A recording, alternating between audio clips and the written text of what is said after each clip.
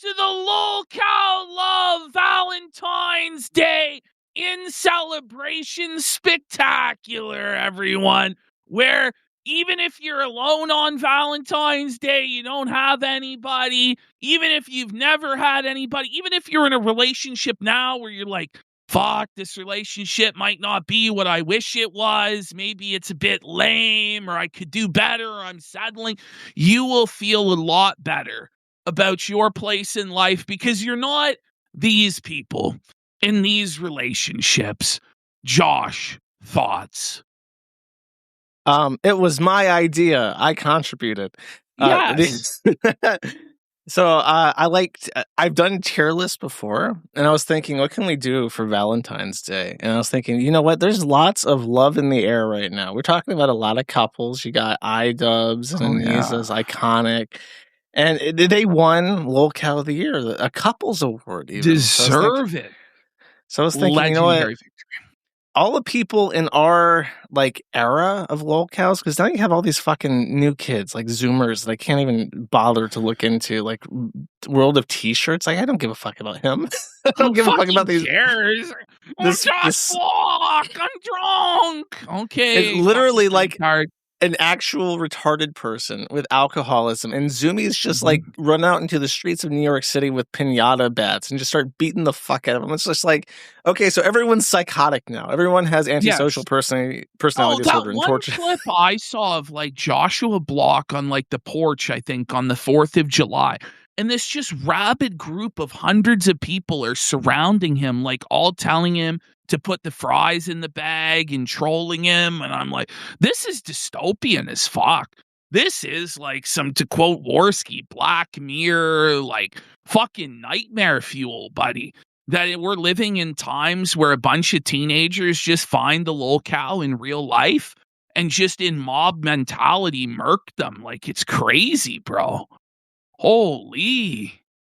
Yeah, so I can't subscribe to that. But as a result of us becoming aged, that's everyone's tough getting when fucking Josh draws the line. Josh goes, this isn't right. You know, we gotta stop. I mean, when people were mean, the thing with Chris Chan was always that like he could just like walk away at any point. Nothing compelled Chris. He literally could have. He could have just literally. These people can just like sign out of their accounts, change their name, stop like engaging. But like Joshua Block is retarded. Like literally, he's retarded and he's an alcoholic and he needs money for alcohol. So he's like looped into this shit forever, and he just has to let like the most vicious people alive like eat him.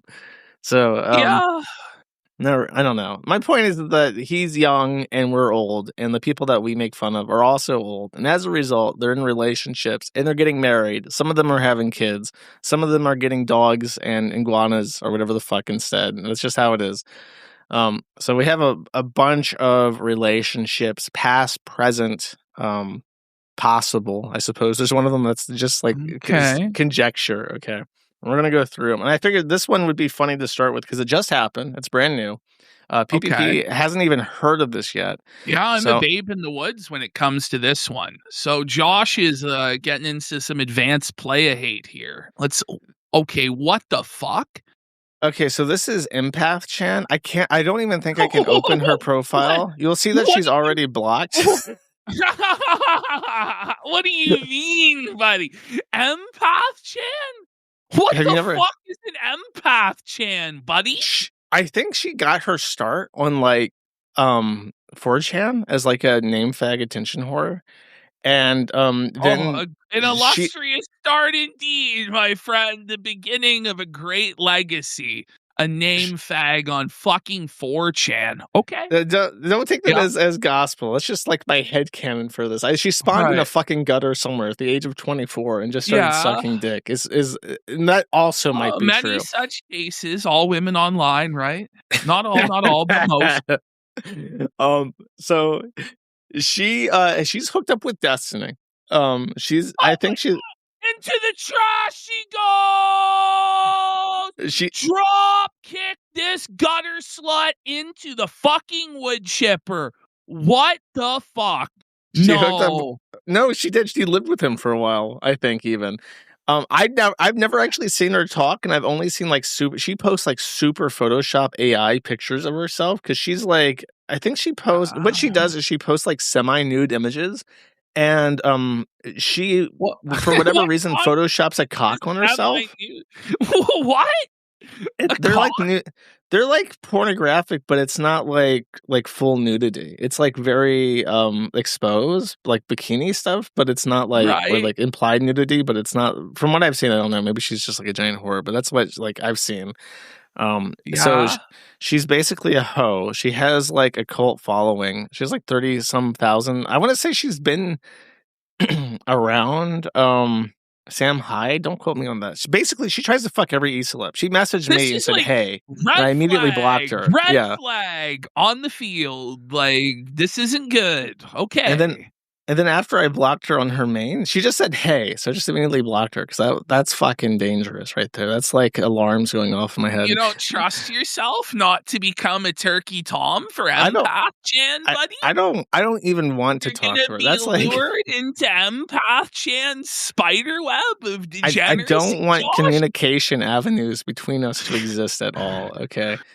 And then after that, she actually contacted me on her alt account to try again. I just blocked that as well. So that's why she's blocked. I don't want her talking to me ever. Anyways, she's a giant hoe.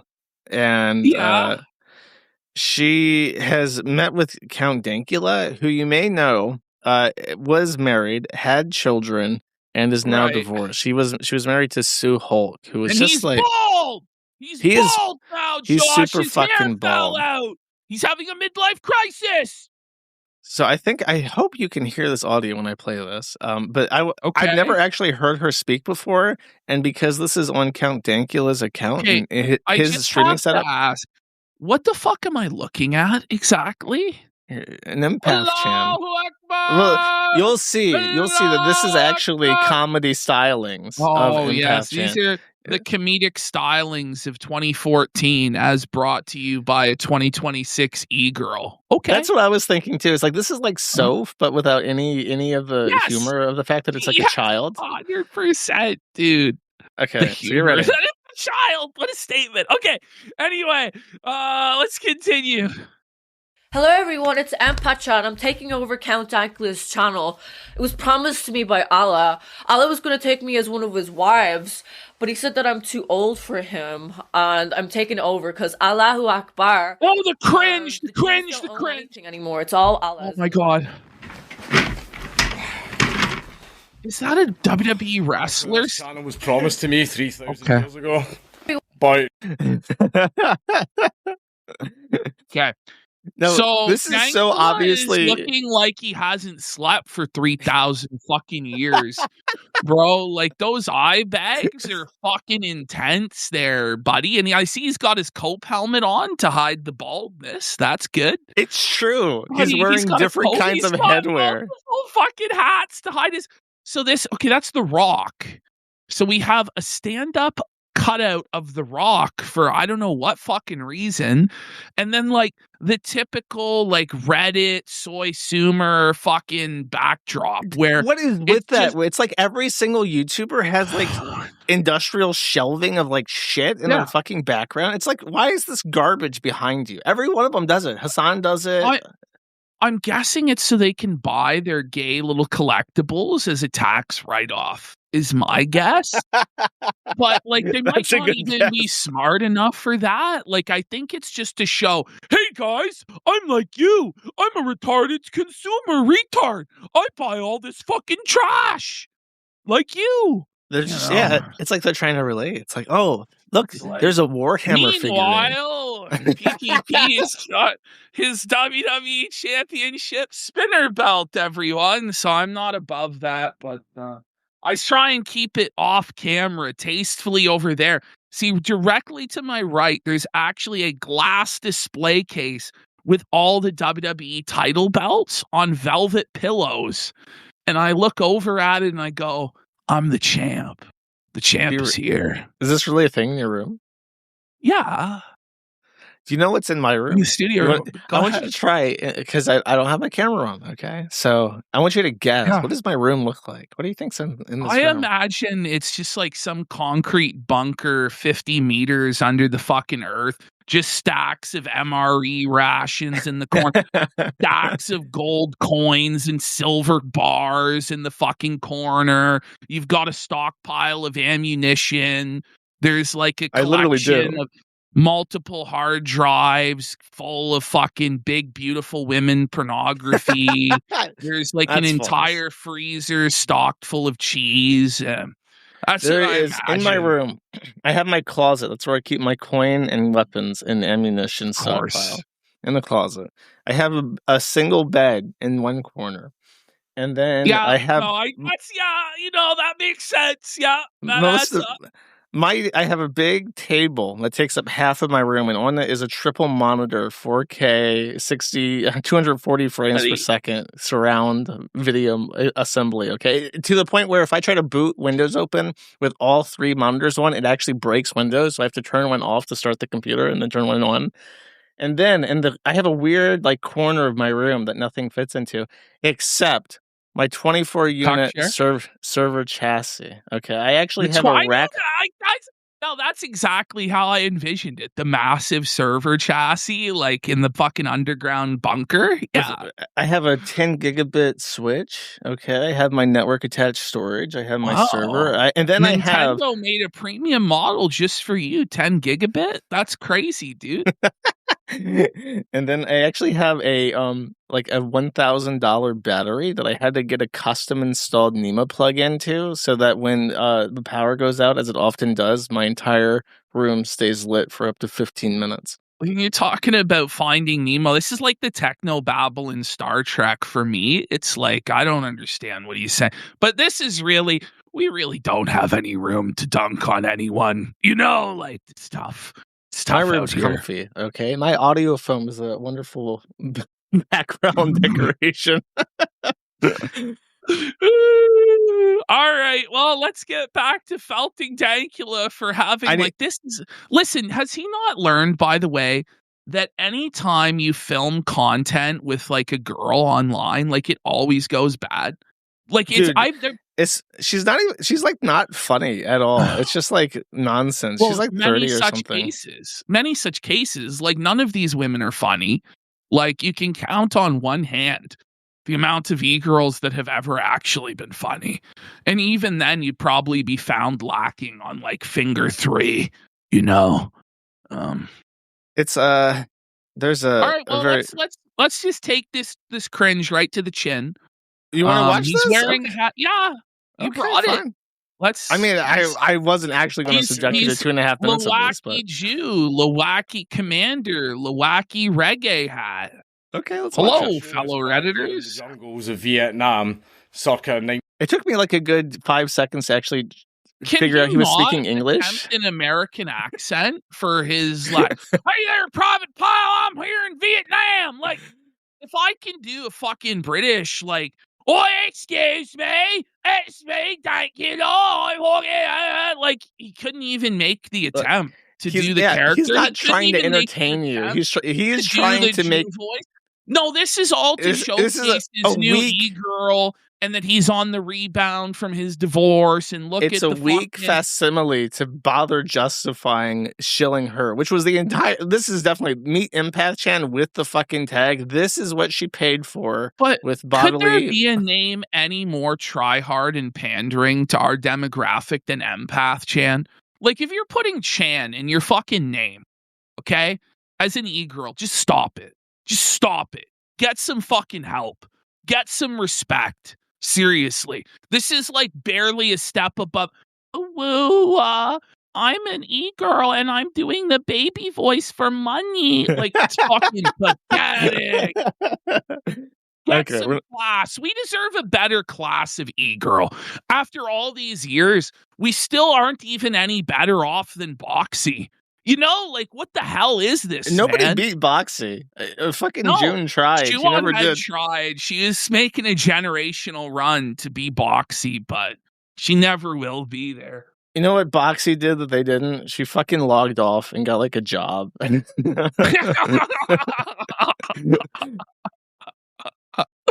Oh man! All right, so we got Dankula. Oh no! Now she's a Vietnam woman. Hello everyone. This is Now hard she's to watch. Jamaican. I'm from Nigeria. Does anybody have fried chicken and watermelon for me? Josh, man, we're gonna be blazing the ganja, brother Josh. Brother Josh, we're gonna get you to Jamaica, man, where the bulls at hedonism too. Yeah, the Babylon, we escaping it. We going into chains there, stolen from Africa. Like this is the worst Jamaican accent of all time. Could literally shit in my hand a better fucking Jamaican accent. Who are these bums? What's really funny, I think I'm actually doing you a disservice because I'm showing you this without showing you how she presents herself. And it's because there's a really, really funny thing. It's very similar to this. No, it's not. Let me show you a picture of how she like presents herself on the internet. Don't tell me it's Tradcath. Don't tell me. No. It's not that bad. She here. Okay, wait, no. Can I show you this? That's you can show me anything. No, I can't because it's pornographic. I feel like that's a bad idea. You can't share porn with another man. We're in 2026, my brother. I'm not gonna goon to it right away. What?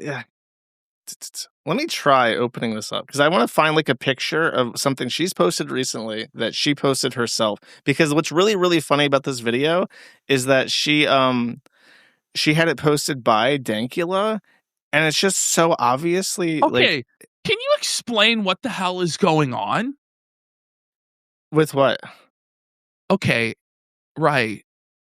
With this. Oh no, she's in an SS officer. Okay. It's AI. So what she's doing she's like trying to make herself look better with filters and AI and shit. And you can just tell by her body portions that this is like created by a machine. Like this is not how she looks. This is like a computer generated image. Obviously not. This isn't a real person. This is nonsense. Like I look at the person in the video with Dankula and it's not anywhere near this. Which even this is like dreadfully mid. I hate to say. Even this one's AI, great. You can see they've got like a sander just blowing off her entire face for this one. This is like, bro, like those angles on the cheeks, buddy. It's like the mask for the spy from TF2. Where did her boobs go? Like the boobs cannot be detected in this photograph. Like what is this fucking A cup at best? Like what the fuck? Here's another one. So this is how she like posts herself right, like, on the internet. That's totally legit, guys. Like, and then you give the camera to a man who just doesn't have any of this filtering, post-processing shit on, and it's like, this is what you get. Your e-girl, sir. And like, it's literally just like a 30-year-old British woman. She's not like the worst like woman hag out there, but like this is like typical British slag, but she's on the internet, so we're all gonna pretend she's special, you know? And it's like, there's so many women on the internet now. Like, you aren't special. Everyone uses the internet now. But if you go to like this niche fucking incel community of fucking spurgs, it's like, oh my god, there's a woman with my political opinion. Like, okay. There you go. It's still working in 2026 somehow. Okay. It's because there's a danger element to it where it's like you might end up like that one girl who was beheaded on live stream. Well, she had it coming. She was on. You know what I'm talking about? She was on R9K and she was like baiting the incels, and then like one of them decapitated her. Does that fill you with mirth? Knowing that I still get. Imagine going on R9K as a foid, buddy. Imagine doing that like circa 2011 or 12 and getting your fucking head chopped off by fucking some Elliot Roger type. Oh, man. Honestly, I don't think I've even talked about that much, but like her family and the local police tried to ask me to take down the pictures of her head. And I was just like, no. Well, maybe you should have, but... You know, should have for what reason? Is this a moralistic take of yours? I don't know, man. Some bitch's decapitated fucking head. This twisted shit, you know? It's Like, documented reality. It's not my fault. Yeah, buddy. I didn't saw it off. Yeah. Well, but you could have at least, like, not blown it up like that, buddy. Come on, shit. Anyway. You want to continue watching Dankula and this woman pretend not to be having a sexual relationship? Well, okay, so what's the case? Are they having a sexual relationship? He denies it. To answer everyone's question, no, we didn't, and that's not my girlfriend, Lamau. And I'm just thinking, like, imagine having such a toxic relationship that just appearing next to a man causes him to deny ever touching you. You know what I mean? Well, this should never have been posted in the first place. I don't really understand what they were thinking with this. Is it positive reaction to this? Are people saying it's funny or? Blood be hiring random neighbors from the street. Dankula, I love you, but I'm not watching this shit. Neighbor, do not engage. She's a dangerous person and she needs to be stopped. That's probably a sim, because that's like a meme. That's like a Sam Hyde meme. Okay. When the drama vids of her accusing Dankula of some heinous crime or relationship abuse come out in a few months, I want to say I called it. There are so many STDs on that seat, Dank. You got to replace it. Dank, stay away from that thought. Keep her away from your kids. This is the equivalent of putting on the Sonichu medallion. Dunk yourself in holy water this time. And then I want to say that in reply to even this, he got roasted. I said, it's a bad sign when a woman within any man at 100 miles of you has to immediately deny having sex with you, which is true, because she tries to cling on to every, like, e-celeb ever. Meme Bastard says, press X out. And this is a guy whose sensibilities led him to co-hosting Gator Time at some point. Oh, that's right. I forgot about that. That listed his guest appearance on Gator Time. Oh, man. Yeah, that's buddy. Wild stuff. Yeah, okay. All right. Well, this is the Dankula. What else? Is that it? This is the Dankula and Empath Chan ship. I wanted to show that she has been with, and this is our fancy new firewall that is working, actually. I saw that today. I'm like, ooh, it's got like a fancy new watermark underneath it. There's some sort of nonprofit that's definitely not puppeteered by you that, you know, no, has I do totally run it, but it's a nonprofit, so there's a 3-man board. This is a funny story. I'll squeeze it in. It's the secretary is Matthew Harden, and the third guy. I was having a very hard time trying to find a person willing to put their social security number on paperwork attached to me. Oh, you don't say. And this guy turned up, and he was a perfect candidate. He's from like one of the big tech companies, and he signed on because he got fired because Liz Fong Jones found out he had a Kiwi Farms account. So Liz Fong Jones basically forced this guy onto me, and now I have a third chair of somebody who has like enterprise tech experience to help out with stuff. Oh, sounds like it's going well. Yeah. But this picture is from Destiny's apartment because she was bragging about being at his apartment to people because that's a brag to her. So Count Dankula might be Eskimo Bros. It's like bragging about living in the sewer and eating like dead rats, you know? Like, oh my God. Have mercy. What is Dankula doing? What is he thinking? He's down bad, man. He had a really good relationship with a woman that was like on his level. Like they're both like really ugly Scottish people. I'm sorry, but they look like they belong to. You haven't seen a picture of Dankula's wife? No, All right, let's go. Here we go. She's also a public figure. She's just like a Scottish woman. This is Scottish. I think he's too good for him, to be honest. Yeah, for sure. You know? But like as far as like how Dankula looks, like they're on the same level. You know what I mean? His looks match lover, and he had kids with her. But what's the speculation as to why this all failed? There's no stated reason, so it is speculation. But if you remember. You don't remember this. You've never talked about this. You've never heard this before in your life. Dankula's Discord was crazy. I used to be in there before I deleted Discord after they kept banning us, and I just gave up on Discord. It has a lot of homosexuals and trans folks in it, and they had a huge thing with memes about shit. I remember Dankula saying to Vosh that a trans woman will worship your dick like you're a god. Was this a thing that I'm pretty sure he said? Wait, hold up. And then I remember. And then Vosh tried to paint him as a Nazi while he's like talking about girl cock, and it's like, this isn't really working there, Unk. Like, I don't know what to say. But it was Dankula's fault for even going on a show like that and engaging with a bad faith actor who's gonna make you out to be a Nazi no matter what because you made a funny video with your dog. Like, it's retarded. You're unlocked a memory here for Josh. Yeah, I'm going crazy, and I'm trying to search for this because I know exactly what I'm looking for. But of course, search engines in the current year are like the most useless fucking. I literally, at this point in time, I go to Grok. If I want to search my own website, I go to Grok and I type in "find this thing from the Kiwi Farms," and it can usually do it. Wait, is this it?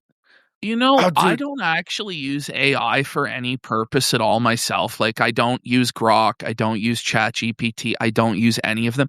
But you know what? I probably should. Like, I'm just being like a dinosaur because it would assist in making things faster, things like that, you know? But I'm just like, I want to like cling to like, no, in my day, I got it from Google. I would Google and it would pull up, but it's not really the case at all. This image has been fucking purged. I'm finding like deleted tweets, deleted Reddit posts. Do you know who Finster is? The Minecraft YouTuber that's trimmed out? Yeah. There's a picture of them together laying on the same bed in Glasgow. Oh, well. And then shortly after that picture came out, she divorces him. So libertarianism and its consequences are a disaster for the human race, are they not?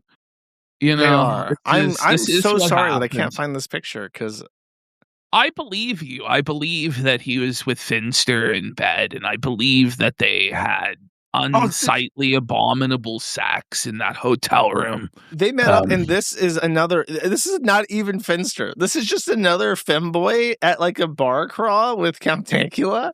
Now, supposedly the cope is that he's in like a room with like a bunch of other dudes, and they've just been bar crawling. It's just a couple of the boys hanging out. Like but Millennial Woes too, Electric Boogaloo. Like, remember Millennial Woes confessed to sleeping with hundreds of men?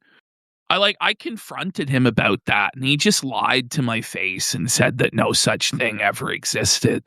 But you know, holy.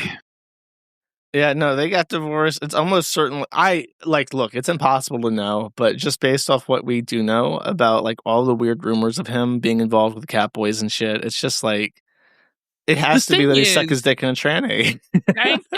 Dankula never made any pretense that he wasn't this. In fact, he was pretty bold that he was just a full-blown fucking degenerate. Like, and you know, like his ancestors from Scotland have just been like low-level peasant Scottish alcoholics probably for like 1,000 fucking years. So ultimately, like, was anything of value truly lost here?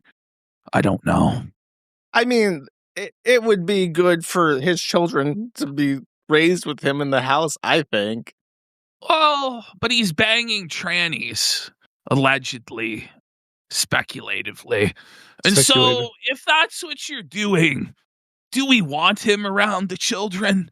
Or would they be better off? Well, you know what? That is almost certainly exactly what Sue had to ask herself. And she came to the conclusion that no, actually, this guy can just fuck off. So, oh no, we're gonna finally. So, like, listen, if you're out there and you're like, "Fuck, my man sucks. He's not fucking plowing me like he should." At least he's not fucking trannies and meeting up with weird empath Channy girls, ladies. So it could be fucking worse. Could be a lot worse. You could have already had this guy's kids and then find out that he's a tranny fucker. Whoa, buddy. Very, very motivational, PPP. He could be a tranny fucker. It could be worse. It can. But it can always be worse. And honestly, I agree. It's like a D tier. You know, like. Sorry, I was just trying to fuck around with it. Oh, okay. Yeah. Okay, so we should explain. Where are you placing this? I'm not sure because empath. This is pretty low, I think, because it's not like a true relationship, and it's just him trying to rebound from like the fucking pits. Yeah, you know what I'm saying? I'm saying it's either C or D tier, and honestly, I'm not really that impressed. Like, it's not really that funny. It's just kind of sad that like his household has been destroyed by his urge to goon, you know? And I didn't even want to, like, this is like putting him to the sword, you know? I guess it's what he deserves for backing the skeptics and Sargon and all that. But, you know, that's a fucking grudge right there, buddy. Here's your receipt. Well, this is your doing. I wouldn't have done this to him. All I did, I pull up on my show him balling. Whoa, buddy. Well, yeah. I hold on to those things. I hold on to these grudges. I remember the skeptics, buddy. I remember the skeptic menace, buddy, and Sargon tried to felt Daddy Jim. And that was wrong. Damn it! Sweetie Squad will never die! Let's go! Fuck Pakistan, buddy. Shout away, my Kekarinos. VidCon 2017 will never fucking die, you know? Like, here we go. These words were forbidden. These words were banned by the 2020 Geneva Convention. There was the Council of COVID said that's in the past. We have to forgive. We have to forgive Dankula, you know, or whatever. Who gives a shit? Okay, moving on. Next, I got another one that I think I want to follow this up with. Have you ever heard of a woman called Hila Klein? Of course I have. She's the most beautiful woman in the world. Of course. This is Hila Klein for those of you who don't know. Oh, I have to... It cucked me. You're a bot, buddy. You're a fucking nothing bot. but a clanker bot cuckold, buddy. There's a recurring skit on my podcast where every time I mention Hila Klein, I have to follow it up with a video of her gunning down innocent children. Oh, and I cannot, she's such a beautiful queen. Like, slay, queen, slay. You know? I can't believe how thoroughly fucking cucked I am out of this video. I can't download it or anything. Okay, fine. I guess I don't get to do the joke that I've done every single time I've ever mentioned her for 5 years. Oh, no, this is the work of the Zionists and Gabe Hoffman. He shut it down. I put in the call. I sent it out telepathically with my Jew pathy or whatever to Gabe. I'm like, Gabe, shut it down right now. He's trying to make fun of our Jewish queen, Hila Klein. There's a guy on the forum called Forsaken Wanderer, and he is literally, like, he's a genuine schizophrenic. He lives in New Zealand, and he completely and totally believes that you and I... He's the Forsaken Wanderer. Yeah. Well, he completely and totally believes you when you say that you're bought and paid for by Gabe Hoffman. Well, and anytime one of his schizophrenic rambles gets deleted for being like insane nonsense, ruining a thread, he says the Jews put in the call. Well, Gabe Hoffman, the Jews. Like, Josh Moon is a Zionist shill. He backs Israel to the tilt, and so do I. And honestly, that's the way to be. We're on the cutting edge front. Zionism is coming back in a big way, buddy. And I can't wait to be an unironic neocon in 2027. This is like my new belief is that, like, since I'm a contrarian troll piece of shit, I realize that the most offensive thing you can be now is a Zionist and a neoconservative. That's actually the most transgressive and angering position you can possibly have. You're basically you better be careful with that one because that's just like Destiny. Destiny is like a real proper neoliberal, and where he's like super pro-Israel and shit. And you just have to be in favor of like bombing the Middle East flat, and I can be down with that. Yeah, like, who gives a fuck about Palestinians? I just don't think we should have to rebuild it. I'm in favor of bombing whoever the fuck. I don't care. You know what? You're right. We have to flatten it so that we can then send in our government friends to rebuild it to enrich them. You know, and that's important. Well, speaking of rebuilding the Middle East, here we have Hila Klein and H3, who looks extremely gay in this picture because he's got like a fat ass and he's smiling like a homo. So I didn't notice his fat ass, buddy. He's got like a fucking Ice Poseidon caked Alaska. He's built like upside down or something like this. He's like a fucking ice cream cone or something here, buddy. Like, what's going on with those pants? What the fuck? Are those like snow pants? Like those aren't blue jeans. This was him when he was fat and happy before he took the devil's licorice Ozempic to the thigh, and now he's a skinny queen, but he's like miserable. Like his vitality is like on another level. Like as iDubbbz loses his life force, Ethan Klein is gaining life force in an equivalent measure. And he's kind of on his comeback trail. He's taking W after W for the Jews, bless his fucking heart. And we're taking back the culture in 2026. You know, it's good. It's true. He is on the up and up. One of the things that he did. Josh is like, this piece of shit is just torpedoing my career at the Zionist crap. You don't even know. This is how I know you don't watch Man at the Internet. When I was trying to like stay stealthy on YouTube, I would say I love Israel and the Jewish people like 10 times a stream. And I would say I thoroughly denounce in the strongest possible terms any anti-Semitic or racist content because we fucking love the Jews here. And I would go on the tangent. I would say I would lay down 100 million American soldier lives to protect every innocent Jew in Israel.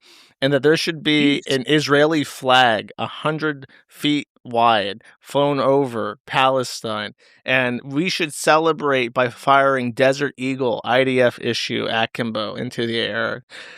And I would say this every so often. And some people would get actually genuinely upset with me. And they would start seething at me in Discord. I'm just like, you're a fucking retard. They should. You're a Zionist shill bootlicker, buddy. How could you sell out to the Jews and not even get any money or support or anything? This is the biggest disaster. We need to find the right Jewish banker to fund all this shit. Like, they don't fund shit. You don't understand. I know. This is the thing. That's why they're rich. They don't give Goyim money. I was talking with Andy about this yesterday, and we're like, of all the people who've ever donated to the show, Gabe Hoffman may have given us the least fucking money. Like, this guy on a handful of occasions threw $20 as a multi-millionaire hedge fund manager, which goes to show he's like the ultimate fucking Jew. And I just kept expecting, like, in the DMs, it's going to drop. He's like, okay, do you want to make some real money, kid? I have an opportunity. But that day never came. Instead, I just get 12 fucking DMs a day from Gabe about Candace Owens. That's so funny to me that he did this. He gave up on me. I don't think I brought up the talking points enough that he was interested in, but he would message me just random shit all the time. And I'm just like, it was just like pure politics. Like, this is so outside my wheelhouse. He does it to everybody, but the thing is it's like, I don't know, he just doesn't actually give you shit. Like, he doesn't give you anything. So, but I like the idea, and I hope that people genuinely believe that I am actually backed by a Jewish hedge fund millionaire, and I feel like it gives me like a shield of grace. You know what I mean? It's like, yeah, it's a Jew-friendly show. Let's go. So, I think it's the best. Yeah, I mean, it does make you like harder to sue because you know the Jewish apparatus is going to come crushing down on you. Oh, well, Gabe fucking is like, listen, I have lawyers, don't worry. You know, that's the one thing where he was like, I have a lawyer that I can refer you to in case of. So it's like, that doesn't mean shit. It means you got to pay for it. I know he's not going to pay for anything, but you know, I want to believe that when the chips are down, the Jews will have my back. With Jews, you win for sure. Well, you know what? Here's how you can show stronger allegiance to the great state of Israel, the true home of the Jewish people, and that is by buying Teddy Fresh. Teddy Fresh is a clothesline started by Gila Klein, the wife of H3H3. This looks really aesthetically appealing. It does. It does. At some point, pastels came really big into style, like this 80s, 90s style pastel. This is like the Turkey Tom girlfriend starter pack, huh? He dressed like a fucking child. Like, I don't fucking. It's so true. Anyway, it looks like pastels are out of fashion. Like, I guess for like teenagers or something, it might be cool, but I can't imagine like wearing the shit. But apparently it's very successful. They've sold millions of dollars of merchandise. They know a lot better than us. Maybe you should start Kiwi Fresh, Josh. Kiwi Fresh.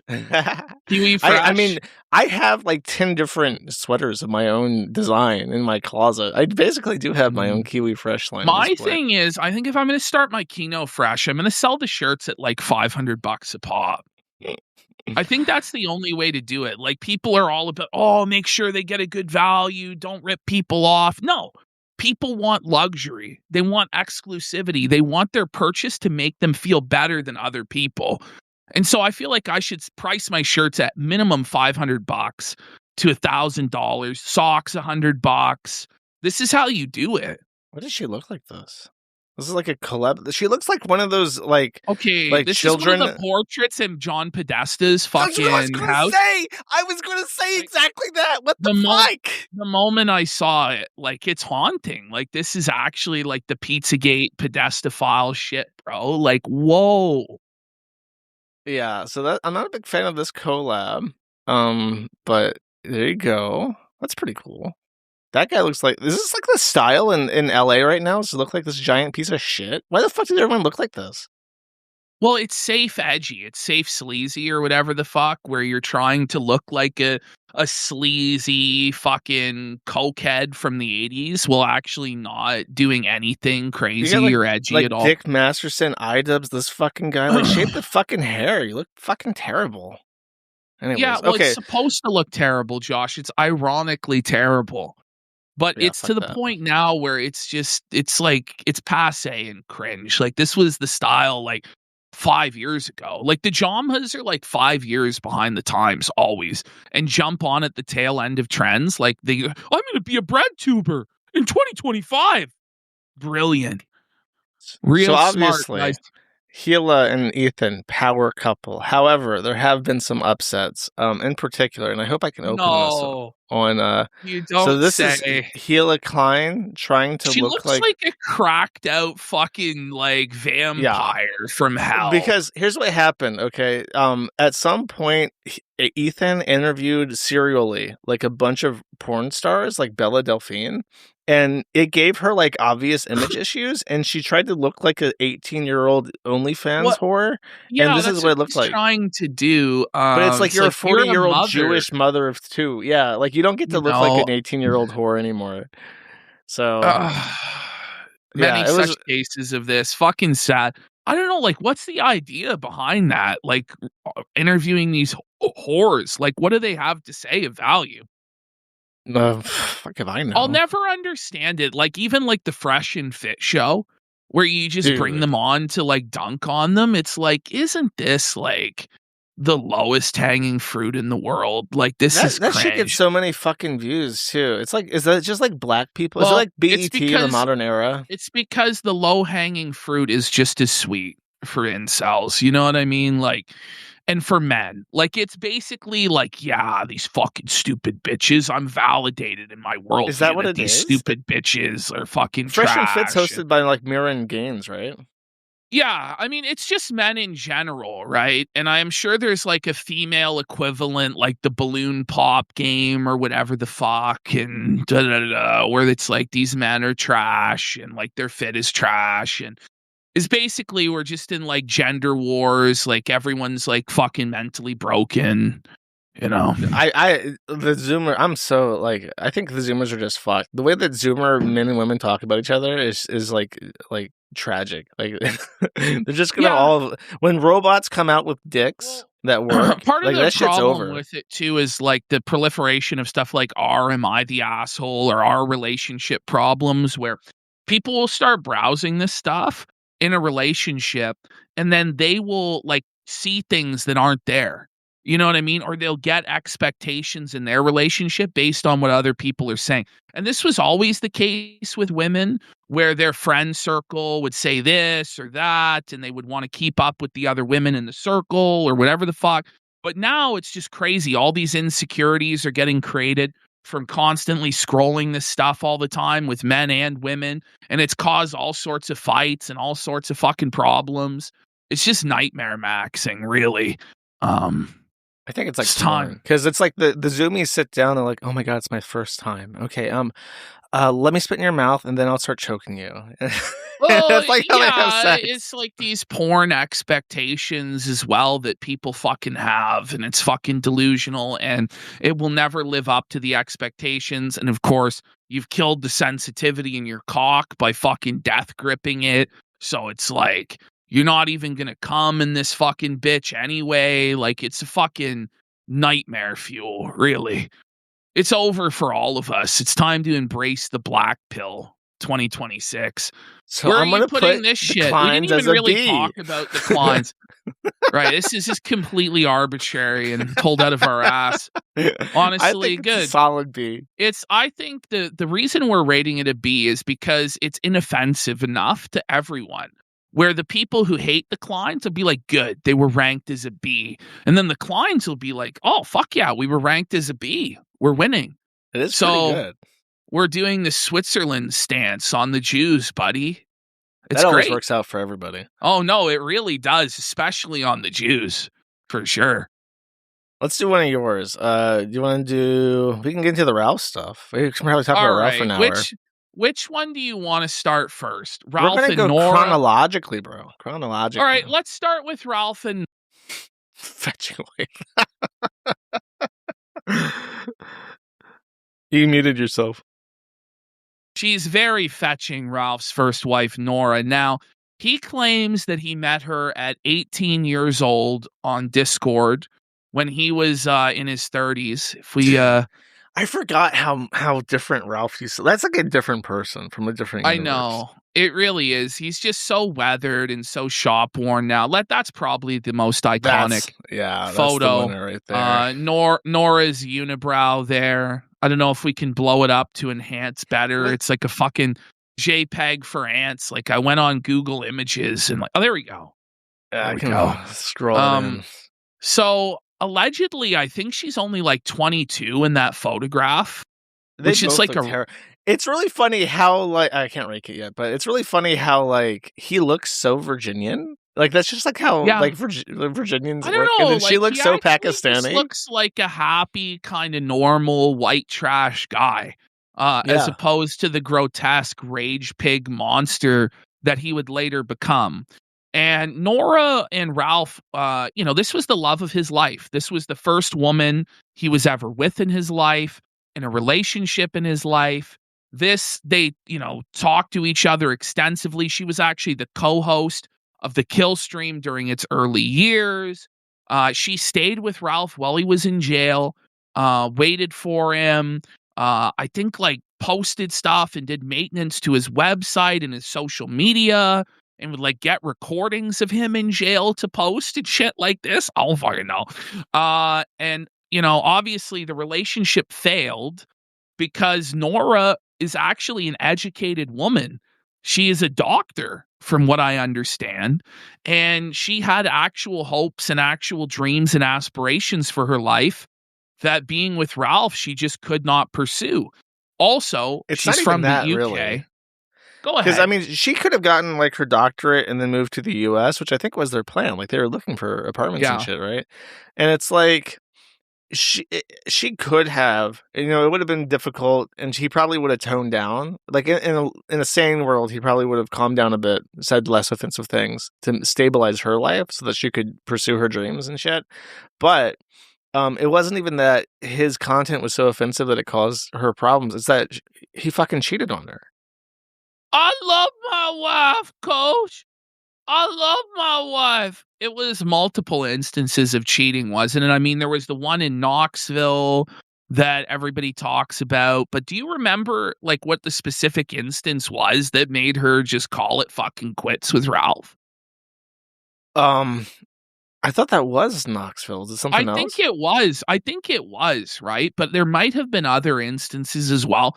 This is the lore that starts to get lost to the sands of time because we're talking about 9 years ago when this shit was going on, 8-9 years ago.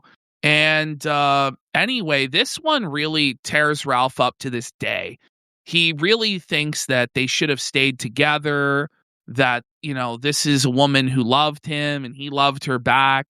And he's still broken up about it. I have a clip here that kind of shows you how broken up about it he was. But this was basically his only chance at a happy ending was a life with Nora. She would have had a stable income in healthcare, and he might have been able to tone down his insanity and shit, but he blew it, and it's all been downhill ever since. So we'll start here with Ralph, Nora, Xander is a mistake.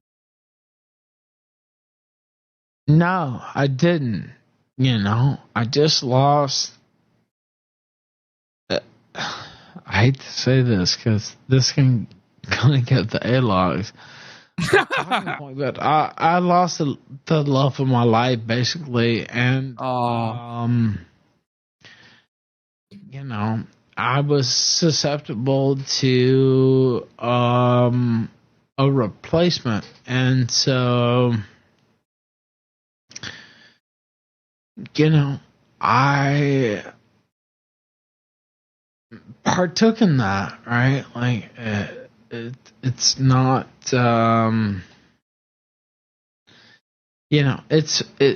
it's classic Ralph here, really. Back to what I said, like, would I do it again? No. No, he wouldn't have his son Alexander if he had to do it all over again. If he had to do it all over again, he wouldn't have cheated on his wife, the love of his life, Nora. Now, throughout the years since this breakup, there's been a lot of tension between them, and instances where Nora has kind of reappeared through proxies to potentially threaten release of information or get Ralph to do this or that. I know a number of times Godwinson tried to get her on for an interview. Ralph said if that ever happened, was that ever kill credible, himself. though? I mean, no. I mean, it's like, let's get her on. Let me fire up a tweet. There's that one time Ralph lost his shit because, like, some nobody. I can't remember what it was. Yeah, but somebody so said something that made him This think. is the instance. I think this is what we're going to see here is this clip.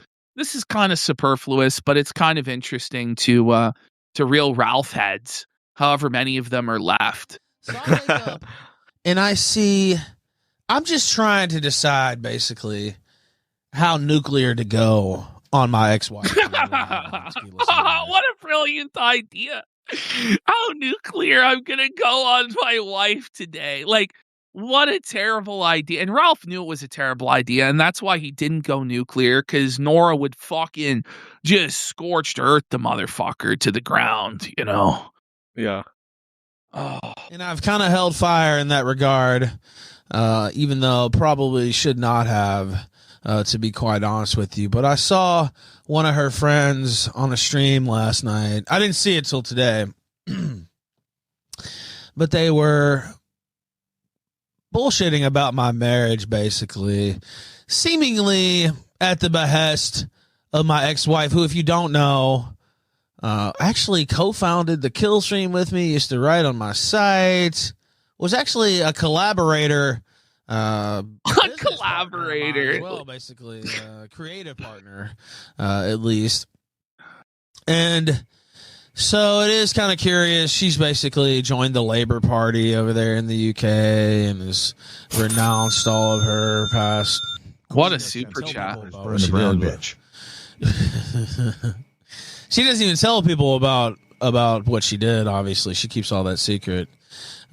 If you ever married Ralph and you divorced him, you would never tell a soul. No, you would never tell a soul. It's like how June fucked that black guy and then just never mention ever again. Yes, you memory hole that fucking shit big time. Oh man, tries to act like that never happened, basically, and she wasn't involved with one of the most infamous online figures in history. Whoa! To their The career delusions of grandeur. Way, really. Didn't actually co-host the kill stream for countless episodes, including the whole entire early era. So it is pretty curious to me when I see that money grubbing bitch send out her fucking minions. It is amazing to me, especially since, I actually acceded to her request to take down some of her pictures from the website. I messaged the Washington It's Post like the bare reporter minimum, like who had posted a picture of me and her during the story when I got arrested. I got him to take the picture down. I got the Washington Post to take the picture of me and her down. How the mighty have fallen. Which doesn't At happen, one by the point, way. Ralph was able to pull strings at the Washington Post, but now he's just a sad, alone, broken rage pig in Mexico. But yeah, basically here he just starts threatening her, blackmailing her again for her silence, and I guess they came to some conclusion behind the scenes. As if the Nora would be conspiring to like destroy him. For what purpose? She just there was no conspiracy to destroy him. Like, some nobody was talking some shit. And the thing is, if Ralph had just ignored it, it would have completely went away. But instead, he ends up embarrassing himself, threatening to go nuclear, this and that. Just so many bad decisions this guy made that just culminated in a completely ruined, like, smoldering crater of a fucking life, But yeah, the Nora situation, it's not really as funny as the other ones. There's questions of whether she was 17 when they started talking or not. At this point, it's a moot fucking point for me. Like, we all know Ralph's a sick fuck and a creep. And it was further solidified with his next 18-year-old girlfriend, Faith Vickers. So we have the picture here, childbride.png. And it really just gives you like an aura check on what this whole relationship was. Just look at this shit, dude. Whoa. It looks like a fucking old man with his daughter. He's got gray in his beard. And he's with a clearly could be underage, fucking was 18 years old.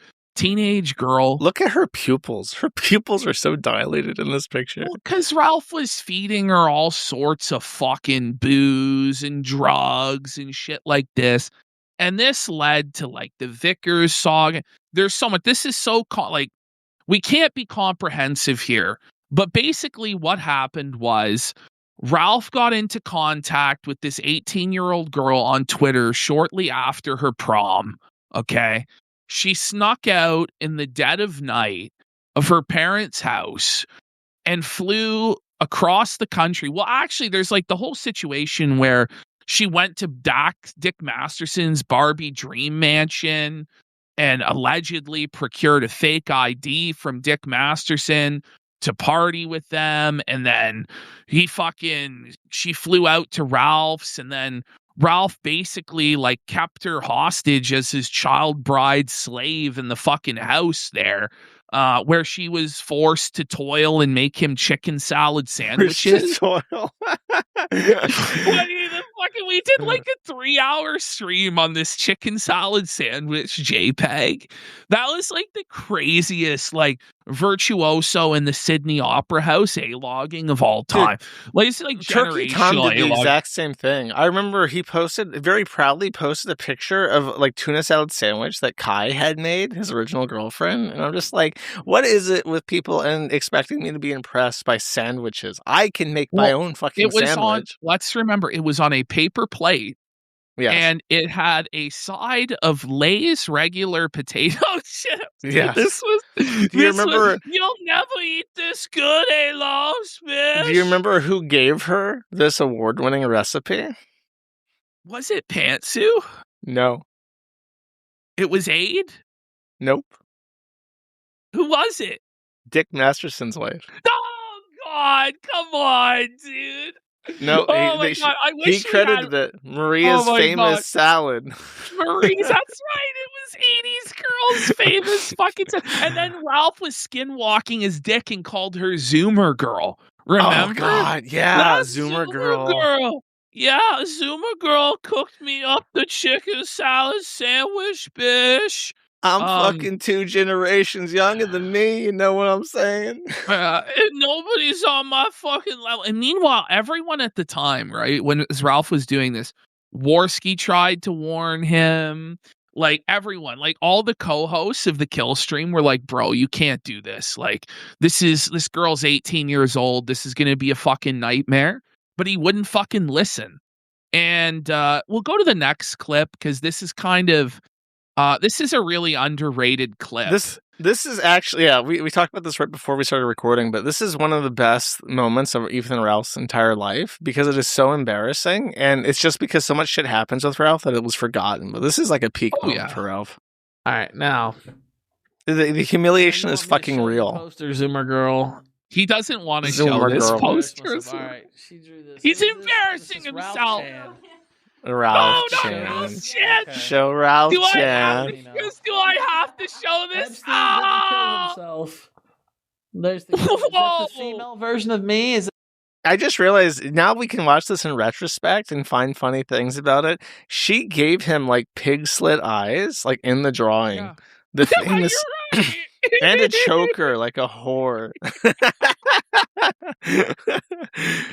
Like female Ralph would have been so fucking fat, disgusting, unhygienic, just total fucking mess. Like that's a very optimistic version of female Ralph, I will fucking say. So shortly after this, there was a gentleman on. This is short enough. Okay. Okay. It's because it's very awkward. Than that, actually, I think. So I think you're gonna have to redraw that. But yes, there is she got this. He's so embarrassed. He's bashful. Out of camera view. We'll see. Out of camera view. Out of camera view, man. Oh God. So the best thing about my favorite thing about like the whole Faith Vickers saga was the slow boil with her father. Matthew Vickers, and the slow by inches realization you are just as fucking retarded as Ethan Ralph. How is it even possible for a woman to find a second Ethan Ralph? The first time I saw Matthew Vickers, Godwin said to me in a call, he's like, look at this PPP, look at this, yeah. This man, look at him. He's a showman. This is going to be a spectacle. He's like that guy with the glasses entertainer. And it's this picture of Mr. Vickers with the binoculars or whatever. You know what I mean? And he's like vintage steampunk binoculars. You won't believe it. The father is coming out against Ralph online, and we're going to do the interview and all this shit. It was like crazy, dude. And that fucking went to a place where you just never could have imagined it would go. Where it ended up, Mr. Vickers completely kamikaze destroyed his entire life on a crusade against Ralph, ended up getting sued by multiple people, bankrupted, fucking his wife's accusing him of rape, divorced, just total nightmare. Like, we can't go over it all, but if we skip back in the timeline here, Mr. Vickers starts getting involved, starts like exposing stuff. I think there's like a site he starts called aborttheretort.com. Do you remember that? Vaguely. Where he lays out his whole case. And this was before or after the mental hospital. It may have been after the mental hospital. The mental hospital was super, super early. I want to say it was. No, but Abort the Retort was very early too, the website beginning. But essentially what happened was this. There was a gentleman by the name of the Halfway Crook, or as I call him, the Halfway Cuck, Chris Kerr. And he was a Kiwi Farms user. And I'll never forget, there's a photo of him with a bicycle helmet duct taped to his head with a dildo duct taped, a purple sparkly dildo duct taped to the bicycle helmet. And this fucking guy claimed that he was cucking Ralph and that Faith on the down low was sending him nudes or something like this, and that he was her real boyfriend and Ralph was a cuck. So Ralph, in a fit of rage, decided to DM this guy while he was live on the air a sex tape of him fucking Faith Vickers and eating the poo out of Faith's ass. He put his thumb into Faith's bum, sniffed it, and licked and sucked the shit off of his thumb. No word of a fucking lie. This actually happened. I reviewed the sex tape with Kraut. Kraut and Godwin said, and on Bitwave, of all places. And there he is. Oh my God. Oh my God. So Ralph basically burned down his whole life over this guy supposedly cuckolding him. And of course, because he sent it on live stream, like the magic of all of this, he sent the link on live stream. He didn't realize he showed it. Everyone went to the link, immediately downloaded it, and it was out there. And I thought at first, there's no way. But we're reviewing this like privately on Discord. And Godwinson points and goes, look up in the corner. Look up. That's Gator. And it was Gator's visage, like the cartoon avatars of Zidane, Gator, and Ralph. And it was real. There was a sex tape of the gun, his jiggling belly, like you were trying to figure out. That's if funny. It was, we were like trying to verify, is this real or is it not? And there's no one else's bedroom was going to have those avatars of Ralph, Gator, and Zidane. And I just couldn't fucking believe this shit. It was crazy. So after that, basically Faith had a complete mental breakdown, lost her mind. She was browsing on Kiwi Farms without Ralph's permission. Later on, we learned that Ralph had installed keyloggers and like trackers on all of Faith's devices. And he only let her use certain devices that had this on it. That was Southern Dingo made those claims, and I think they're fucking real. And basically, she ended up going to the fucking mental hospital. She was completely fucking nuts. And that's when the Vickers came from California to collect their daughter. And unfortunately, Ralph had fucking impregnated her. And so that's how Demon Baby likely won. Like the conception problem, because it takes a couple days after. The conception was probably literally in the psych ward. I don't know when it was, because I think he may have announced that he knocked her up on Twitter. He certainly did with Pantsu. Suffer, Harry. I've impregnated your daughter, bitch. The Demon Baby 2, I remember him like triumphantly proclaiming it from the rooftops. No, I remember this pretty precisely, that it was the timing was just perfect, and it definitely was like the conception was right before she went into a psych ward. And the most memorable thing about all of this to me was it was early into the relationship, and she had moved across country. She flew over to Virginia, and Matthew Vickers was like livid with her and was like threatening to close off her phone lines and do all this other shit. And I told him, because he was posting on the Kiwi Farms to this day, he holds this against me and refuses to post on the Kiwi Farms, even as he like tries to cling to relevance every so often. Well, remember he uses proxies, the genius anus and the top hatted anus man and the fucking, oh my God.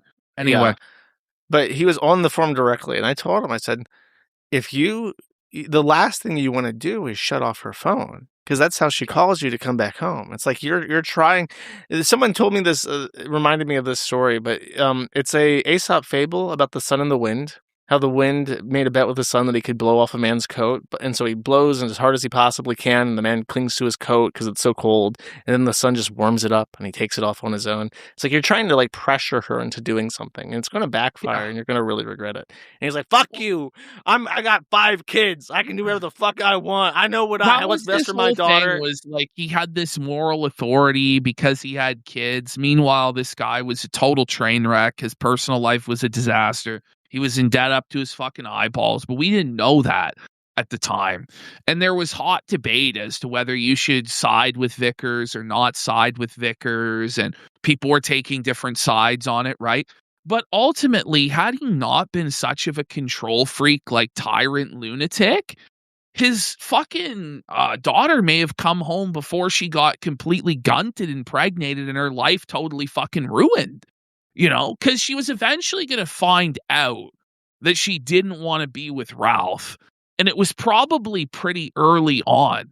But when all of her support net got cut out and she had no foundation to even go back to her family, then she was gaslit by Ralph into all sorts of crazy fucking shit. Right? Yeah. And so this continues to this day because they have a child together now who I think is 5 years old. No, don't say that. Which is crazy, Josh. I think Alexander is 5 years old now. He'll be this year. The funniest thing I remember is that Ralph lamented on one of his, or no, it wasn't lamenting. This was like a happy memory for him. During one of his like court-approved visitations, he, for whatever fucking reason, I think Destiny had just dyed his hair blue, so Ralph had dyed his hair blue as well. And Xander said, "It's Bluey," which, if you somehow don't fucking know, is a really popular Disney cartoon, technically made in Australia, where like the dog is blue. And I guess Xander was like, "Oh, it's like Bluey from the cartoon," and he liked that. And then at some point, like nearly after that, I remember him lamenting again that he like went to go see Xander, and Xander had no interest at all in like talking to him or doing anything with him during the visitation hour. Yeah. So he was just like completely like disheartened and gave up. Well, there's so much to talk about with this, you know. Like, oh man, because he ended up like he tried to do the paper abortion where he was going to sign off his parental rights to Vickers, and then Mr. Medicare and you and me and everybody like put pressure on him, and so he actually signed up for the child support. But the thing is, when he goes and gets visitation, he has to travel all the way across the country to visit Xander for 1 hour behind glass under the custody of like the fucking parent. He has to travel across the border from the far southern peninsula of Mexico all the way up the entire length of Mexico into the northern half of California, where Sacramento is, to go to a family court visitation center. And he's there for an hour. And he gets to do this every 2 weeks. And it's just like, you're not going to be able to develop a relationship with a young child doing this. No, and he's not a part of Xander's life. Her new boyfriend is. Now, I don't know, but Ralph always would say that boyfriend was a pedophile. And so, is like, the Disneyland diddler different from the halfway crook? Yes, there's the Disneyland diddler, and then there's the halfway crook. But I think there might be like a third new man now. I'm pretty sure that it's the guy that he called the Disneyland diddler is the oh my God. father. I'm not sure It's though. a nightmare. You know what I mean? Like, it's just hell. So then Ralph's son is getting raised by a supposed Disney diddler. And then at the same time, his child is named after one of his most notorious A-logs, Xander. You know, which was done as a humiliation ritual to him. Win all day, Alexander. Fucking dispatch or whatever. So it was a total nightmare. It's still ongoing to this day. I believe he has to pay $800 a month in child support. Last thing to mention on this, top it all off. Both the Kiwi Farms, you, and even Matthew Vickers at some point took up the unofficial name Demon Baby to refer to this child. Yes. And for the first many years of his life, he was exclusively referred to as the Demon Baby by all parties involved. Well, so isn't he the first person in history to receive a Kiwi Farms thread before they were even born? Yes. That's a dubious distinction. That's tough. That's fucking brutal, buddy. That's tough. Are you going to scrub it for him one day if Ralph kicks the bucket? If those people if she has a fucking brain cell, she can change that child's name under court order, sealed under key, at any time to any name she wants without any reason. She can just say, I want to change my child's name. And I think the only person who might have to sign off on that is Ralph. Well, but he's not. I don't know how much longer he's going to be around. I mean, I've been saying this now. This is my new prediction for Ralph's life. Ralph's life is going to be like that guy in the wheelchair in Breaking Bad. Do you know? Have you seen Breaking Bad? I watched the first season of it. I gave the second season 2 episodes, and I'm just like, this sucks. There's this angry, crippled, fucking old drug dealer in a wheelchair who's like just failed at life, and he wants his revenge, but he just can only communicate using a bell that he rings. I feel I've seen clips of this. Ralph's gonna outlive all of us, you know. And that'll be his like bitter at the end of his life in the fucking nursing home in the wheelchair. No, I did see this. He was at like the nursing. It was like, I vaguely remember this. It was probably the last thing I saw in season 2. But if you've seen it and you know the lore, it's quite an apt comparison. Okay, finally, we're gonna go to the one that we're gonna put the most effort into, which is Ralph and Pantsu, his second wife. Here is their wedding day. They were married by Elvis in Las Vegas. Before we even talk about their relationship, let me do the primer on Pantsu because I despise her. We're gonna get there. You want to save it? Well, the next clip is her saying she's a lolicon. Okay, we'll go through this. You can go there. Yeah, play it. But something if this person was who I thought they were, then they would definitely have a big problem with the fact that I'm a fan of lolly drawings. I'm shocked that it didn't come up.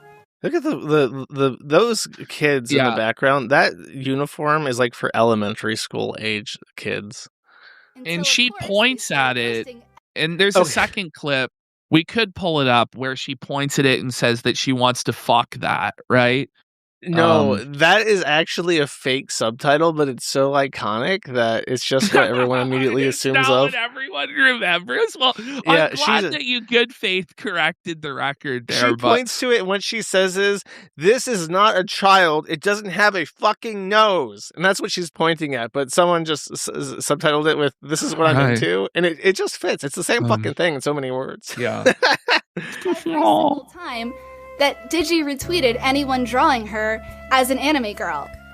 Apparently, Digi wanting those are hideous drawings. This adorable I know. doing her hair adorable. God only knows what the fuck weird shit this bitch was projecting onto that image. Almost as what. That's it must the biggest be a projection. All the what lolicons, they say, like, if you see little kids getting fucked and you think that's a real child, you're the pedophile because that's just a drawing. And if you see a child getting fucked, that's your own imagination. It's like, it's so I'm cringe. sure. Fucking, like, put these people on the wall. So anyway, here she is talking about her trans identity. So this Ralph is honestly, he interviewed her, and the fact that he hooked up with her after this interview is one of the wildest fucking decisions that any penis has ever made. Well, like, this guy, you know, like, all of his, like, supposed political beliefs he goes against, like, gets with an Indian brown girl, then gets with this lolicon enjoying transsexual fucking freak, like, nightmare. This is how I would describe myself. I am a woman, but I feel like a man is piloting my body. What? So, what does that mean? Everyone's just an audience of 4 people all in unison going, what? Gator, Andy, and Bibble are all just. Oh, is this Andy? Oh my god. Andy, All right. Robbie Don't Care says smash. Mega Meme says, is Lolly okay if you self-insert as the little girl? I don't even know what that means. Yes! No! Worski's like, no. Yeah, oh my god. That's the other cope. The women, the men cope by saying that it's not a child, and if you think it is a child, you're the pedophile. And the women cope by saying, I was raped as a child, and I handle that trauma by like reliving it by going through the drawings and masturbating to it. That's what they say. That's what she's saying. Tell me what that means, because I don't know. I'm not, an aficionado. Shut it down. What does that mean? Self-insert not an anime person. as the little girl. What does that mean? So it means that when you're thinking about the scenarios being depicted from the perspective of the child. So you're not thinking about fucking a child. You're thinking about being in your most vulnerable state, being destroyed. Ralph visibly uncomfortable by this. Advocate, so like I am definitely in favor. What does that have to do with free speech? What does that have to do with that? That's insane. Well, that's a contentious discussion about the place of pornography with free speech. Yeah. Hentai. So if anybody has questions about that, I'd love to talk. Okay. That doesn't even include the funniest thing that he says in that interview. Do you remember, there's a part of that interview where somebody asked Ralph if he would smash or pass, and he smuckles to himself and goes, I think I can do a little bit better than that. That's right. No, Pantsu says that, isn't it? Oh, is it the other way around? I think Gator asks her if she would get with Ralph, and she says, no offense, but I think I could do a little better than that. Oh, bro, that's so humiliating. She's like... Her life is the most miserable story of any human being ever. For those of you who don't know, she was one of the initiates into the Transon family cult, where she was with Digibro, who was a man that became a transsexual woman called Trixie the Golden Witch. How do you remember that name? What the fuck is wrong with you? Buddy, I went and did so many streams on this 6 years ago that, like, it's ingrained into my fucking memory, a lot of this lore, you know what I mean? And anyway, one of the lore pieces where they were together, this weird lolicon, she was transsexual. So he was a transsexual woman. She was a transsexual man. And they were in this weird relationship with lolicon and weird pedophile shit.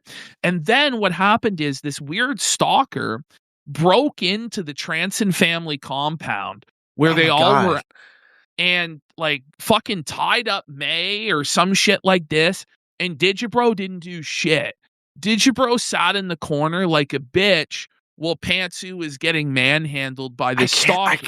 This is shit I forgot. You're right. They were in Virginia, I remember, and they were at like a rental or something, and she actually had like a legit stalker that she was afraid to talk about because he was like a danger to himself and others. He traveled over there, and he like tied her up, and then something happened. He freaked out and left. He did get charged, and then it was immediately after that. So part of the reason, I think the large reason why she got away with and she went to the exact polar opposite extreme. So instead of this like quiet, twink, weird tranny, she's like, let me get the loudest, most obnoxious, belligerent pig man that I possibly can. And so she went with Ralph. So there was a big feud. There was also like a fight that was going on. They were all friends of Dick Masterson at the time. That's our next slide. So it was all like connected. So Dick Masterson was the grand godfather of all of this, where Ralph was his daddy, and he looked up and prayed every day to Dick for guidance on life. And then Dick had his weird Transon family of Riley, Mint Salad, the autistic, mentally disabled woman that does piss porn with Riley. Riley, the fucking degenerate freak piece of shit that stalks Eric July. And then there was another motherfucker there named Bird with green hair. Which I don't really know the Bird lore. And they all lived in this fucking trailer, I think in California. And so Ralph went back there to get Pantsu's shit from the Transon family compound. Go ahead, Josh. I was just gonna say Bird is who Digibro ended up with. They were like in a polycule when this was happening, and I think that it was this break. No, that's definitely what it was. It was after I had the same theory. It was after this break, and she became so fucking disgusted by Digibro that it like shattered any illusion of like that their relationship was fine, and she reversed course on absolutely everything. And it was Digibro like had this thing where he was the reason why I stopped talking to Dick, because he was just so fucking gross. And like I don't want to be like a guest on a show where this guy is the other guest. You know what I mean? Yeah. So I basically made my name off of that, whatever name it is, off of that downfall of that whole fucking crew in the summer of 2020. Like in 2021, they just fucking burned it all to the ground. The most degenerate, depraved shit you can possibly imagine, to where no one could turn a blind eye. No one could sweep it anymore. Dick started defending the movie Cuties. Dick tried to set up like his own freak show, like for the Whack Pack. I think is like the Howard Stern Whack Pack. That was the idea, but it didn't work at all, because there weren't any actual pedophiles in the Whack Pack. You know, like it's not really, oh, it's wacky, we got the pedophile. You know, people aren't really into that, right? But Dick, Ralph and Digibro hated each other during this time. Yes. And they were all together in Virginia. I can't remember why. I think and Dick the photograph together at the desk. Do you remember this? Yeah, I can't remember. They might have been there for like Ralph-mania or some other like Dick thing. I just remember that they were on the beach and they were in like an elevated house because of the beach was there. And that's when the break-in happened. And then immediately she hooked up with Ralph. Immediately cheated on Digibro with Ralph, and that's when the famous fight happened. And that was in the cuck truck. So Ralph was still with Faith Vickers Yes, and he went out to the truck. Yes, they were cheating together, Ralph on Faith and Pantsu on Digi in the red truck or whatever, the cuck truck. So it all culminated in this final showdown where Ralph shows up at the Transon family trailer. And this is like Ralph's finest moment. This is like Ralph in his moment of glory, storming the gates of the Transon family compound to battle these fucking tranny freaks. Unfortunately, to get his bitch's shit back, because he was there to get something for May. So he was like pumped up on testrone and shit, riding high. Unfortunately, he got his ass handed to him by an autistic woman. Anyway. Riley does not. I bet you shut that fucking door. Ralph is like 8 pixels over here. He's like 8 pixels. That's all that's left of Ralph. Do I look 5'1" to you, bitch? And he bursts in the door. Do I look 5'1"? Fuck, we can't get a better quality clip. Plows the punch. Look at his eyes. He's blackout drunk. The gleam in those eyes. Oh my god. Technically, this is not a breaking and entering, but a forced entry. And this is the only reason why we have this is because Digibro posted it to his channel. So there's like this cringe editing and music and voiceover and shit. Followed with a forced exit. Riley just rocks his shit there. You broke in. Get out. You broke into my home, you bitch. Now, technically, if Ralph had walked away here and pressed charges, Riley would be in a lot of trouble right now. Thankfully, the cops we showed this tape all agreed that Ralph threw away his case immediately by doing this. Oh my god. Guns galore flailing in the night breeze. Look at his gun, bro. There's a higher definition version of this, and like the red marks on Ralph's fucking giant gun, these two fat fucking whales colliding. Like, it's crazy, bro. Oh my god. I don't think he was wearing underwear either, and like his ass crack was totally exposed, and fucking we have to get a better quality version than this. There has to be. Let me check this is just what I have on hand in my fucking Ralpha files or whatever the fuck. No, I found a picture of this. It's not okay. This exact. There's a drawing. There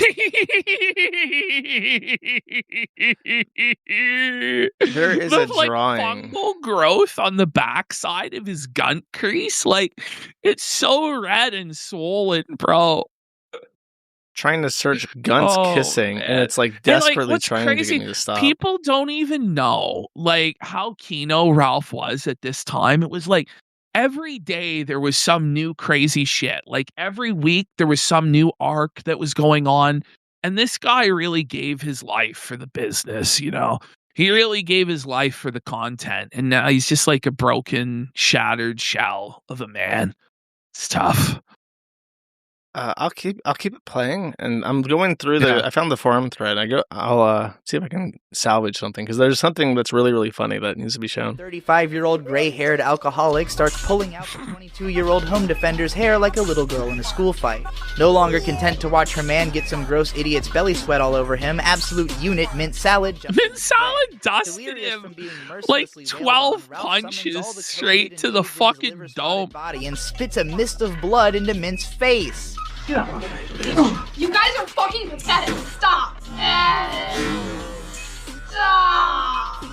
Let me make that clear. Ethan Ralph spat a mouthful of blood into a 20-year-old girl's face. Need to see it again? Let's watch it 16 more times. Bro, Digibro is but like... why? The cringe of it all. Weird gay filter. The door is closed, but then the fat shorty realizes he's dropped his phone inside the house. Where's his phone? Give it to him. Find his phone. Even though Riley has just been assaulted by this person and has every right to simply lock them out until the cops arrive, he genuinely wants them to have the phone back and begins looking for it. He hands over the phone and relaxes, expecting the dumbest man alive to retreat, but instead, Gunt does what Gunt do and sucker punches Riley with his guard down. This, of course, is sucker punch. Heroic beatdown from Bird, whose shirt Guntino grabs a hold of. Ralph just got his ass handed to him, bro. It's tough. By it's 1v3, like tranny, bro. Come on. Yeah, but they're all trans, and women. You know, well, Mint Salad's autistic though, so she has like tard strength. Yeah, she's like got bricks for brains, and like I don't think she could be knocked out with a baseball bat, to be honest. So she's know, like a he sponge. was She doesn't have like a central jump. nervous system. Yeah, straight up. I found it. The best thing that came out of the entire thing. This is amazing. I have a feeling I know what you're about to pull up. Oh no, my site might be dead. This is the issue. There it is. Okay. The gif of like the real time like Gunts like making out is like crazy, bro. Like this was such Kino content. Anyway, I never got let's continue. This. No, this was peak. This was peak sector. About friendship and family, I can be seen. Okay, that's enough. The anime speech about friendship. Next video. So ultimately, Ralph ends up moving down to Mexico with Pantsu. He has Demon Baby number 2 with Pantsu. Pantsu, while Ralph's on some sort of a business trip, I forget where, absconds with my child, bish. So the horse flees the stable, and then Ralph. This is important. This was the weekend where he went up to Dick's house and streamed from his studio completely alone. Absolutely fucking We're gonna build a church on that land. And his dad, Dick, had to take him for ice cream. Do you remember the picture of them going for ice cream together? His father, Dick, took him for ice cream like he was 10 years old. Whatever happened during that visit, Dick, after the baby was born with him and Maria, he was completely forbidden from coming back to that house. So whatever the fuck he did, it like really pissed Maria off, and she set her foot down. Do you remember when like Ralph started telling the story of like being on acid with Dick, and Dick just came downstairs in the cow costume, and he's like, it was true. All of it. Juju the cow. So these guys got up to some fucking degenerate adventures together. And I guess Dick's just decided that Ralph is like too fucking low even for him. But in the fallout of this, where he's going after Pantsu, this is him revealing that he paid money to have a Mexican gigolo fuck Pantsu up the ass while he watched. Okay, that's what. That's what this is. Yeah. Okay. Yeah. That makes sense. Yeah. Was that Harry Morris? Harry Morris, nigga. I'm coming for you. So just to clarify for those people who don't know, Harry Morris is Pantsu's father, and he destroyed Ralph's wrestling title belt and all of Ralph's wrestling merchandise before Ralphomania as an act of revenge for his daughter getting gunted, and then basically waged a much more successful version of Vickers' campaign, where he basically actually just felted Ralph completely and then left the internet and kind of won. But that's who he's talking about here, Harry Morris. Our property, and if you think you're going to get away with that, you're wrong. He said, you did no such thing with my daughter.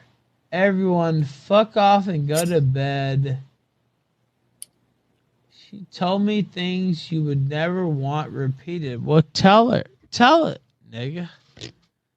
Oh, no. He's scared of, bro. Like, it's either that he's scared of embarrassing his own daughter. That's the reality, Ralph. This is like that era where Ralph had like 27 different co-hosts that were all retards. They were all terrible. You mean that she got fucked up the ass raw by a Mexican? Is that what you're talking about? Do you think I'm afraid to talk about things? I can't even believe that this is real. Do you believe the story? I don't know. Because there's so much depraved shit that goes on with Ralph that it could very well be true. I don't know. It's just so incredible. The idea that a woman living in a foreign country with a man that she had a kid with would be like, let's hire a Mexican to fuck me in the ass raw. Well, so Like, that's she is crazy. like, first of all, like her entire fetish is like being degraded, being humiliated. That's part of the reason why she was with Ralph. She would eat Ralph's ass on a regular basis. That's true. And so this is like a humiliation ritual for both of them, where I guess Ralph is into this, like watching this shit, and she's into getting degraded by having this Mexican fuck her ass.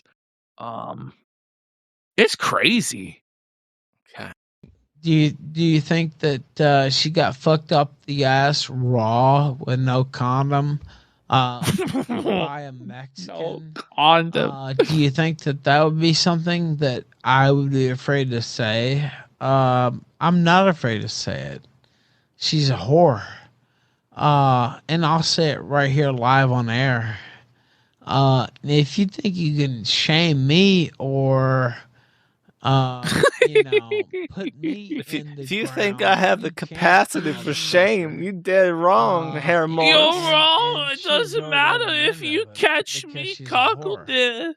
I'm not ashamed. So I can tell some things too. That she got fucked up the ass. She drank his piss. Fucking Mexican gigolo. Did she? Yeah, he was saying that. Yeah. No condom, by the way. She drank my piss. Fucked up the ass. She probably did. Which is, by the way, I believe that. She 100% did. 100%. I guess we get the picture here. Yeah. So the Mexico arc culminates in this tape that was released where Ralph, Pantsu. So Ralph during shows, rather than get up and go piss like a normal person, has a collection of piss bottles. So he drinks his beers or his tequila or whatever the fuck, and then he pisses in bottles under the desk, and he just leaves them there. He doesn't even like get up after the show, dump out the piss bottle. He just leaves them there, and he knocked over his piss bottles drunk and demanded that Pantsu clean up the piss bottles. And she didn't want to clean up spilled piss. This was apparently she was willing to drink the piss, but once it had been fermented for a number of weeks in a piss bottle, she didn't really want to clean it up. And so she is like, no. So Ralph put hands on her and started threatening her, and we have this tape. How did we get this? I forgot. Pantsu released it through Harry Morris, and Ralph released revenge porn of Pantsu on Cow around the same time. Dude, I also remember how fucking hairy she was. That was a hairy woman. Oh my God. How did he release? Was that on Twitter or on the forum? I actually don't know how this. I think this came out on Twitter, this tape. But some of these details get lost, you know? Yeah. There's video, but it's mostly audio. She's like recording FaceTime. Yeah. Get that inappropriate, and I don't give a fuck whether you're approving or not. Clean that shit up.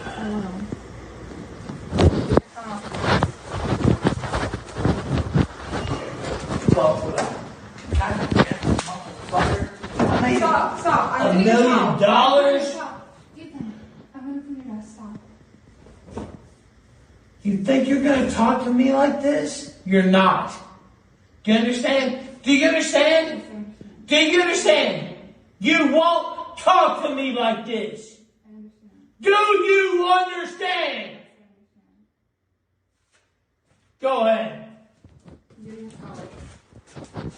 You're what? Getting a towel. You're what? Getting a towel to clean up your desk. You're getting what? A towel. Oh my God.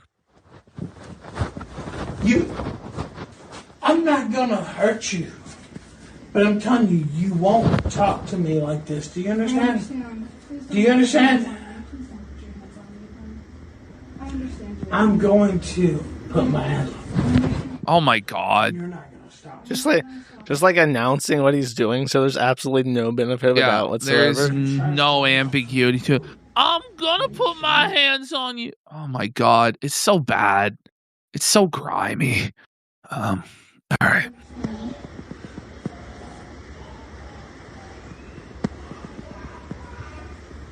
You hear the baby crying in the background. Yeah, that's the saddest part of all. Oh my God. There were like bug bites on her, and it's probably like the house was fucking filthy. He's on tape blowing cigarette smoke, weed smoke in her face, and I think she said after the fact that literally everything that they had, Harry personally bought for them because he wouldn't buy her clothes, wouldn't buy her a crib, wouldn't buy her a car seat. She had to carry the baby around in her lap. Remember about Hogwarts Legacy that Ralph wouldn't buy her the Harry Potter game? Oh my God. Had he just bought her the Harry Potter game, she might still be there in Mexico with Rosie to this day. But when she was told that a video game for $60 was outside of their budget, she actually directly questioned Ralph on the kill stream. She goes, "So where did the money go?" It's like a line of questioning. She says, she actually says, "Can you not afford it or something?" And he looks at her with hatred and says, "I got money in my bank account, bitch." And then I made millions off the kill stream. I made $1 million. What have you done? Where's your fucking money? And then she's like, "So where's the money at?" And he's like with actual fucking venom in his voice. He's like, "It's in my fucking bank account, bitch." It was ridiculous. And then it was, yeah, go ahead.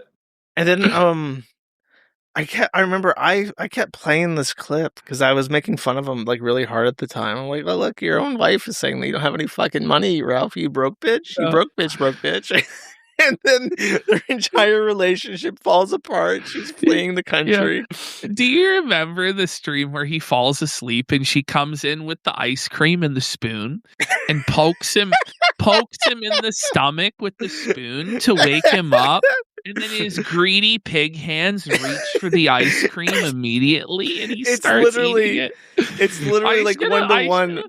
I should have found that. Go ahead. It's exactly like that meme video of the pig in the blanket with the cookie. That is Ralph. That's Ralph's energy. Okay, so we get the idea. This is pretty fucked up stuff. Finally, here we have their Valentine's Day special. This is Ralph driving drunk the wrong way down the road with his child in the back seat. And she didn't have a car seat. She was sitting in May's lap during this. So this is in a foreign country. He's going down the wrong way. He's completely drunk midday. And she is just holding the baby in her lap. I won't show you that full one. I'm about to show you. They taught me that one too, but that adds up here. Insurance premium. All right, now let's. You're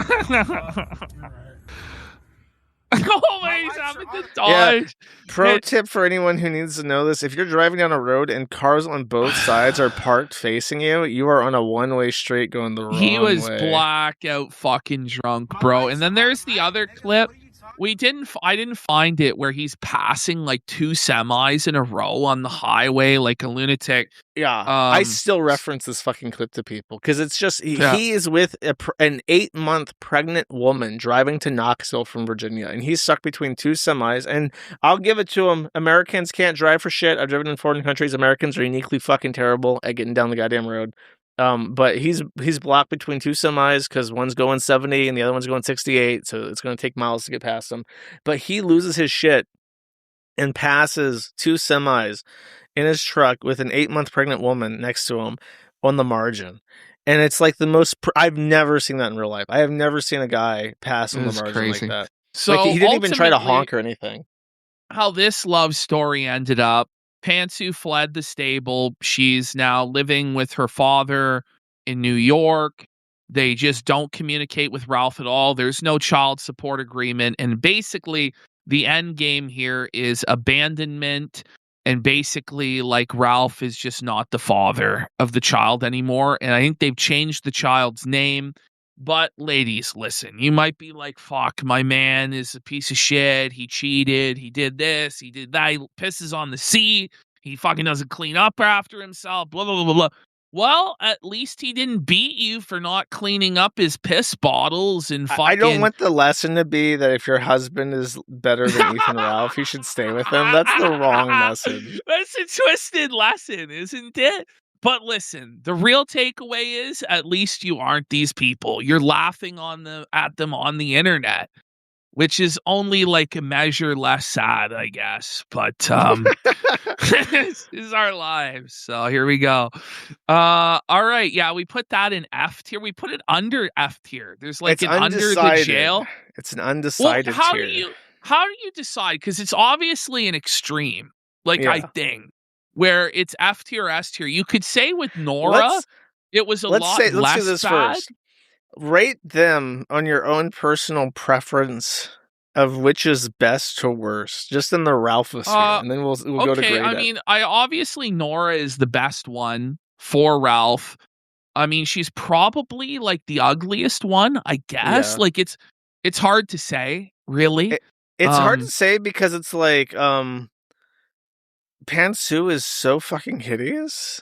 Like Pantsu is Pantsu is like a genuinely shocking. I love how different Ralph looks in all three of these. He's just a completely different person every time you look at him. He's in various stages of decay. But I don't know. So I would say like Nora realistically is probably like a C or a D tier. Like she got off pretty easy. I would say, I'd say it's D. I mean, are we really going to say it's on the same level as Dankula's shit? Well, I mean, you have saying that, like, I mean, if this was like a full-blown relationship, this is a fucking disaster. Like, this is like... Yeah, it's going to end in a tragedy, right? But it's not like... It's like with volume. You have to normalize the volume here and say, like, this is a fucking atomic bomb that is Here's what I would say. This is, like, graded on a curved scale because when you think about it, like, for Nora to get away from Ralph as cleanly as she did in the divorce is a miracle. Nobody's ever got away from Ralph that clean because of his destructive tendencies. So I think that went about as well as you could hope. I think you're going to bump it up. And honestly, he should have just stayed with her, but he fucked it all up and ruined his life. Faith Vickers is like an undeniable, like boat anchor disaster, life altering. It's an F, is it not? Or is it an S? Like, I would put it as like a D, because I think that the main thing is that it's actually the hard thing is that she brought a kid into the world. I think honestly they're both fucking Fs. They both not only fucked up their own lives, they fucked up the lives of other people. There's no way it's like what's worse, cow shit or chicken shit. You know what I mean? No, I think you can, because cow shit is mostly grass. It doesn't stink that bad. Chicken shit's going to be like a mixture of bugs, and it's going to be putrid. It's like I think we can. It's sharp in the nostril. You could, but I think it's both foul. This is as bad as it gets. Realistically, your relationship, unless it ends in a murder, which one of these we're going to talk about may have. This is about as bad as it could be. I would say. Revenge porn, beatings on camera. I'm gonna put May below Pantsu just because May below Faith, because Faith, like, she had that baby fever, so she got out and got impregnated like a retard and then left. Yeah. But May was like, I'm gonna make this relationship work to own the She A-logs. tried. She was even more delusional and actually thought. But I would say that in the aftermath, Pantsu's Tard Wrangler team has been a lot better. Pantsu has not been on social media since. She got a real job. Her father actually has finances to take care of her and the child, whereas the Vickers family is just an eternal white trash mess. So I don't know. It really depends the way you look at it. But I would stick to it because I think that May subjected that child to more than she had to endure as a result of like trying to stick it to A-logs, and the fact that Faith... you hate Pantsu. The thing is, there's a tendency to revise history to try and make Pantsu better, but Josh's view is righteous as fuck because she really is, in a lot of ways, as grimy as Ralph. Like with her weird lolicon shit. No redeeming qualities. She is a terrible fucking person, and just because she was a victim in one circumstance, but she was a victim of like her own fucking design. She went she chose. She went as far out of her way to become a victim as humanly possible. She fled. She went to a foreign country to be more easily victimized. She wanted to be victimized. She wanted to be degraded. She wanted to be used and abused, and she got what she wanted, you know? And so you can't have really any sympathy for her at all in this. It really is a miracle that she's decided to fuck off and just like raise the kid. It is. And I don't know how it happened, because it's like if Harry Morris had the ability to rein her in, how did she become pantsuit to begin with? You know what I mean? It's a true fucking mystery. I think she just really wanted to be famous on the internet, because up until that point, her only job was working at Target, I believe. And if you had to work at Target every day, not saying there's anything wrong with work, at least it's a job, but you'd be like, God, please, any other opportunity, like get me the fuck out of Target, you know? And she wanted to be famous online, and you don't want to be famous online, because it ends in disaster most of the time.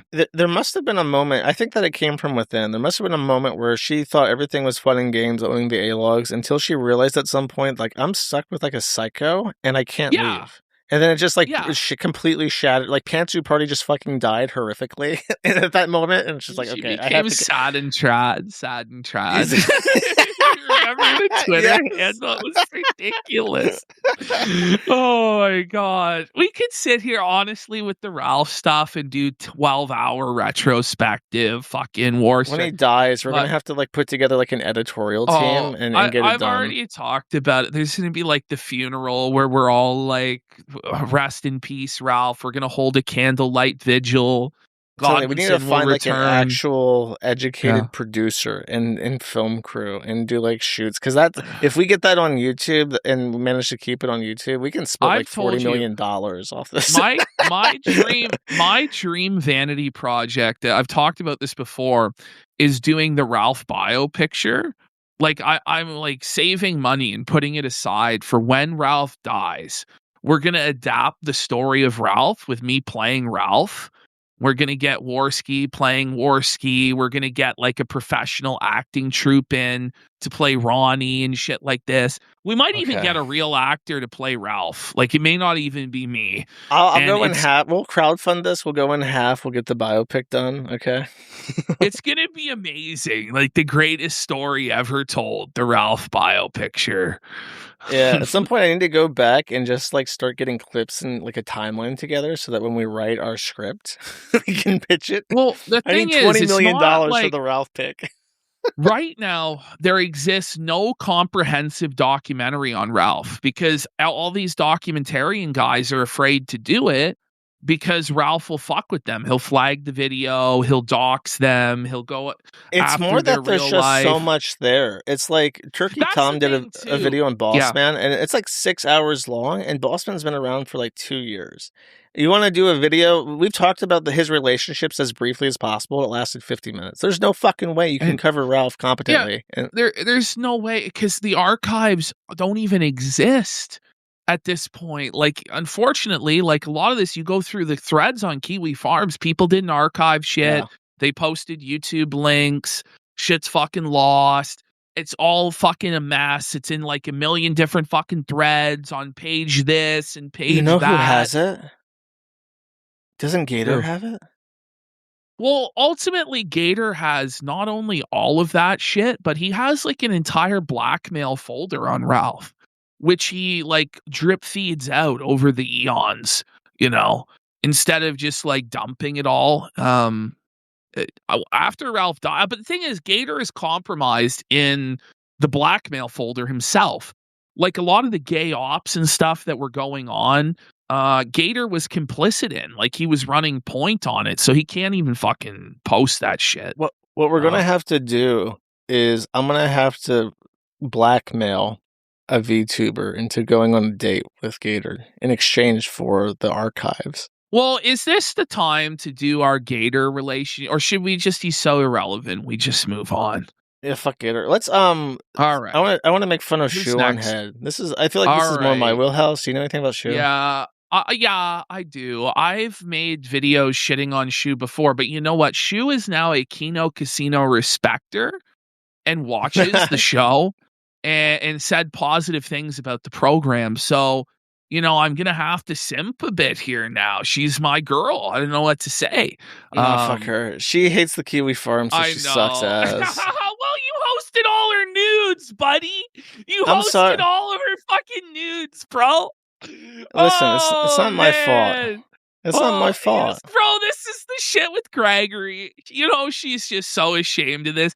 And she would flex that relationship and be like, unlike you silly vanilla people, you pathetic vanilla, we actually have a 24/7 kink dynamic. Okay? I worship his cock all day.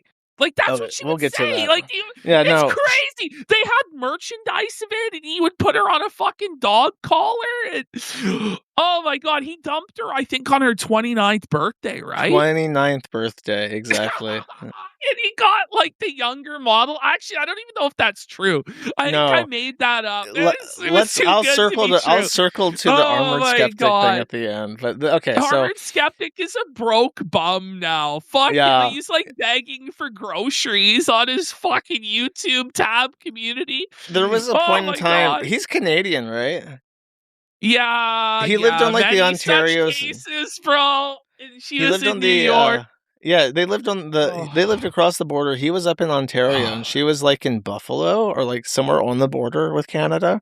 And so there was like a 1-hour commute between them, despite the fact they lived they were in a relationship for years. And obviously, like after 6 months, you got to move in. It's like shit or get off the pot. Either after 6 months, if you're not moving in together, you're wasting your fucking time. Move on. So, but she got strung along and she kept doing all this embarrassing, like 24/7 BDSM shit. And she would shit on all these other women. Remember International Women's Day where she brought him a sandwich on a platter and lit his cigarette for International Women's Day? And she was like his footstool. And meanwhile, it's like, literally, this guy is, she literally was this man's footstool and would like post about it and like flex about it. And it's like, listen, you guys should keep this, like, if you're doing this shit, like, it needs to be private. Like, we don't want to know about this. But she had a virtue signal about how fucking, how much better she was than people who were vanilla. And it's like, you fucking normal people. The normal people are so owned there. She's what's called in the girl cow community a pick-me. This is her. No doubt. She's the definitional, quintessential pick-me woman. Yeah, she's the archetype. She's like Plato's theory of forms. Pick-me, You don't know. A pick-me is a woman who is like a gender traitor and is like anti-woman and tries to appeal to men as much as possible. And the meme is that the pick-me never gets picked. So, this was like the most vindicating thing ever for women who hated her because who hate pick-me's because she was the archetype of a pick-me and then got fucked over. But this is a generational fumble by Gregory. Like, Gregory's life has just been down the fucking toilet since this, man. This is the thing, though. It's he's like broke. He's got no clout. He's totally irrelevant. He's like losing he has no bitches. There's a reason for that. It's not even because of breaking up with June, though. Like, this guy's a fucking idiot. And it's one of those things where it's like you can't, they're both bad. They're both retards. Like at some point he should have wifed up June, but instead her issue is that she pumped up his ego so fucking big by being this literal stepping stool for him that he's like, I can get any bitch I want. I will have many bitches. I am Genghis Khan incarnate. No, you hit the fucking male wall, buddy. Like this is the thing too, is he was never anything to begin with. But if you have internet clout and e-fame points, it's like all these bitches are going to be like, whoa, blah, blah, blah. Like, just look at Ralph, right? I mean, it's all trash. Like, it's an ocean of fucking trash out there, okay? Anyway, this guy's life is a disaster. Save it. Let's go through June first, because we'll round it. I know you want to bash this fucking guy. I hate him the most. Like, I listen, with Shoe on Head, it's like she made mistakes were made, but now she has a kid. She's apparently married. Yeah, she got the rock. She got the happy ending. Now Josh is telling me it's not such a happy ending. Earlier today, I'll get to it, motherfucker. Okay. Right. This is her on National Pet Day. The show. You do. You spoil the whole fucking. I never saw this one. Oh, this is brutal. By the way, that's a wig. She's wig on head. Oh yeah, she has an issue where she pulls her hair out to eat it. So she has like a bowel, like a blockage of hair. So she wears wigs constantly, which is so she had to put on her nice wig. She had to do her makeup, get her fucking emo and she's like got eyelashes the done, collar on with the pendant, so she could pose with with cleavage and shit. Oh my god! Look at me, I'm a dog. Teehee. Women are like dogs. Yeah. Let's see. The person below lewd. The person below is in the mood for some rough, fake face fucking. She replies to this with a 3 emoji, implying that she would like to know. We like don't to get face need to fucked by know. this guy. Like, oh my god, that is such a crazy fucking. When her age start with 3, like the self-help. Is that real? That is a real tweet. That was like the poster that they would make every thread on Lolcow Farm with. Because the funny thing about it is she tweets it in 2016. They're like, counting down the days, bitch. Counting down the days. It's coming for you. Okay, this is the famous the one perspective that I'm shot. talking about. So here he has her on a dog collar on her knees under the desk, using her as a footrest. And she goes, LMFAO, you have clearly never watched a single video of ours together. Holy shit. We're in a full-time BDSM relationship based on dynamic, not some vanilla bedroom-only thing. Okay. She said, I worship his dick 24/7, but thanks for providing us with material for our next salty beta video. What an I just gotta You're going in our YouTube comp. The self-felt of this is fucking legendary. First of all, the only way to do stuff like this is to have a bedroom-only dynamic with this. If you think in your mind that you're going to have a 24/7 BDSM dynamic where everything, like, you're just fucking out to lunch.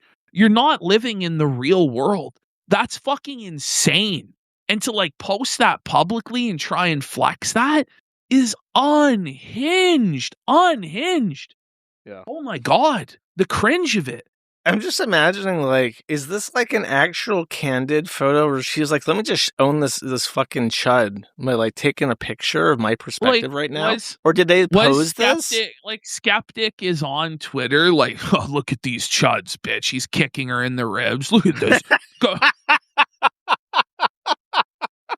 Here, take a photo right now. Take a photo right now. Kicking her in the ribs. It's like, okay, shit, here we go.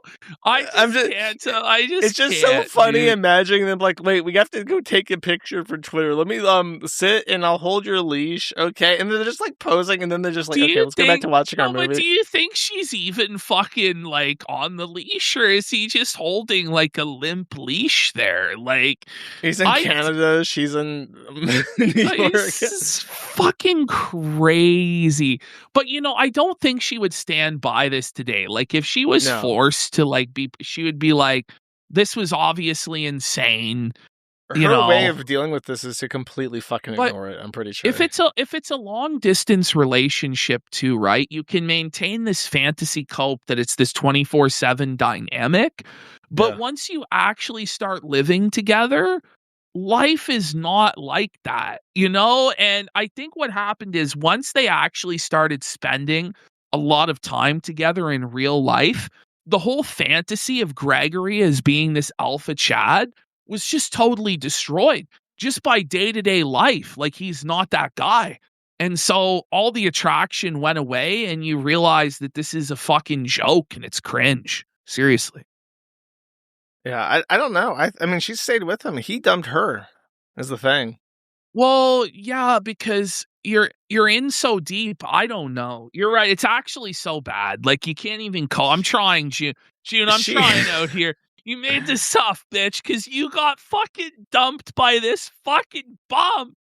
She fluffed his ego up, and he thought, I mean, he probably cheated on, I think it was a public thing. I don't know if this is one that goes over this. No, this is just for being cringe again. 5 more days until I see the big cute again. I am excited. I'm sorry, but what? As fun as you are, this is what you're with, bro. You're hella settled. I know I I'm cringing. I'm dying, bro. This is hard. This is hard to watch. And then, oh no. Okay, this is Gregory. Before that, let me just say, it's like I think he was cheating on her the entire time. I think there were tweets that she made where she was like, "My man's so good, he can have multiple bitches." You know, that kind of shit. I'm pretty sure she said shit like that. No, it's an honor to let my man fuck other women. I think she did the whole 9 yards of this shit. This was brutal. I fucking always thought this was so cringe, and I did videos on it back in the day when this was still relevant. But this is like Josh, is battling the good fight against June even to this day. So Armored Skeptic, I think that this is 3 years after the fact. At this point, yes. Spoiler alert, she got married, she had a baby, and this was right after the baby was born. So there's actually a picture of it, because of course she posted the fucking baby on the internet. It was censored to her credit, but she still did. And Armored Skeptic posted this on YouTube at the exact same time. The last 3 years have been the hardest of my life. I had an amazing time with this channel, but I've used every last ounce of energy I have. I'm sorry. It was worth it. I don't regret my time, and I'm very proud of what I accomplished. But this experience killed me. I poured my heart and soul into it. It killed me, but I don't regret it. I'm glad I'm dead. Matter of fact. Sure. With YouTube slowly killing my channel and removing my subscribers, money became very tight. There wasn't a day I didn't stress. I would lose it all, and a few times I almost did with the lockdowns. Get a job. By the way, imagine not having explosive growth during COVID when everyone was literally locked inside and forced to watch YouTube all day. Yeah. The reality is that your videos fucking suck, Greg. They've always fucking sucked dick.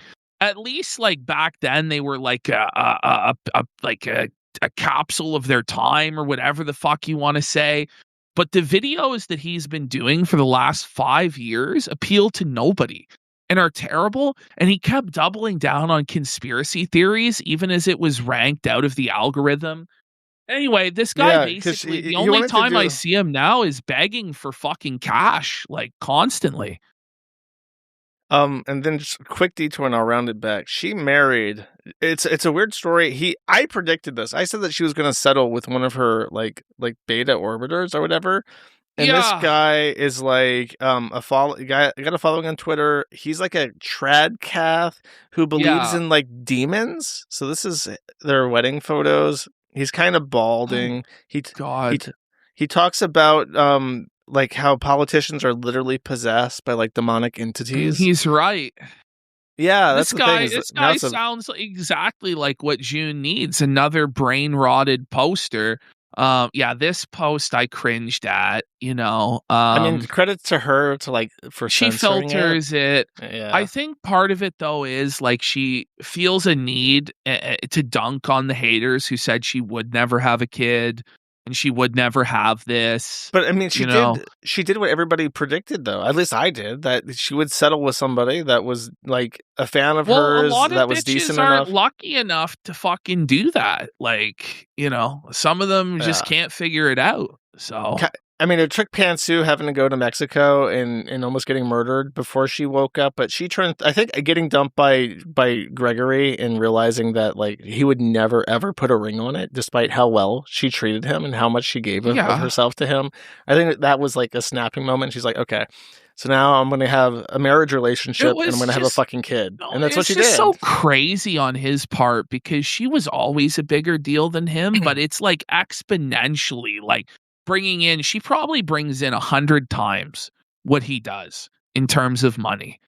At one point, this bitch got paid $50,000 a month to not tweet on Twitter by some simp. Do you know that? No, that's real. Yeah, that's a real thing that happened. Yeah. That's crazy. He fumbled the bag, generational bag fumble by fucking Greg. Brutal. Yeah. So, I mean, good for her, right? It's as good of a happy ending as it gets. Let me tell you a brief story of what happened to him after the fact. As I said, he had a super inflated ego, and he shacked up with a young blonde woman. I think this was also part of what snapped her into okay, time to have a baby. I'm done. No more games. After they hooked up, if I remember correctly, she got breast cancer. He immediately dumped her. and then his life completely fell apart. What a piece of shit. What a piece of shit. He just deserves every rotten, awful thing that happens to him. Like, he really is just a loathsome, like, slug. And I hate him. Like, I just hate this motherfucker so much. It's just, there could not have been like a more deserved like total collapse. Like this guy is like now completely isolated. He has literally nothing. For the last 10 years of his life, he has nothing to show for it. He didn't learn anything. He didn't accomplish anything that still returns on investment. He doesn't have the girl. He doesn't have a kid. He doesn't have nothing. He lost everything, and he's lost his 20s, which he can never get back, which is just painful. He's gonna end up at fucking No Frills. Isn't he like 40? Like, how old is this guy? Like, I don't know. Let's find out. Like, skeptic age. He's 41. No way. He's done.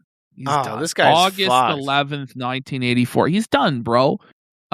He's not going to turn it around. I don't even know if he has any education at all.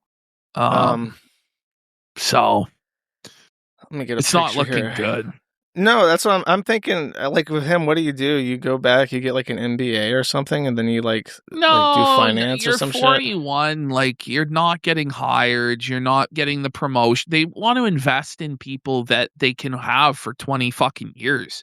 You know, his best bet is getting his Omvic and selling used cars. Like, genuinely, that's his best fucking bet out there, I think. Okay, we got Armored Skeptic in June, and then we got June with that Schizo Treadcath guy. I think there's a clear delineation here. Yeah. Where are we putting this? I'm gonna put this at A. I think that this is good. It's not an S because it's sort of like her backup plan, but as far as the backup plan goes, it pulled it off pretty fucking well.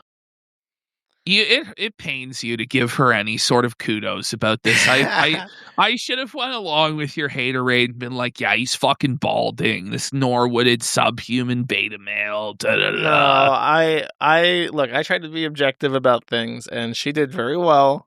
She rebounded very well. So you know what? I'm not gonna. I'm gonna make fun of her for every stupid fucking thing she. I didn't even mention she got blacked. But now we're not gonna. Oh no, she's black. That's right. That's how we're gonna beat. Because I was about to say, Josh not gonna beat the white knighting simpa. We're not gonna beat it on both of us here. But then Josh reminded everyone she's black. She's black. Coal. She's a mudshot. Here's my favorite thing about June getting blacked. You ready? Okay, so she got blacked. She posted pictures of it. There's a couple pictures of her with this guy. And then, obviously, she tried to hide the fact that this ever happened. I did my stream on June, and I talked about the fact that mere months before, her first boyfriend that she called like the best sex she ever had at the time. I don't know if it was the first boyfriend, but she talked about this black guy like he was the fucking bee's knees. And he died. He was a truck driver, and he got pulled out of his truck and shot dead on the streets. So there was a GoFundMe. Fuck? Yeah, brutally fucking murdered, I think in Nolans. And the mama was raising money for his funeral expenses, didn't hit the goal on GoFundMe for the funeral expenses. And I pointed this out, and I said, June, you said that this was the best guy you ever had, but he fucking died, and he didn't even acknowledge this. And after the fact, I went and pulled up that GoFundMe like 2 days later. There was a $500 donation from a JP that was like redacted, or a JL or whatever. It was like just J or some shit. It was a $500 donation. I'm like, did she donate after? Did she see that and learn that he was dead and donate $500 to this? I'll never know. That's nice. She'll never acknowledge this ever. Well, as she shouldn't. Let's be real. It's true. God bless this schizo with permanent unknowing. May he never learn. Don't tell him, Josh. Josh is making it his mission. Like, guys, eudaimonia right now. No, don't do it. Don't do it. She's black. No. Ignorance is bliss. The wheat fields. Poor guy. Fucking whatever. I'm gonna go ahead and throw this as a. Is this relationship, the actualized relationship, is this worse than what the Empath Chan Dankula relationship could be? I don't know. Dankula has the potential for it to be worse, actually. I know. Like it could end up even more brutally embarrassing, but I would say that he's probably pretty safe that it's not going to end as badly. I don't know. I don't agree. know. I think that he'll cut her off before it gets this fucking bad. I don't know. I think he has more life experience to fucking know better, but that's the problem though, is like when she's there already, that proves that he doesn't think clearly all the time. You're right. And especially posting it as well. Like he's not going to get away with it. So we'll see. What do we have next? Let's see what we got here in the folder you sent me. Do you want to talk about? Are we doing Fuentes? Any of the? I'll let you pick. Do you want iDubbbz, Destiny, or Fuentes? We're not talking about Gator. Fuck Gator. Yeah, fuck Gator. iDubbbz is going to be a long one. Do you want to talk about Destiny quick? I think we can do Destiny pretty fast. Yeah, I don't have strong opinions about him. Really? Yeah, my opinions of Destiny is that he's kind of just a fucking loser, and he's like a Forrest Gump stupid is as stupid does kind of thing, where it's just like you're obviously a smart guy, you obviously have a lot going for you, but you're just a complete fucking retard, and it's a shame for you. I don't know. Like the thing is that Destiny like has the pretense of being intelligent, but there's like basic things that this guy just doesn't fucking know. Like one time, like Francisco Franco came up and he didn't know who the fuck that was. I remember like he didn't know where Israel was on a map. I'm pretty sure. So like there is a certain amount like where like his brain, I think, does have the capacity to do really like sharp verbal arguments and rhetorical and hold a lot of information and stuff like that. But he doesn't actually have like an actual education. Like it's obvious that his education came later on the internet and he's trying to catch up on Wikipedia. You know what I mean? There's a lot of things that are lacking in terms of his knowledge base. This is one of these things where it's like, it's the thinking man's fetish, where this is a guy who exists only within his own thoughts. And so therefore creates like concepts like that cuckolding is like good, and is turned on by this shit, like fucking weird fucking shit this guy is into, man. Like grime. Should we watch baby birding bulls come? Okay, so this is crazy. I just saw this clip for the first time yesterday and threw this in here. So people have obviously already probably seen the Melina cuckolding. Let's watch that first then. Because this will give us more to talk about. This is perhaps one of the worst things ever captured on camera. I don't know how. If I was him, and I mean this completely seriously, I would immediately grab a gun and blow my fucking brains out after this hit the internet. Because there's like, how do you wake up the next day? Like, I'm that guy. I streamed my wife dancing with a black man in like booty shorts. Like, what the fuck? Well, he just lives in eternal shame. The thing is, he's turned on by it. So it's all just his own weird sexual fetish, right? It gets to the point with this guy where I just find it hard to like raise the banners against him because he's just so openly degenerate and his fans just like worship him for being degenerate that it becomes a certain point. They call him like our silly little gooner or something. Like they give him like adoring nicknames.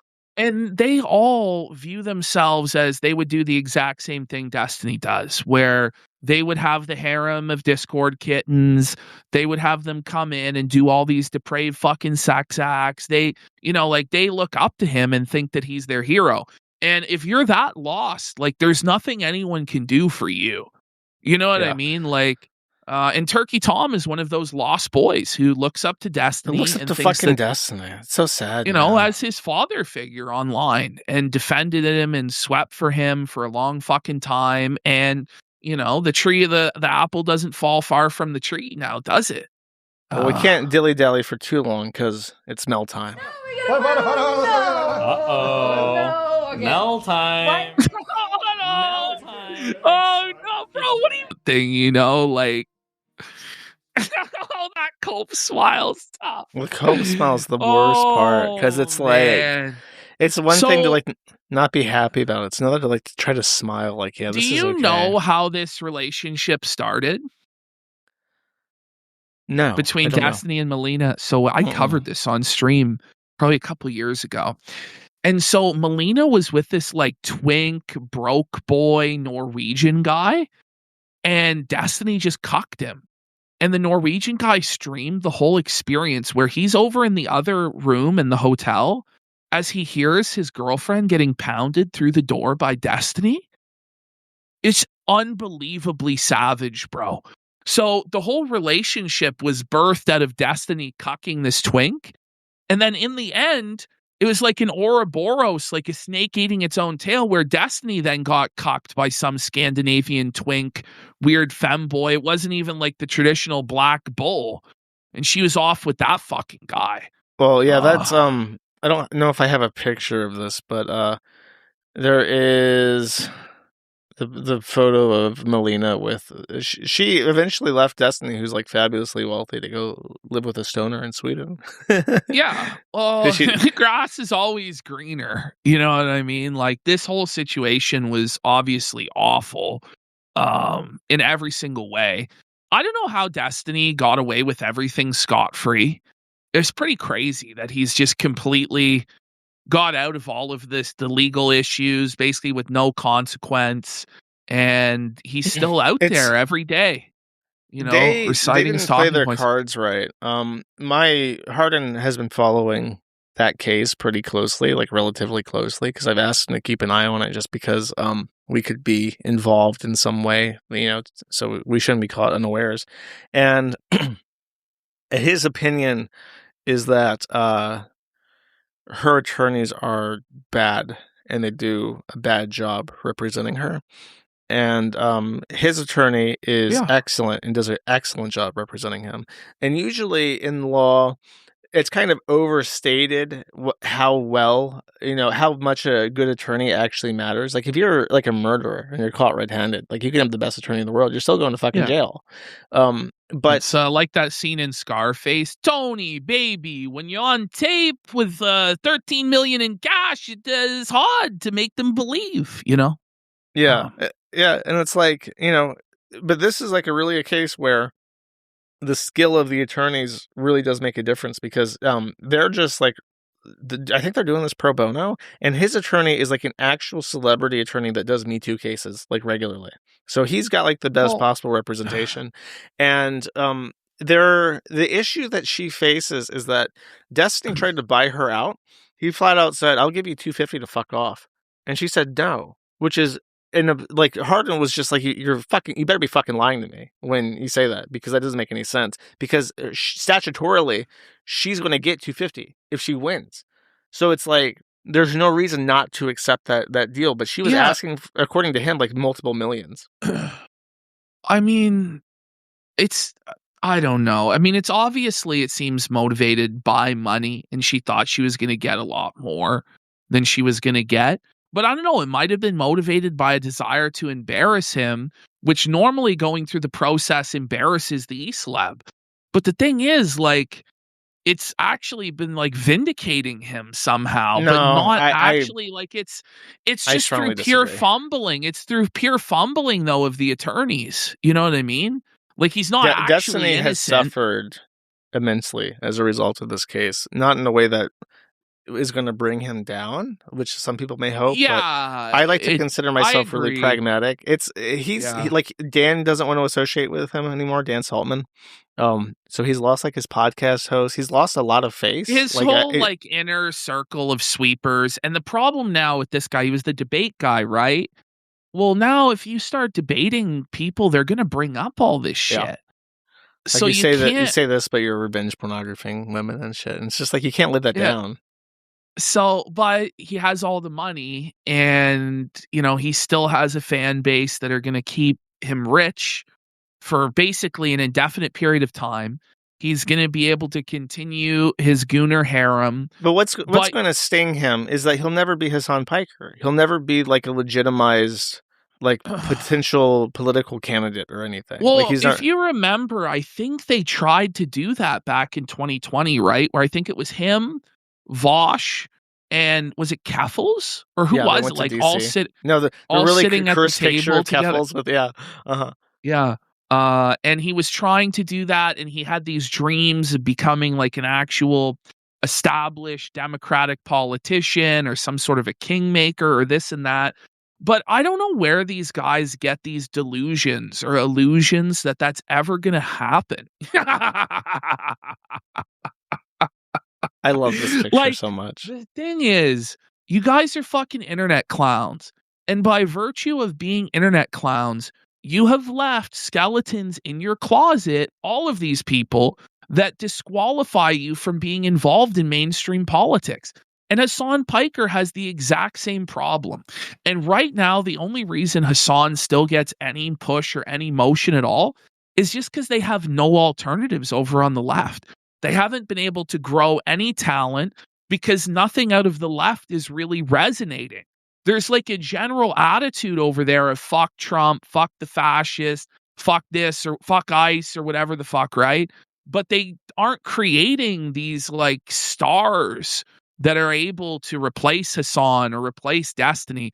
So they're just kind of stuck with these bums, you know? The issue that the left has is that the right comes out and they say, we can make your life better if we do X, Y, Z. And it's not, the left can't do that because the left is we have to sacrifice more. No, but what they say is we're going to get you free healthcare. Okay. You're going to get free healthcare. Your college loans that are crushing you and you can't make your ends meet and they can't be discharged in any way and the interest is insane and you were scammed. We're going to forgive that. We're going to discharge that. We're going to legalize marijuana. We're going to legalize magic mushrooms. We're going to create social safety nets like universal basic income. But there's a disconnect from those potentially popular leftist points and the reality of the Democratic Party, which is that you're never actually going to get any of that because they're all just neo-lib, status quo. They don't want to upset anything type people. And that's just the reality is that there's the base of the left has a hunger for a lot of these policies, but there's no will within the establishment of the left to deliver on any of what they want at all, you know? So, yeah. But that's the same with the right wing where there's a desire, release the Epstein files. We want to eliminate the income tax. We want to have this. We want to have that. And then they just don't deliver on any of this shit, right? I just think that a lot of what the left's messaging is doesn't inspire confidence. Well, it should be the party of the working man. What they should focus on is economic issues. You're getting fucked by the rich. No one's getting ahead except for the billionaires. And like that, they need to stay focused on that message. They need to stay focused on we're the party of labor. We're the party of unions. We're going to make it so your boss can't fuck you over. We're going to make it so you have health care. But they're not that, though. They're the party of trannies and immigrants. That's why they lost. Because that's what the Trump campaign put Kamala as. And no one believed in Kamala. She's a soulless husk of a fucking puppet. But there is a version of the left wing that is palatable to normal people. It's just that it's a complete freak show for these insane social issues like transgender ideology and etc. Right? Yeah. Anyways, about Destiny, it's like he probably could have done something. He could have been involved somehow. His skeletons weren't that bad, getting cucked. Who gives a shit? I don't know. There was always a lot there. And like the thing was, it was always eventually going to come out. You know what I mean? Like, yeah, but the issue here's the real issue for the influencers is that normal people don't really understand this. But when you look at like Vivek Ramaswamy and shit, the guys that run for office and win, they've basically been groomed from birth to rule. They have an immaculate internet footprint. They were always warned growing up, never say anything that might get you into trouble long term, that you won't be proud of when you're 40 or 50. And we're going to put you in the universities and we're going to teach you. And that's why they come out of like Yale and Harvard, like completely clean. Yeah. And they might have a rape or two and a dead body, but daddy took care of that. And there's no fucking issue. You know what I mean? Yeah. And Destiny didn't have that. He went on the internet and debate broed and said the N-word a bunch of times. And it's like, and if it wasn't for your site or places like it, it could be swept up. It could be cleaned up, but there's a permanent archive. There's a permanent record of it. So there's no real escaping from that. And Vosh's fucking shit, honestly, is probably even worse than Tiny's when you really look at it. Like, what happened to Vaush? Is he still around? Oh yeah, he's in his fortress era where, he's basically locked everything down and he's like a cultist, and he's like a doomsday cult where it's like Trump is going to destroy everything. The camps are opening next week. We're all going to die. The sky is falling. And it's just not really the case. How many views does he get? Do you know off the top of your head? Oh, I'm sure he still gets a lot. I mean, I checked him out 2 weeks ago, I think, and I think he had like 10,000 live viewers. That's crazy for how little impact he has. Yeah, he still has. It's basically contained though, because there was a time when he was everywhere and he was the darling of the left, and then the taxes happened. The taxes, the short stack, lolicon shit happened, and was it President Sunday felted him with the big expose or whatever, and he never really recovered from that, and he can't. Like, there's a ceiling on these people. What really pisses me off about Vaush and Hassan is how they try to like cosplay as like communist dictators. Like Vaush looks exactly like Vladimir Lenin. I don't know if you've ever seen a picture of Vladimir Lenin, but he looks exactly like. And Hassan looks like he's a member of like the Revolutionary Party of China from like the 1930s and shit. It's like, why do you look like this? I think it's hard to be like a champion of the proletariat and class warfare when you live in Beverly Hills. Yeah, the thing is that they could all do, but they're all pussies. Have you ever read the book Rules for Radicals? Yeah, the Alinsky, Saul Alinsky. Yeah, it's a great book. My favorite story from that is the one where he encourages all the black people to eat beans and then fart up an orchestra. That's one of the funniest things ever. It's one of the most Jewish things ever written. They have to be fun for your people and stuff like that. Precisely that. Yeah. And it's like, they could do some Rules for Radical stuff and have fun and like accomplish things that are at least fun to talk about, but they don't ever. They're like afraid of people. Ultimately, they're not like, the reason they're over there in the first place is because they're social rejects. They're not like a Bill Clinton, where Bill Clinton goes into a room and he just owns that room and he's a social butterfly and he goes around and he kisses babies and he shakes hands and he just lives to be that person. These are people that, were never popular in school, were always kind of socially rejective. And as a result of that, they don't desire to do that sort of stuff. And so they shouldn't even be in politics in the first place. It's like Fuentes syndrome. Fuentes is a perfect parallel for like Destiny on the right. That's why they met up. Talk and bloviate and blah, blah, blah, blah, blah, talking point this or that. And, you can be a great orator and great speaker, entertainer, funny or whatever. But if you don't actually have the ability to go out and network and build a broad coalition, you're not going to affect any sort of political change anywhere. Yeah. And that's just the facts. And pundits in the US, they have like severe like federal syndrome where it's like, if it's not happening in DC, it doesn't matter. And it's like, you're wrong. Like my big thing when I try to tell people that actually things outside the federal government do matter is everyone throws a fucking fit when they paint a crosswalk rainbow. But it's not your congressman doing that. It's not the president. It's your bumfuck lesbian, council member that proposed that and got it passed. So it's like, if you want to keep the pride flags off your school and off your mayor building and where you live, clean of that, you have to make sure that you know who is getting into office where you live. And that's like the first step, but that's boring. There's nothing more boring than local politics, and it's not fun to talk about on stream, and that's why they can't.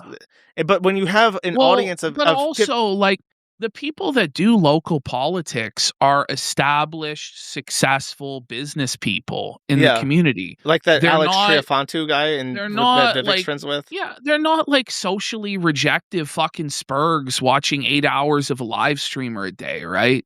Yeah. And so the other issue then is that sorry, I don't mean to cut you off, but it's just like the other thing is you have like a Destiny. Let's say that he gets like 50,000 people watching him. That's like roughly and 10,000 people per state. And it's like, that's not really that much. That's not a movement. That's not a party or anything. So it's like, You have to. It's just a fucking mess, and it must be so frustrating for Hassan to be like, I'll never be anything but like a frat bro for retards to watch on Twitch. Ultimately, none of this stuff matters. The YouTube politics, the arguments, Asmongold versus Hassan, blah blah blah. None of this fucking matters at all. At the end of the day, like it's just noise. You know what I mean? It's not. The thing is too, like even with these big streamers, it's not. The culture used to be everyone watched Seinfeld, everyone watched cable TV, everyone watched the same things, right? And it's just so fractured now that ultimately not any one of these individual things really matters that much. And they overstate their importance. Like Nick Fuentes can't even really get 500 people to fill a fucking room. Like that's just the truth. Well, their moms won't let them come. It's too far away. I don't know. So, you know what's really fucked up? Political spurgery, yeah. I've been staring at this picture, and I've come to the conclusion that of the three of them, Keffels looks the most natural. Yes. Isn't that strange? Keffels is like doing an actual smile, kind of. This twisted that you bring this up, but there's actual like some degree of aura, or like humanity is the word you're looking for. Keffels looks very natural in this picture. Vouch looks like he's doing like a fucking John Lennon or a Vladimir Lenin pose. And then Destiny looks like he's thinking about his wife getting cucked. Seriously. All right, let's do the bull segment. We should probably put a preamble before that. Just skip all that political spurgery. God, I forgot our opinions were fucking garbage. So anyway, no, leave it in. It's okay. Oh God. It's all okay. right. Listen to this one. This is crazy. We're going to follow up our very serious political discussion talk with the Black Bull snowballing clip. I feel like bring it up. The thing is, I feel like by virtue of us discussing it, even if it's a serious topic, it becomes unserious. You know? Like, I just feel like... You're trying to metagame it, and it doesn't matter. People are listening at Walmart, stacking shelves. Look, shout out to the guys at Walmart. Thank you for keeping everything nice and organized. Here's the Black Bull snowballing clip you asked for. Whoa, buddy! Some of this is so good. Okay. I have my Invisalign in, and I don't know if I want to take them out. Why doesn't that woman have a shirt on? Why are her tits just hanging out? This is the sort of slatternly slag that fucking Tiny's got around, but yeah, that's tragic. I can like chew it up and like baby bird it into your mouth, and like it just goes down your throat so you don't have to chew. So he's pretending to be disgusted. You were fine with it yesterday. Thank you. Only when it was our bulls come. Okay. No! Oh, bro. Oh, bro! That's fucking brutal! Cuckold snowball alert! Cuckold Look at her face. Alert! Look at her face. She smited him, bro. Oh no! Like, don't you pretend you're disgusted. You were gargling the bull's cum. He's like, well, that's... Oh, she's like seriously doing an ick face, like, because she forgets the camera is on her when she reacts. She like ick, like smiles, like cringe smiles, and then looks away in disgust. Watch. And looks away. She pulls out her phone and looks away from him. She has to like escape like her immediate surroundings by going on Instagram or something. It's just a nightmare. That's terrible. Speaking of homos and sexual justice, well, we have to rate. We have to rate, of course. Don't forget the system here. I think Destiny is like at least D tier, if not F tier. Okay. No. We have Destiny and Melina, and then we have Melina and the Bull. These are our two relationships we're going to be sorting here. I'm going to say the Bull, this is obviously a C tier. It's probably actually, we could elevate this, but it's not wholesome enough to elevate, I think. It's a C tier strictly because this man has completely fucking humiliated Destiny, and that's very funny to me. He can dance. That's a plus. Women like men who can dance. And then Destiny with Melina, that's a high D, I'm gonna say. Actually, you know what? Let's just put it C. And so just so that Are we actually pretending that like Count Dankula is getting done so dirty by virtue of having gone first to where we're actually gonna try and say that Destiny dancing with Melina, like getting cocked by the bull, dancing with Melina, no, is somehow less embarrassing than Dankula's video with Empath? This is the relationship between Melina and the bull. Okay. That's a C relationship. Okay, it's degenerate because it's interracial, but it's very funny because it cucks Destiny. So it's You're a C. condemning the it's just so casually like, oh man. Okay, does this twisted cuckold relationship? We'll put this down to D. Is this going to be below or above Dankula? You want to do Dankula a favor? No, Dankula is the worst of all. He's the lowest scum sucking fucking cuckold on the planet for doing that video with Empath. This is not rating Dankula. This is rating the relationship, the potential relationship here. Listen, we had like a 20-minute back and forth over this chart, and we couldn't actually agree on what it was ranking. So Josh was just like, fuck it. So whatever. We're ranking the relationships. The question is, do you rank Empath Chan and Count Dankula over or under Melina and Destiny? I would say it's a lot better than Destiny and Melina. Yeah. Okay. That's a pretty confident answer. I respect that. Like I don't think about that even twice, unless like it gets really tough. I don't know. Okay, so how about this then? No, I cannot put Empath Chan in fucking C. We're gonna have no C. Okay, just leave it in D. Just leave it like it is. Who cares? Okay, we'll put it like this. Okay. I love how fucking Shoe on Head is like in the same category as that. I guess for a woman, it is that. That's level pretty fucking hurt. This relationship is a genuine 10-year-long grueling fucking slog of nightmares that I would not subject anybody to willingly. Okay. Oh man. I have a system in my head. You seem very shocked by this is all logical brain, okay? I don't, bro. I like Destiny's relationships, like the cuckoldry of it. To me, it's like this is fucking F tier. Like this is as bad as it can get, But that we'll say, because because you said that, I'm gonna switch up the order. But she's hot as hell, though. Is the cope. Right? She's hot. I mean, she's an contemporary. What's the word? Conventionally attractive woman. Okay. Yeah, but. Okay, so. Oh, fuck. Let me find this real quick. Okay, here we go. This is the page I want to bring up. My site it's kind of slow. It's slower than I would prefer, but it's actually up, so I'm pleased. So this is the thread that I had to make about Chris Chan telling me that he fucked his mom. Okay, so let me just summarize because you said that that was the worst relationship you could possibly imagine. I'm gonna epically fucking own you in real time here. I mean, listen, we're not counting someone fucking their mom. Actually, or fucking a dog or fucking a child. It's on the list, so we are counting it. Actually, it's down here. And we're undecided. Yeah. Well, it's obviously going in F dead last. Are you sure? Unless, Are you sure like, it's not Michael the greatest Jackson relationship? and fucking Macaulay Culkin's actually. Well, it depends how you grade the scale now, doesn't it, buddy? Well, that's what we have to figure out. That's our job. Okay, that's why you're getting paid here. So, wait, me just saying that, I'm sure there'll be like the Michael Jackson Defense Force. Actually, blah, blah, blah. Buddy, let me send you this video of the guy in the red and black, and he'll explain the whole thing to you, the whole relationship. Raise your fist with an in it. Yeah. Okay, so Chris Chan fucked his mother. This was a long time coming. This was prophesized in the Sonichu Chronicles.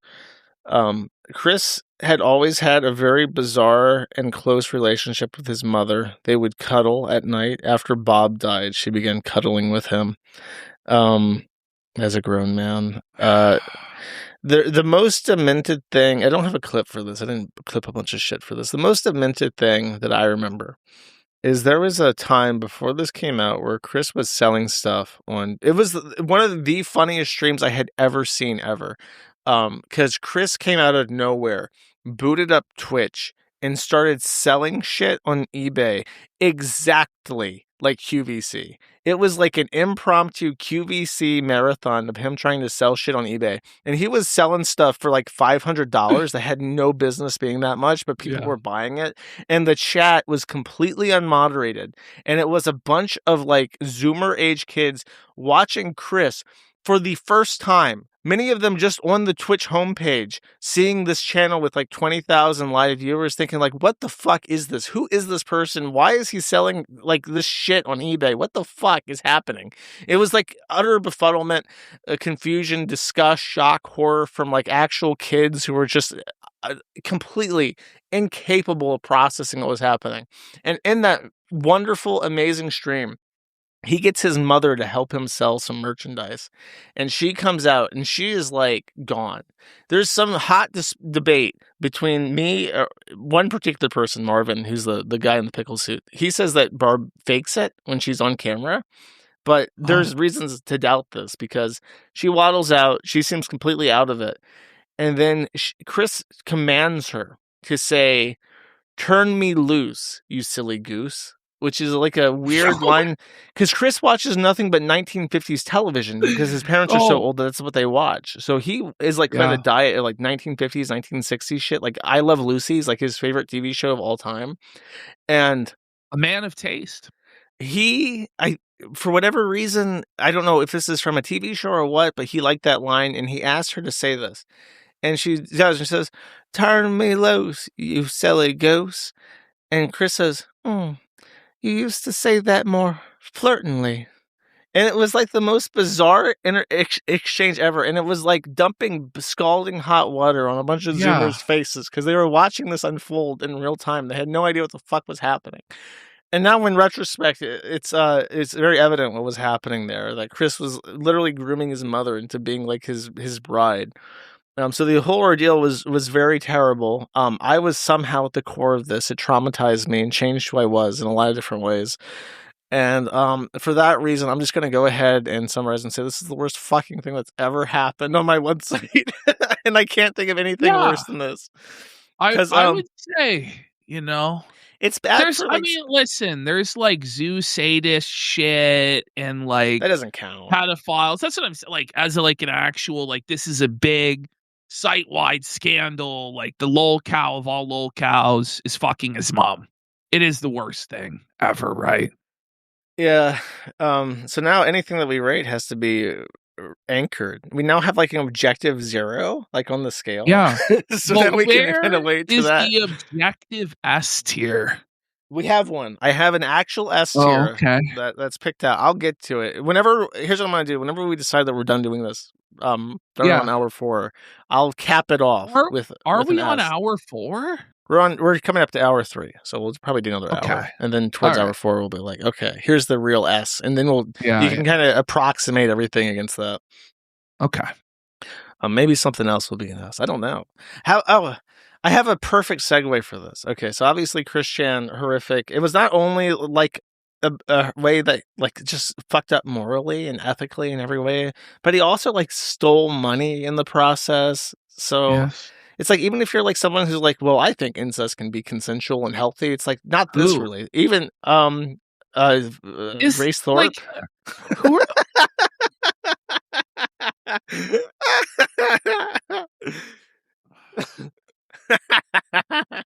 This is the scum, like the wretched hive of scum and villainy that is Josh's website. Like, these are the people you're encountering, buddy. Yeah, I love what's so great about that. We need Forsaken Warrior to smite these degenerates down with the sword, buddy. You tried to like epically only, but like, well, who could be in support of incest? And then off the top of my head, I just know somebody. It's like, you can't do that. Yeah.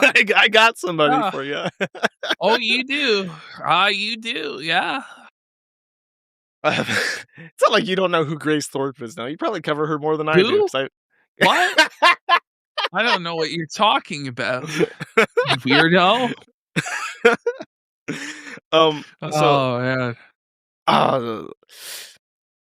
Let's see. Can I segue? What do you got next? Can you? Yes, actually. Okay. But I don't have a clip for it is the issue. Let's just talk about it. It's the Segway is not clean. This is now filthy, dirty fucking Segway. I'm gonna try to pull it up. We gotta get you a Segway, buddy. You gonna fucking do your videos of you zooming around on the Segway? I've never touched. I told you about that, right? We're both gonna get on the Segway. What? You got on a Segway? Segway is like your word for like a Scooty Puff, right? Well, no, there's a specific product that's called the Segway, where it's like you stand on like a bar and you lean forward and back to control it. Like a standing thing. Yeah, like the Segway they said was going to be like the future of transportation and was going to be like a multi-billion-dollar thing, but it never caught on because it's fucking brutal. Didn't they reinvent that with like an e-board or some shit? I forget the hoverboard. The hoverboard is basically like a Segway without a stick, without like a handle. Yeah. But the Segway costs like $13,000. What? Yeah, it's super expensive. Mall cops ride those things, right? Yeah, but have you ever actually seen a mall cop ride a Segway in real life? Because I haven't. No. I've been a mall cop too, and I don't fucking. You've been a mall cop? Of course, I've been a fucking mall cop, buddy. Look at me.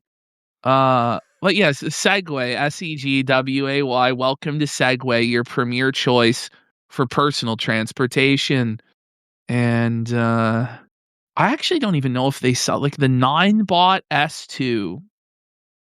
Okay. Is how much? Anyway, we're way off the fucking rails. Here was going to be my follow-up if I had properly clipped something, but there's nothing really to clip for this. It's just the relationship is boss man and your mother. Now That's S tier. That's boss man fucks your mom better than anyone could ever fuck your mom. And what's funny is I agree completely because he's not a selfish lover. In his sordid fantasies where he talks... Mrs. Yasuo! Do you remember that? Fucking he's felt to Yasuo. My God. There are so many clips. And he's not a selfish lover. He talks about how he wants to give pleasure. He goes on and on and on about how he's going to tenderly love your mother. It's like that Lonely Island song with Justin Timberlake, Mother Lover. That's him all day, every day. You never heard that song? Sheesh. I blanked out for a second there. I'm not going to lie. I was having blissful visions of boss man fucking people's moms. And I was like, oh, wow, this is quite nice. Bossman's fucking your mom. Yeah. No, I said it was like the Lonely Island song with Justin Timberlake, Mother Lover. Okay, yeah. All day, every day. And we went from a guy fucking his mom to a guy fucking your mom, and it's at the polar ends of the spectrum. Exactly. It's funny how one pronoun changing, cuckoldry or some shit like this. Like, how do you even? Is there such a fetish for watching your mom get fucked by bossman?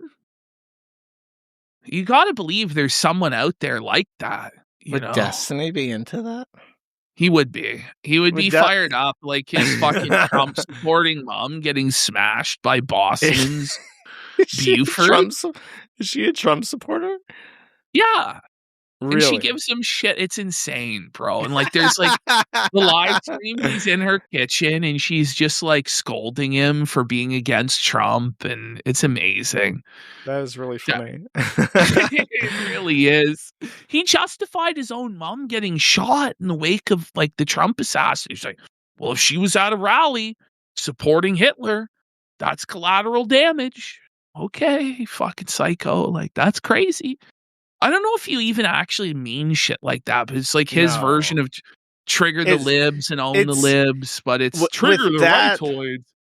It's sort of like the problem is when he's such a debate bro is that he knows how linguistic traps work, and he knows how that shit Like if you would say like I don't want my mom shot, well then you just meant that not everybody at Capitol, because you have to acknowledge then that there are mothers and fathers and people with children and families, and then you like humanize all the protesters. So he just doesn't fall for that trap by just being a complete psycho and being like Stalin. Like I would send my own fucking son to the gulag. Yeah, motherfucker. It's a trap to be a normal human being with empathy, like, and that's what their side is supposed to be all about, by the way. But okay, we did Ralph. We did Chris Chan and Barbie Chan, as he likes to call her, Boss Man and Your Mother. I think now we can do a little bit of a longer segment. Would you like to take a break to get water? Yeah, I might actually get some water here. Let's take a quick break. We'll come back in. Are we going to do iDubbbz? Yes, exactly what I was thinking. So we need some water for this. We'll do iDubbbz. All right. Take a quick break here. All right, we're back. We're back. And we've got the best one yet. We've got the iDubbbz segment, everybody. So for those of you who are like Kiwi Casino bona fide iDubbbz enjoyers, this may be a bit of a retread, but we're going to try and show the best of the craziest, most cocked, demented, codependent, both BPD people relationship there could be. The power couple known as the Jamas. The thing is that you watch their fucking podcast, like the only person in the world who watches their fucking podcast. So as a result, you are probably the most learned person on Anissa and iDubbbz in the world. You probably know them better than their parents do at this point. I think so. I'm a Jam historian or whatever. I don't know it. I swear to God, there actually can't be anyone else that actually... imagine genuinely paying the $5 for it and actually watching it for 2 hours. Like, I can't imagine it. Like, in order to get through it, like the amount of breaks that I have to take, it's brutal, man. Every few minutes, just like the inane, like, I have to stop. Like, it's like you're getting brain damage. It's like someone's taking a fucking drill to your brain. Seriously. Anyway. Do they fake laugh, or is it just like awkward? It's mostly just awkward, but there's also like fake laughing, but laughing at things that like weren't even attempts to be funny. Like it's very strange because you have two people on it who have no sense of self, who don't know who they are or what they want to be. They're both like BPD, in my opinion, and they're just broken people, and they're both like trying to psychic energy vampire off the other person for their identity, but the other person has no identity. So it's just this fucking crazy feedback loop that's going on. It's truly twisted. I really, you know what? I wouldn't recommend this, but try it one time. Just get a random episode of Bog, Josh, and see how long you can last. Just witness it for yourself. Is it better or worse than Gator Time? Whew. What a question. In some ways worse, because at least Gator has a direction that he's going in, where he's like a weeb spurg, and he knows that his show is to cater to weeb incel spurgs. Whereas these people are just complete shape-shifting fucking gelatinous slime that are just doing whatever they think is going to be successful, but they've missed the boat because they're just total trend-chasing posers, you know? Why is it called Bogged? I don't know. So originally their show was called She Ruined My Career. Yeah, that's what I thought it was called. But the paywalled version is called Bog because of Anissa's autism or something like that, where she thought it was funny to call it the Bog instead of a pod. I'm not like, it's like, huh? You know? Anyway, we're going to go through the greatest hits here, everybody. So strap in. Here we have the classic Anissa exposing iDubbbz for shitting his pants. Well, I want to ask Radjor a question first. Okay. Radjor. Wait, we should get Radjor in here. Okay. Yeah, I mean, if you can. Well, if you can. I just want to ask you if you've always been shitting your pants. No. Because since I've known you, you've always had, like, IBS. You've always been shitting yourself. Yeah, well. Whoa. He poos his pants! So, by the way, the context of that, right, is he's having to do a humiliation ritual fundraiser stream because Creator Clash 2 failed and raised no money for charity because his wife spent all the money on galas and parties to impress Hassan. And in the midst of that, she's like passively aggressively blaming him or punishing him for the failure that's her fault, even though that guy went out there and got his ass beaten by exposing that he poos his pants. Okay. And now she tries to revise history and say she just meant that he farts a lot. But she said irritable bowel syndrome, that he has IBS. Well, this is part of a pattern of behavior, though. It's not just this clip. Go ahead. She has talked about how he can't eat a lot of things. He has dietary restrictions because he has to like pull over on the side of the road and shit. I think this next clip is some of that. So this is him having trouble at Tim Hortons. We were driving from Seattle to Edmonton.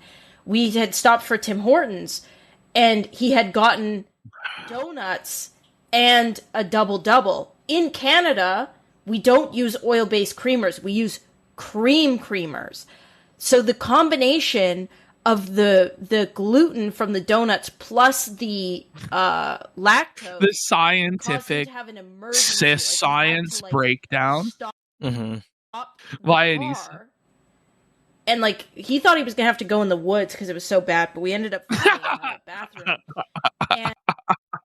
But I'm sure she was only talking about him farting, you know. We have to pull over on the side of the road and walk into the woods to fart because it was so bad. All right. Continuing along here in this toxic relationship, we have this one. So not only does he poo his pants, but his breath stank. Let's have a look. 1260? No, it was like, it was 4K, a 4K thing.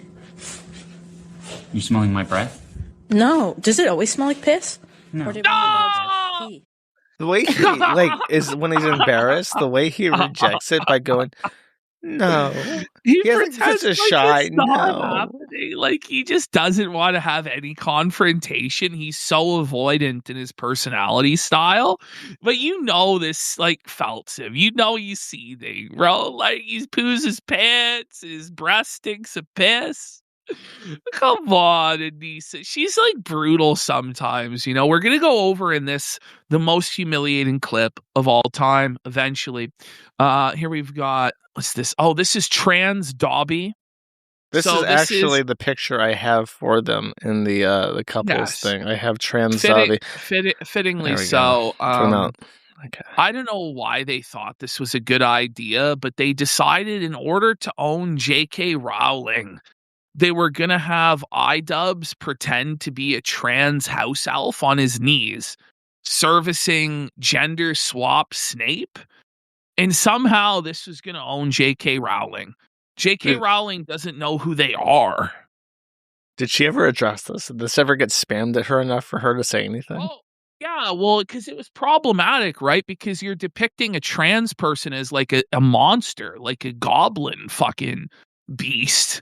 You know, and like a clearly non-passing, like, you know, cis man as trans. And so there was a backlash from the leftist community as a result of this, but nobody really cared because they're so irrelevant. So they like swept it, but they had to cope about it a little bit. We have a clip here. No, this is iDubbbz admitting he's into femdom and getting dominated. Yeah, this is great. Oh. To be fair, she makes a good Alan Rickman. Yeah, you know what? You're right. Gobby likes what he sees. Gobby loves that. Do something for Gobby. Okay.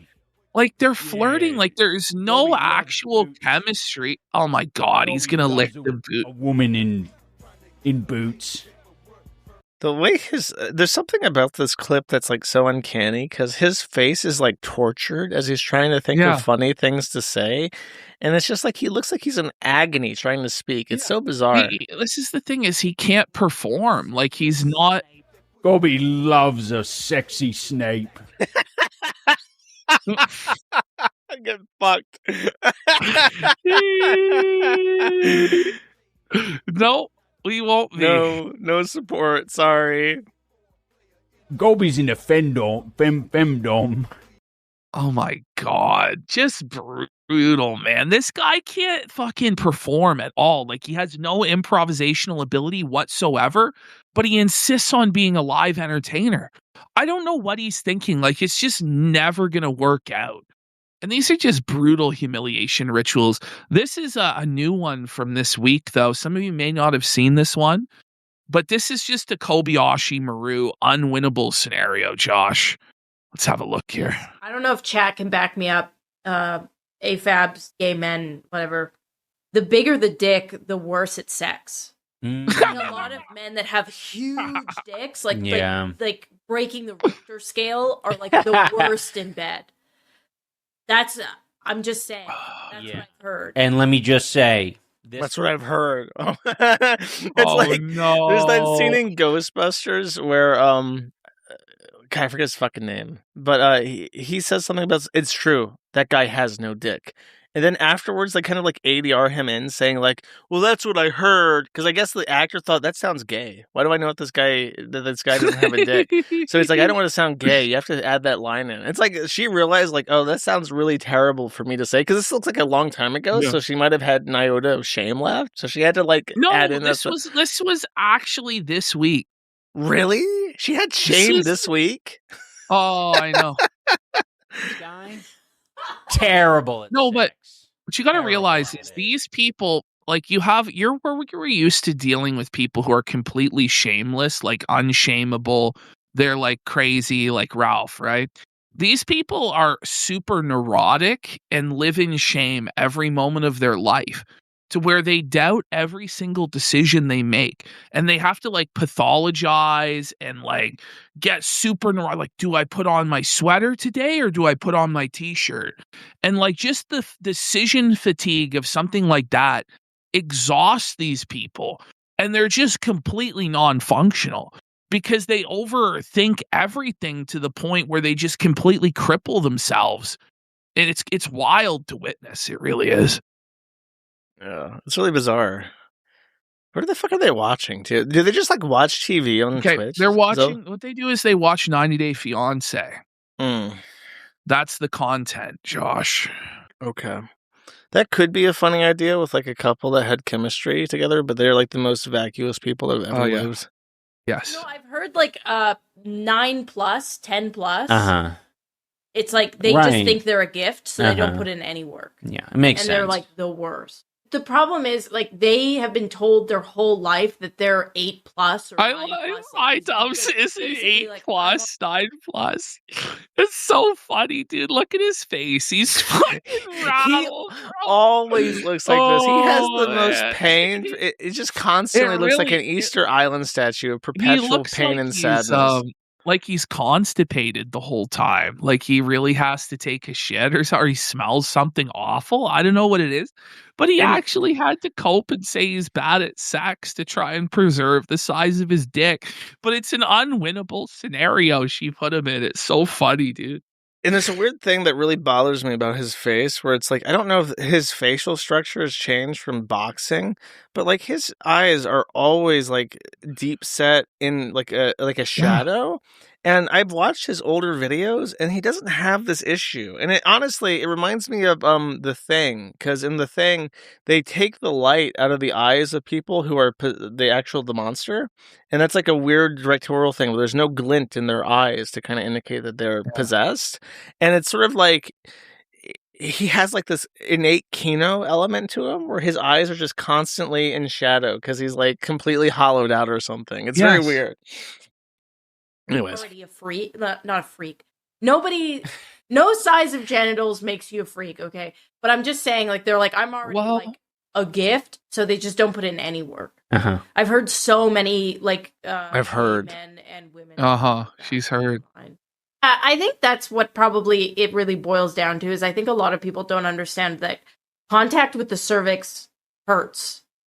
Dude, that's what I've been telling people. With the cervix hurts.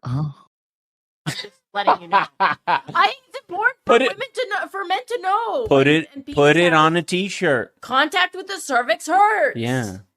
It hurts. That's why some women. Hey, I agree. I'm just saying. What the fuck do you mean you agree? What do you mean? How do you know, buddy? iDubbbz hates it when his cervix gets fucking punched. When his cervix Tom keeps battered his cervix. Bro.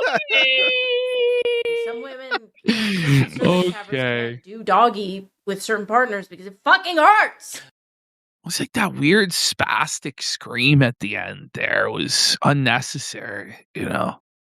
Yeah, she's trying to be funny, but she doesn't know how to be funny, so she reverts to the old famous canard that someone once came up with. The Dick Masterson scenario. Yes. Okay, and he's a cucking compilation. Now that's the content. That's why people subscribe. Oh, yeah.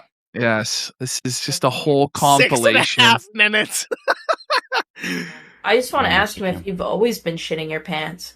Him right here is the worst. He looks so fucking bad.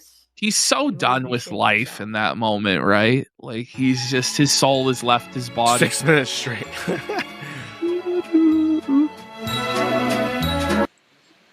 What? I said, do you know what Ian would make? Is that him? Okay, so pause. That is Chris Raygun. So I don't know if you know this, but Anissa has a serious crush on Chris Raygun. Yes, and I've heard that. Tried to get with Chris for years. Chris rejected her. And then later on, she matched up Chris Raygun in boxing with a 6'6" Giga Chad black man who beat Chris Raygun pillar to post. So it was very unfair. That was her revenge, yeah. You forced me into the iDubbbz shed, so I'm going to have a black guy beat the fuck out of you. Yeah. What? You know those, like... I'm curious to know. You know, like in Aladdin, you know, Apu, the like little monkey dude who dances on the street for money. That's so embarrassing. So you've gone from... He's a dancing monkey for the organ grinder? You know what my boyfriend would make? A great monkey. Dances on the side of the road in third world countries. She made him do these dances. Minor attention and possibly food. This causes me pain. It's like... 2 years ago was like a stick. Yeah, no. And I was like... I weighed more than Ian 2 years ago. No. His head, it was like a chicken, and he would like move his body but not his head. So he would do like a lot of this, and the coach would be like, "No, move your head," and Ian would be like, because I really liked it. It was kind of cute. It was endearing. It's like a baby chicken. Yeah. He's gonna grow. She is so rancid. I really hate looking at her. She's like such an actual disgusting whore. She's just covered, you know, in grease and grime. Like iDubbbz is over in the corner as he's getting clowned on by his wife that does OF. Yeah. Like, man. How much you grown in 2 years? Yeah. You're a big one. Yeah, I'm big. Yeah, I'm big. Yeah. Oh. It's just hard. 170. I mean, yeah, 140. Yeah. Very skinny. Yeah, I never had, yeah. Anissa posted iDubbbz getting beat up by a woman on her socials. Again, music changed to iDubbbz got beat up by a woman. Watch, like just getting his ass handed to him. Boxing someone who has more boxing experience than you. No, Mr. iDubbbz. You hurt me. You hurt me, iDubbbz. Oh, she's just pounding the piss out of him. Look at that. That was him. Just bloodied and battered. A woman just beat his ass pillar to post, and they post that on social media. Like, that's awful, dude. And then here we have his post-fight speech at Creator Clash where he cries. I remember this. The way his voice breaks is like the most painful thing. I'm here with iDubbbz. iDubbbz, it was an absolutely hell of a fight. It was absolutely... to all your fans and supporters that were rooting for you here today. Oh, his bottom lip. Look at his bottom lip. It quivers. No. Oh, dude. No. Yeah, I really appreciate everyone. I know I'm not everyone's cup of tea. That's terrible. Anissa, like her hand on their shoulder. This is brutal, man. Oh, Why say that? Just even if you're like on the spot and you have to say something and you're about to cry, just like thank people for coming out. Like why do you have to say like fuck out of there? Yeah, just be like, thanks everyone for coming. I'm gonna come back better than ever. But he's like, I know I'm not everybody's cup of tea. It's like, why say even at this exact moment, he has no confidence. He's not proud of anything he's accomplished. He's just like a fucking beaten dog whimpering. I really do appreciate. Oh God! And she's embarrassed. She's gonna cry too.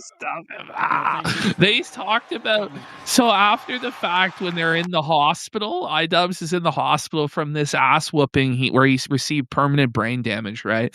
They realized that it did not sell at all any pay-per-views, and they lost like $250,000, and they just yes. Okay. And they just decided that they were going to do a suicide pact. This is the happy ending. Yeah. Unfortunately, they decided to keep like haunting Twitch. And they did number 3. Yeah. What were the thoughts going through your head when Ian started crying? Please be honest. Hey, I know somebody who's fucked this guy. Bitch. Son of a bitch! You was fucked by Jet Neptune. Like, imagine letting Jet hit it, you dumb bitch. Oh my God, dude. Life is hard. Life is hard out there, okay, for e-girl. Street life. Like Sam haircut. He's looking like a fucking gorilla, bro. He's ready to build that gorilla nest, bud. I didn't think too much of that. I mean, it's probably, you don't really have to be a bitch to start crying in that situation. I wasn't like, oh, he's crying, oh my God.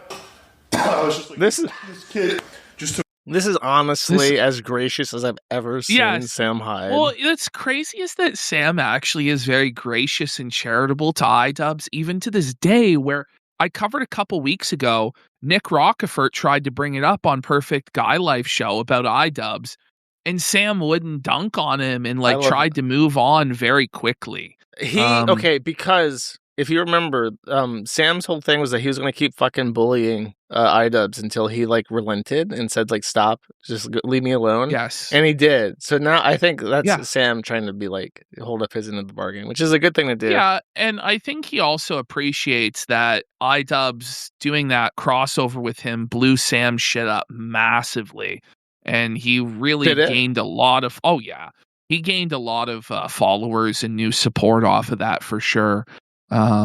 That was his second, because I remember Sam was in the dumps for a long time. That was his second win. All of this is funny because part of the reason why all of this stuff went is Anissa believed that Sam Hyde was actually going to kill them. He was going to find them and kill them in real life.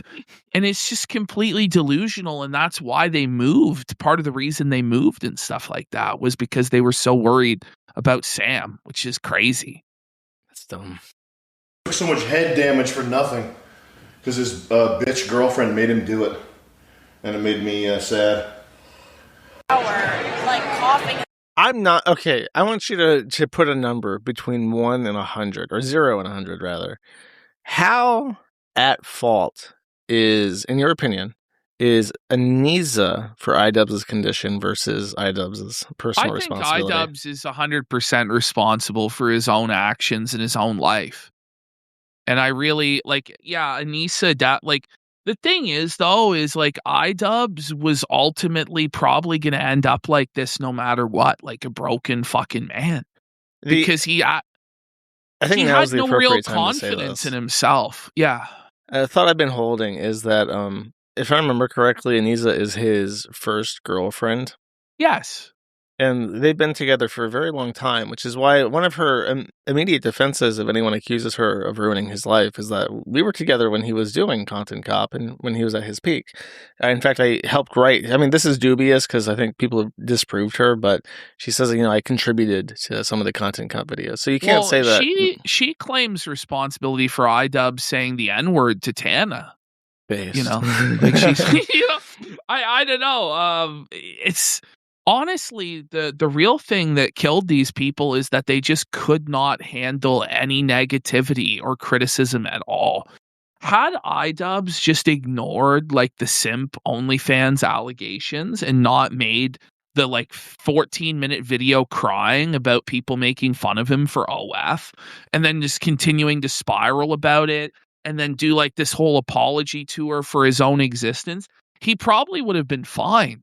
But they just iDubbbz was so used to being the one dishing out the punishment to others. I mean, his issue is that he completely reinvented himself and much for the worse. One of those corporate rebrands like Cracker Barrel, where it's just like, this is not what anyone is coming here to see. Well, what they wanted was to become like actual celebrities in Hollywood and be a part of the elite liberal circles, but it was always a fool's errand because they're always going to look at you as the N-word guy, as the slur guy. It doesn't matter how much you grovel to them and bow to them and apologize. They don't give a shit. It's you failed the purity test. You're not going. And the thing is, you're white also. Like you're never going to be a part of that hierarchy. Actually, she is Lebanese. Yeah, she's 8%. 8% Lebanese, 50% Irish. I think young men, and I was saved by this. I had a friend who was a little bit older than I was when I met him at like 18. I think that young men need like a paternal figure, either like an actual father or just like an older guy friend who can tell them, this relationship is fucking stupid and you need to get the fuck out of this. Because I think that was an issue with like Turkey Tom, is like nobody's told him, this Kai bitch is fucking crazy. What are you doing? Get the fuck out of this. Nobody told him with Anisa, like, this bitch is fucking crazy. You're ruining your life. And but ultimately, it's no one else's responsibility to tell you anything. And it's a really awkward situation where like I've tried in the past to like, I remember one time specifically, I told a buddy of mine, I said, this relationship isn't good. Like, you're letting this take over your creativity and da-da-da-da. And he was really mad at me. And he fucking blocked me and would never have anything to do with me ever again. And I just thought I was saying the right thing. But if they don't want to hear it, they don't want to fucking hear it. And ultimately, he's like, it's none of your fucking business. And fuck you for being so disrespectful as to tell me how to live my life. That's definitely on him. I'm just saying that they need somebody to even have a chance. I think you need. But it's I don't know. Like you're 30 fucking years old. Like, do you need like a daddy to wipe your fucking ass? Like, yeah, young guys need somebody to give them perspective. Because when you are young and you're 18 years old and you spent 2 years with a girl, that's your entire life. Your entire adult life is with this person, and you can't imagine a life without them. And it's like someone needs to give you perspective that no, actually, as a matter of fact, you can move on from this. And it's very important that you do. I just think that at a certain point, you have to cut your losses. But he won't let this go because he views it as capitulating to the haters or the incels or whatever other that he's built in his mind. So even if he rationally knows this isn't good for him, he's just decided to go down with the ship out of spite. But I don't even know if he feels spite. Like, I don't know if he feels anything. Yeah, go ahead. It's a thing where it's like, even if they don't like each other too much, they don't get along as well as other couples do. Like they have in jokes, they have all these experiences together, they know each other really well, and it's really scary when you're like 30 something, like iDubbbz is, and you're thinking like, am I going to start from scratch? I've only known this person for the last decade. I don't have any money to my name. I don't have a career. I don't have anything going for me. Am I really going to start from scratch with somebody new and just hope that it turns out better? you're right, because the next girl might just fuck him over completely and be like, let me get on the blower with Josh and tell him about all his fetishes and how small his penis is and all this fucking shit. You know what I mean? It's scary. It's the devil you know, and that's a lot of people stay in terrible relationships because they are afraid of the devil they don't know more than the devil they know. And that's why I'm saying it's like you need somebody when you're young to tell you get the fuck over this shit. I think if obviously it's your own fault. You're ultimately responsible for your own destiny, but I think it helps to be told that option. Like, for instance, weird comparison. I watched a video documentary about how the U.S. conducted psychological warfare on the Japanese, and they had a surrender rate of less than 1% at the beginning of the war. So they did a test, and they discovered that Japanese people just didn't know how to surrender. So they gave them pamphlets that said, look, this is your surrender card. When you want to surrender, wave a white flag and give this card to a soldier. They won't kill you, we promise. And it contained specific instructions on how to surrender. And it raised the surrender rate from 1% to over 15%. And it worked fabulously. So my point is that it may not even be a consideration to somebody who hasn't heard that actually, yes, you can just surrender this. It is a real thing. The thing is that iDubbbz is told this every day, though, by people all the time. But it's not people that he's too far gone respects. Now. Well, I just think for him, his best option, and I say this all the time, is just, get the divorce, let Anissa take everything, and just start over your life completely from scratch and just work a real job. Because the thing is, he does not want to create content. He's miserable making content. He just has no passion for it, and he has no talent for it somehow. If he ever had talent, it appears to be gone. And he just has no confidence in himself to have a new direction creatively. There was a video, I can't remember if it was the content cop on H3. There was some video he was doing on somebody he didn't like. And you could tell he really enjoyed it. He really enjoyed talking shit about this person and spilling the details. Like, he was smiling again. It's like, wow. It's like, it's still in there. Well, but you only feel happy when you're shit-talking somebody. Deep down at his core, he wishes he could still do what Kiwi Casino does, or what you do on your show, talking shit and doing drama. But he now has this, weird, neurotic, guilty complex about it, because he went to therapy and got brainwashed by some fucking clown for 60 hours, reconditioned in the gulag, and his wife has just worn him down to fucking nothing, and he just doesn't know what to do. And he's so worried that he's gonna offend people. The reality is that just by living an existence at all, you're gonna offend somebody. And this is the thing is, if you take no stand at all anywhere for anything, which is basically what this guy does, no one's ever going to rally around you. No one's ever going to support you. You know what I mean? So he just has no base of support. If you don't stand for something, you'll fall for anything, PPP. Well, that's what has happened. And this is he parrots talking points very poorly, broken telephone. Basically what happens is Hassan, does his talking points. Anissa hears that and doesn't really comprehend it, which is sad. She's not even at the level of Hassan's understanding. Then she broken telephones it to Ian, and then Ian doesn't even really understand what Anissa is saying, and he doesn't even really believe this shit. But in order to please his wife, he's like, okay, ICE, blah, blah, blah, Palestine, blah, blah, blah. But everyone can tell he has no understanding of the issues. He has no passion. He has no conviction. As long as you actually, no matter how stupid you are, as long as you passionately articulate your viewpoint and at least the basic talking points, you can garner some sort of a support online. But he can't even do that bare minimum. So it's over. The passion's the important thing, because it's there's that guy, Technology Connections. Have you ever seen his channel? No. He's very, very passionate about consumer electronics, and he does wonderful videos about dishwashers and microwaves and all sorts of weird shit like that, where he's extremely opinionated about the most weird things in his house. He's recently become insane because he's super liberal, and he's going down that path where he's losing it.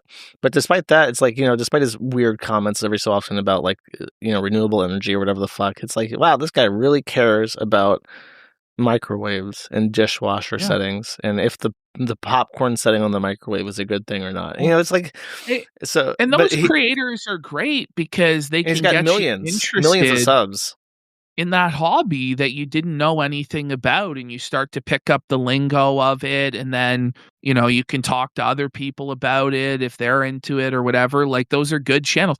But iDubbbz, he misses the baseline foundation for any sort of creation online, which is that you need to have a passion. And it just seems like he doesn't care about anything at all, ever. So really doesn't. You've watched all his bog videos. Does he ever light up talking about something? Lord of the Rings sometimes, and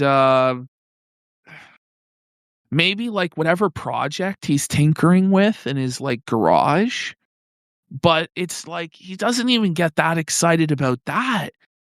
And it's like, fuck, man, like, you're in Alberta. It's time to go to the oil fields, buddy.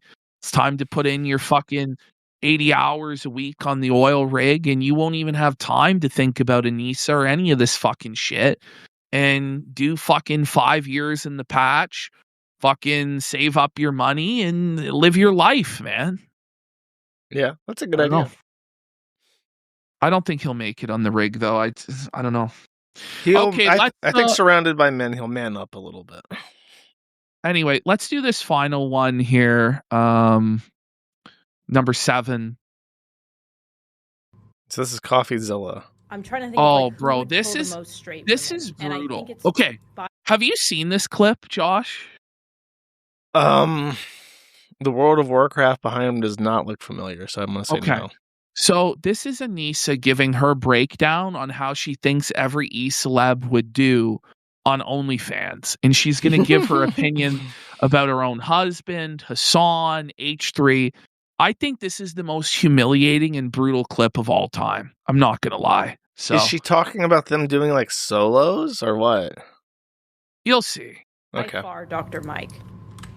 Dr. It's a Mike. very fun game. Pull straight women from There's a guy who beat her at his ass at Crater Clash 1. Factors or graphics or yeah. What is the question? What content creator? Okay, we're good. The highest percentage of like their breakdown of their OnlyFans. He's like already frustrated. He's like sighing in disbelief. Well, he doesn't want to talk about OnlyFans. It's a sensitive topic because it's ruining his life and career, right? Well, And he she gave knows up on that because it was like not profitable, right? No, she's back doing it, but she doesn't really even post. Like, it's just brutal. Mainly straight women. S-Fan is a very good one. I agree. I think S-Fan would have a high amount of straight women. That's a good one, actually. But a different type of straight woman than the type that Dr. Mike is attracting, I think. Like, it's just, you have to sit and listen to your wife talk about how attractive all these other men are. True, actually. I kind of... Oh! Dr. Disrespect. I was just gonna say... Yeah. No! Yeah. No! Dr. Disrespect is so ugly. He's disgusting. Straight girl demographic, almost. Peaked in high school. Yeah. Oh, yeah, like... Klein, too. Yeah, I agree. Ethan Klein would do well on OnlyFans. No! Hassan, obviously, yeah. I think Hassan would have a very healthy split, though. Oh, God. Between... Hassan really is very versatile. But yeah. I mean, can you blame her for thinking that he'll do well on OnlyFans? I mean, check out the dumper. Yeah, look at that sweet dumper there, buddy. Oh, Caked man, Alaska. this is so humiliating in retrospect for Ian, especially with where this goes in the end. It's just savage. It's just brutal. I think Ethan... this gameplay is boring as fuck, by the way. Yeah. I can't imagine watching this. Vibe that actually is pretty rare on the internet, I would say. He'd actually probably do really well on OnlyFans, I think. Oh yeah, for the facial tick fetish community. I think for you, I think you would pull better. I don't know. No. I think I'm straight up pulling gay, and no. Only if you shave the mustache and clean up the mullet. It's like, because it's a little too alternative. I think you can have a mustache and mullet and appeal to gay men, but it has to be like more. Imagine your wife is talking about your appeal to gay men, and you're not gonna appeal to women, but you might be able to get gay men if you trim your mustache a certain way. Meanwhile, H3, Hassan, Dr. Mike, everyone else on the internet is like gonna kill H3 it. I can't understand. Hassan I understand because he is popular with women, but H3 is like old and Jewish, and he's got a big ass, and he's like he's got weird fucked up faces. It just keeps getting worse for iDubbbz. Right. Too little. I thought she was negging him at first, but it's like it sounds now like she's writing like her own fan fiction. You know what I mean? Yeah. Like she's trying to like sort out like a fan fiction in her head. Too unkempt overall. Yeah, I think if you shaved the mustache and trimmed up the mullet, I think you would appeal to gay and bisexual men, mostly. Gay and bisexual men, that would be my strategy. No, and bisexual women. I think you'd get, right now, the way that you are... No such thing. You would pull, like, bisexual women and, like, a mix between gay men and straight women, I would say. But I think actually your strongest demographic is bisexual women right now. This is ridiculous, dude. Is she trying to like segue career into like an OnlyFans madam that helps the girls? So, from what I understand, they apparently filmed a tape together at the Cuck Cabin, and they were gonna release the tape with iDubbbz's penis. But then like the backlash was too great, and he didn't end up doing it. This was a couple weeks ago. The backlash from who? You mean like people are just making fun of him? I think so. I think they were just ashamed. Well, because H3 came in and was like, please release the tape. And so like the oppositional defiance disorder kicked in, and they're like, no. Is ODD like a meme now because of Ricada? Yes. Okay. Yes. And you, I think, too. Yes. Yeah. I was diagnosed with oppositional defiance disorder as a child. It's my only diagnosis. Were you really? Really, really. I was told, my mother was told explicitly that if I didn't have behavioral reforms, I would end up in jail. Well, it all makes sense now, the trajectory of your life, to be honest. Oh, man. All right. An evolution. I'm going to shave the mustache. I'm going to get like a freaking Chris Hemsworth haircut. And I'm going to get freaking swole. Okay, if you do that... You are, like, specifically appealing to gay men, I think, at that point. That's true. Damn it. Yeah. No, that's fair. That's fair. There's nothing wrong with that. I like appealing to gay men. They have good taste. Well, you're just bodies. A recipe of how you could appeal. Like, I actually don't think there's a world Listen to this. To straight women. You could appeal to straight women. I think you're right. Yeah, that actually makes a lot of sense. Bro, not a world where he can appeal to straight women. This is your wife saying this, bro. That's fucking cooked, dude. But H3 is going to get all the straight women, but not you, buddy. That's just so brutal. Maybe what she's saying that H3 has like a personality. She's like, H3 is like funny, and women like funny guys. And it's like, you're the opposite of funny. You're like a charisma vacuum. So you might appeal to men who want to fuck you in the ass, but nobody else. We'll move on. I think we get the picture here. We have two little quick things here. So iDubbbz is now leaning into being a cock, and he's making it a part of his identity. So is it Anisa time? This is like it's Anisa time. Actually, he has the cock chair in his set now. I have the cuck chair set up in the back today. I decided today we're gonna highlight it. And Fiona might Hold on, watch what he does. Look at this. It slays me every fucking time. Oh my god. We were making fun of chair. of Count Dankula's room and how it's like a shitty consumer room. And then now this is giving me like some perspective. This is like such a sad fucking room to stream out of. He's got like, it looks like an old hotel that hasn't been renovated since the 70s. It's like a dilapidated. That's what they're going for, is this like dilapidated 70s aesthetic. It's fucking brutally cringe. It's terrible. They just don't pull it off at all. Frame. So I'm like, all right, fine. I'll just make it decoration. I'll get a better, more decorative chair. Okay, finally, the worst fate possible. iDubbbz is now a VTuber. Oh. Yeah. So I'm gonna tell you right now, I'm not like a lot of the other divorced dads. I don't drink regular Monster. Straight up, I don't like it. So, Josh, he's now saying his plan is to do this once, if not twice a week, to transition to his dragon persona and be a VTuber. Okay. So we're just in total desperation mode here, man. Like, he's lost. I mean, he's really fucked up from the beginning because it's not even like a cute anime girl. Like, what the fuck is this? Nobody's jerking off to this.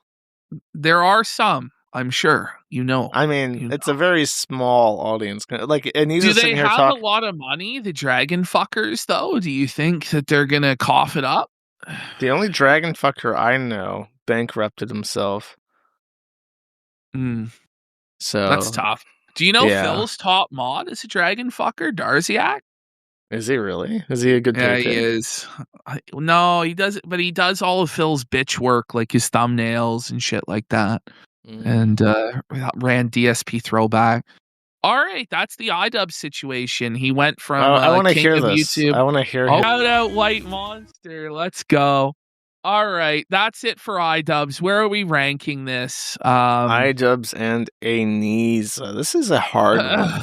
This is a really hard one, actually. Who the fuck are they? Oh, I put them down here. I put them down here. Okay. I think it's D tier, isn't it? Probably towards the end of D tier. Yeah, it's a question of. See, the thing is, and this is probably, I would probably say better than June. No, actually worse, because based solely on the fact that it destroyed both of their lives, whereas June managed to like recover. Like, there's no recovering from this. Well, there is, but not, I don't think, on the internet. I think there is a path forward for Ian. I mean, really, the path forward for iDubbbz, if he wants to stay online, is, but I just don't think it's best for him as a person, is to do content cop Anisa and just throw her under the bus as like an abuser and a gaslighter. But I think that will completely destroy his personal life, like completely fucking wreck him. He doesn't have one. He lives in a shack in Alberta with no friends. Yeah. If he can detach himself from the situation, just snake Anisa, and then he needs to do like the full on right-wing heel turn. Yes. And just chud Max. If he literally, this is a path forward. I'm 100% serious. This is totally viable. If he dropped Anisa like a fucking rock and just came out and said, like, look, I want to do a tell all with Sam Hyde. That and then like started to do like a thing where it's like, bros, let me tell you about bitches. Bitches is fucking trifling. Never trust a hoe. With like Sam Hyde, I think that he could he's on like Fresh and Fit, dunking on OnlyFans whores, doing the whole tour. Yeah. He has to be like really like shameless about it too. Like, oh man, this is even worse than Anisa's OnlyFans. This is rancid. Like, he has to. But then, how does Anisa retaliate then? Because Anisa's then going to go, you were a rapist, you were an abuser, you beat me. And I think that's part of what keeps that relationship together, honestly, is that Anisa just flat out like blackmails this fucking guy. I think at this point in time that the environment is as anti-Me Too as it could possibly ever get. And immediately, I think everybody would just immediately assume that she's full of shit. Okay, well, that's on our side of the internet. meanwhile, in liberal land, which is where they seem to want to place themselves, I think it's as strong as it's ever been. And I think that like the in the reality backlash of today, like that's why that Yeah. probably like being genuinely afraid But of her is he can probably a thing too. he can find because the courts, like in the court of Chud Pinion, he may win, but it's not even a sure thing, because some Chuds might be like, nah, fuck you, bitch, you cock, fuck, it really depends what I think everyone else will say about it and if they'll go along with it or not. I think give him an that he olive could branch. totally get Sam Hyde to give him an olive branch, and if he I gets Sam think Hyde so. to give him a branch, then everybody else will too. He'll be fine. If Sam will give him the olive branch, then he could maybe come back. But he would need the to plan it courts- out and get evidence that she's an asshole to him. And Yeah. but I honestly Well, Anissa's been planting seeds though of Ian's abuse. She blamed the OnlyFans on Ian and says that Ian makes her do it. And he admitted that that was the case, that he's forcing her to do it even though she doesn't want to, and forcing her to do the podcast even though she doesn't Anissa is just such a manipulative, dirty, fucking spiteful bitch, and she's been planting these seeds talking about how iDubbbz hits things when he's angry and puts holes in the wall and fucking road rage and scream at her and all this shit. So there's gonna be a whole sob story about unless abuse. there's something we just don't know. I don't think she can prove abuse, and Yeah. I think that he would land on his feet if he played his cards right. Unironically, I think that if he were to just full chud max and just be like, look, bros, I did the whole whammon thing, and let me tell you about my mistakes, and never trust no bitch. I think he could he doesn't have the charisma to be like Andrew Tate or whatever the fuck, but No. I think he could probably literally just go back to making content cop if he did it right. I think the problem is though, he might just be so brain damaged, and he's on all these drugs. He's on SSRIs now. He's on Adderall. I don't know if he has the brain. It's the same thing with Ralph, where it's theoretically Ralph might be able to find, but can he capitalize on an opportunity at this point? He's just so damaged, right? Ralph is literally gone, and I think he's gone to a point where I know that there is proof that there is some brain function that returns from someone who is brain damaged by alcohol, but it takes a very long time, and the worse it is, the longer it takes. I think Ralph is literally too far gone to actually recover from his alcohol abuse. We're beyond even alcohol, right? All the other pills and drugs, and then his knee is shot now. He can fucking barely walk. He's hobbling around. By his own admission, he's in tremendous pain every day. He's using painkillers to numb the pain, by his own admission. It's literally not even worth it to try and salvage his life. Yeah, I mean, he had his orbital bone broken. He probably suffered brain damage from that beatdown, and that's why his behavior became even more erratic after 2022. And I really think that. I think, and the traumas that he's went through as a kid, potentially being molested, and his father being abusive, and it's he's just fucked, straight up. I don't think that iDubbbz is that far gone. I'm not sure. No. I think that if he got off SSRIs and shit, it would take him about 6 months to start springing back to form. But I think that he could do it. It's tough though. He's in because he's just so, you don't have as much experience watching him as I do, but his brain is fucking fried. Anyway, what do we have next? Let's quickly give our thoughts on, I suppose Rekieta would be the easiest thing. Oh my god. Let's okay. I'm so tired. Can he just rot in 2024 where he belongs forevermore? Yeah, we're putting him at the ass end immediately. F tier, below fucking Chris fucking his mom. I mean, okay. I'd say where he's actually at is probably better than Ralph, right? Yeah. I'd say. That's a very low bar. The only argument you can make for Rekieta is an iDubbbz argument where it's well, he was so high up, right? And he fell so far it's such a depressing, like The profound issue downfall. is that Ricada and Kayla and April all involve kids. And they all fucked up the lives of kids. April has So her did own Ralph. child. Yeah, exactly. Like I don't know, with iDubbbz and Anissa, it's like you just have two idiots and they're wasting their Like youth. I don't know. I hate to like moral fag about this, but you imagine you create this scenario where it's supposed to be this trad Christian household where you have 5 children. Is it 5 children?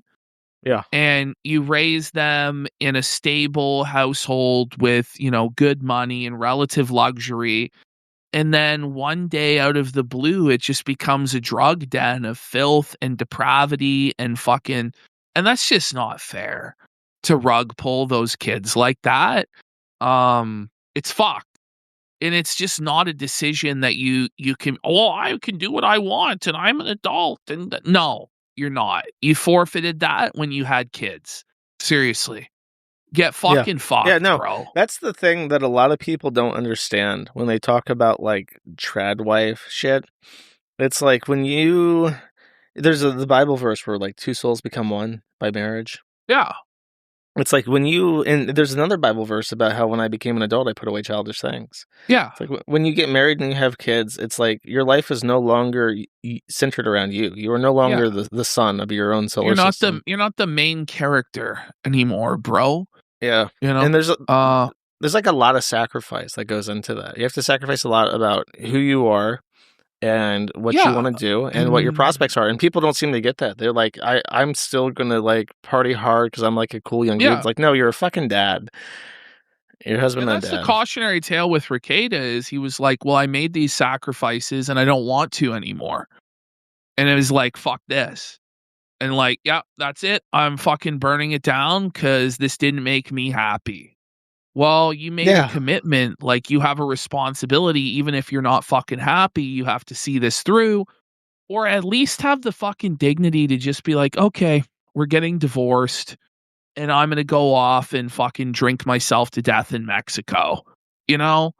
Instead of actually bringing that to your home, to your children's doorstep, where they have to deal with it every fucking day, having to see Auntie April and fucking the nightmare of it all, like the fucking baldos and drugs and stuff like that. It's just not fun.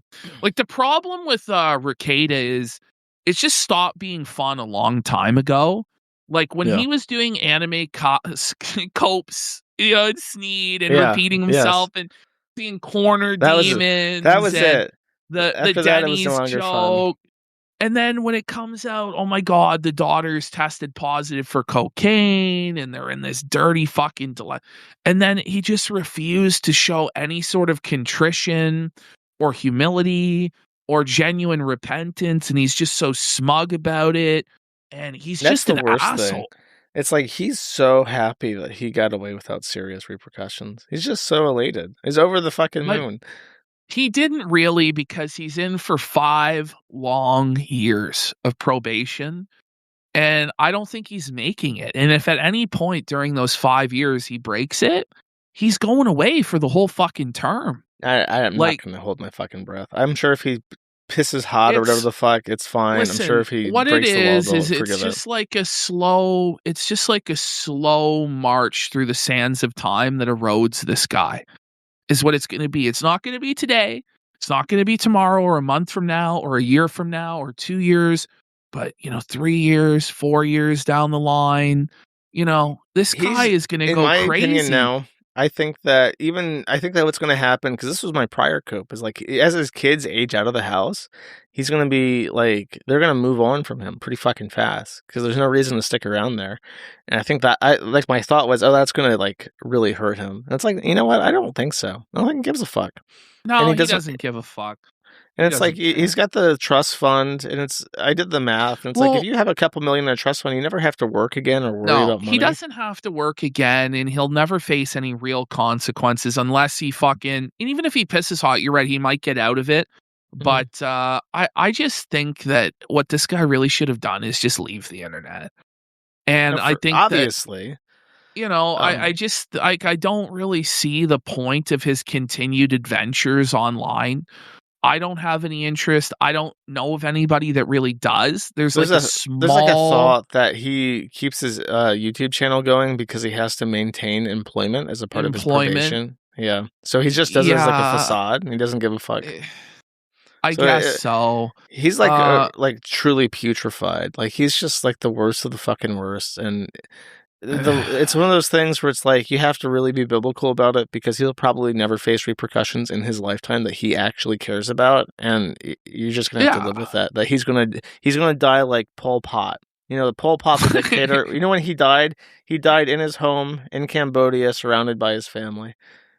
One of the worst dictators of all time, killed millions of people, unimaginable suffering on a scale you can't fucking comprehend. Comparing him to killing millions of people. It's not saying, quite the same. And the thing is, like, we can all see, though, how he ended up here, right? You know, and this is like a trap that a lot of guys are going to fall into as they get into middle age and they maybe don't feel fulfilled by their family. It's not what they really wanted. And then they just like go off the wagon on fucking drugs and alcohol during a midlife crisis and fuck up their life. Like, you know, half of all marriages end in divorce, and a lot of them are similar to Baldo's. Like, it's not really that exceptional. I mean, like the Baldoing and the swinging and all the fucking like polycule attempt is kind of exceptional. But I want to white pill you a little bit on this. The statistics about divorce are heavily skewered because a lot of divorcees are repeat offenders who get divorced multiple times, and it completely fucks up the math on that. So the number of people who get divorced more than once kind of like fucks that up. It's not as bad. It's actually going down, the divorce rate, because people just don't get married anymore unless they got a reason to. I just think also at a certain point too, like Kayla, like, why do you want to live this lie? You know, like she doesn't have a choice, because if she leaves now, she doesn't have a career, you know? But she has, like, she's gonna get all of like this guy's money and support. Like, I imagine. I'm not sure. I don't know what the situation is, but it's just, and that's the thing too that's really shameful about all this is that Rekieta put Kayla in a position where she has to live in that shame, and his kids have to live in that shame, right? And so it's not just affecting him, like, it's, you know, his wife is now outed as being like a cock and all this. It's like, it's brutal. Let's continue just real at a quick pace, just go through the others on the list. You don't know about this, but this is Schmorky and Amanda Mullen. Amanda Mullen is a genuine schizophrenic who believes that she is like gang stalked by Jews. Schmorky is an agender gender blob who did Flash Tub and he was into diaper stuff in age play. He was a personal friend of this guy over here, Low Tax, of Something Awful. And he's dead. He's dead. So Schmorky and Amanda Mullen, I'm actually... This produced... I'm going to put this in seats here because it's a horrific nightmare, but it produced one of the funniest pieces of media ever recorded to the internet. I don't know if you read through the 13-year Kiwi Farms anniversary post, but there's a recording of them where he's talking to her and she's having a breakdown. And he recorded this and voluntarily put it on the internet thinking that it would make him look good. And it just made him look like a complete fucking psycho tormenting a schizophrenic. And the entire time, he's doing a hideous falsetto. So it's like, no. What do you want from me? And it's just like an actual joke. It's fucking preposterous, and it's one of the funniest things ever made. Logan Day. Now this is a complicated one because after their relationship, he shot himself in the head and is no longer with us because he is dead. The question is, does that relationship with Logan Day cause this? Because her name, they both joined the Kiwi Farms, but her chosen name for it was BPD Mormon Kokor, because that's what people on the forum were calling her. She had big ideas about trying to make Something Awful a profitable entity in like 2020. Some of her ideas worked. Like actually that was the previous wife that opened that. So no, she was a complete failure in every way, shape, and form. And she drove apart him and his wife. I think he cheated on her with Logan Day.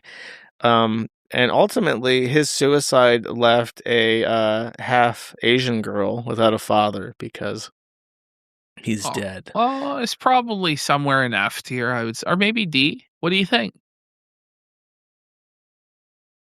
I see you hovering behind worse than Chris Chan and worse than iDubbbz. Well, I can't and I can't easily put it. That's truly a tough place to be.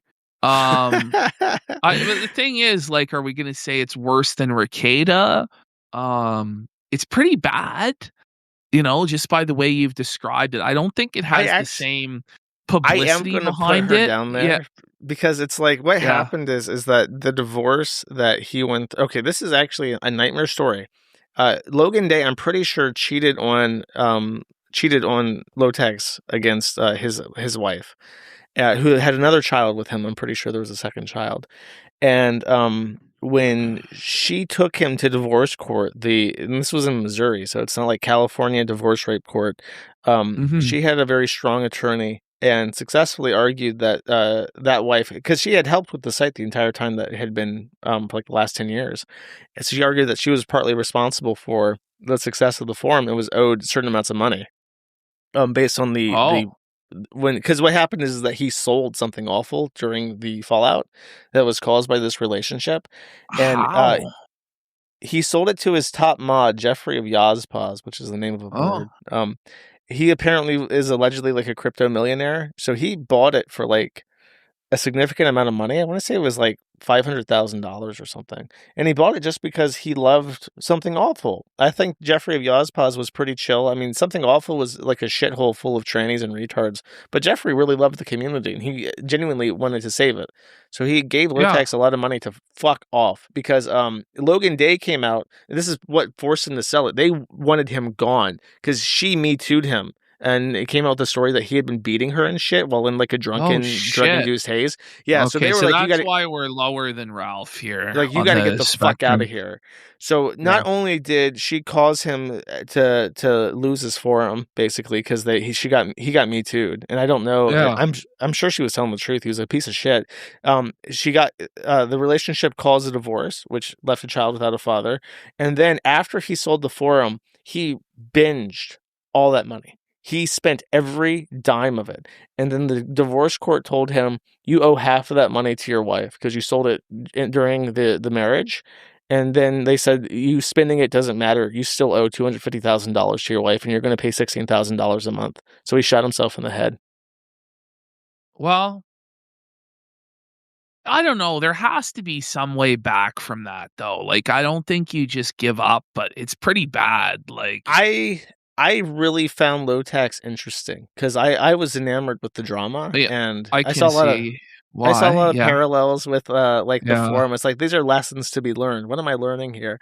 And I found myself sitting down thinking like, what would I do? What could you do? And the issue with Lolcow is the issue that like worse than Ricada, worse than Ralph, worse than iDubbbz is like he found himself in a position where not only did he set himself back so far with his fuck up so quickly, he also was a serious pillhead. Yeah. And he was unable to he was just gone. He was physically disabled. Okay, so he owes $16,000 a month in child support, right? Yes. Okay. So you're not he's not making $16,000 a month, right? No, he's making zero at that point in time. Right. So what you're going to do is you're going to default on these payments and go to jail. And then how long until the kid turns 18? The older one, I dug for a stream I did on him. I dug through all of his archives, and there was right before. Oh god, this is so sad. Right before they hooked up, he had started visiting or having his daughter come over again, and she was like a 14-year-old Asian girl because his wife was Chinese, his first wife, and they were coming over, and he was playing video games with her, and there was like good rapport there. And then immediately after, around the time they met, she disappears.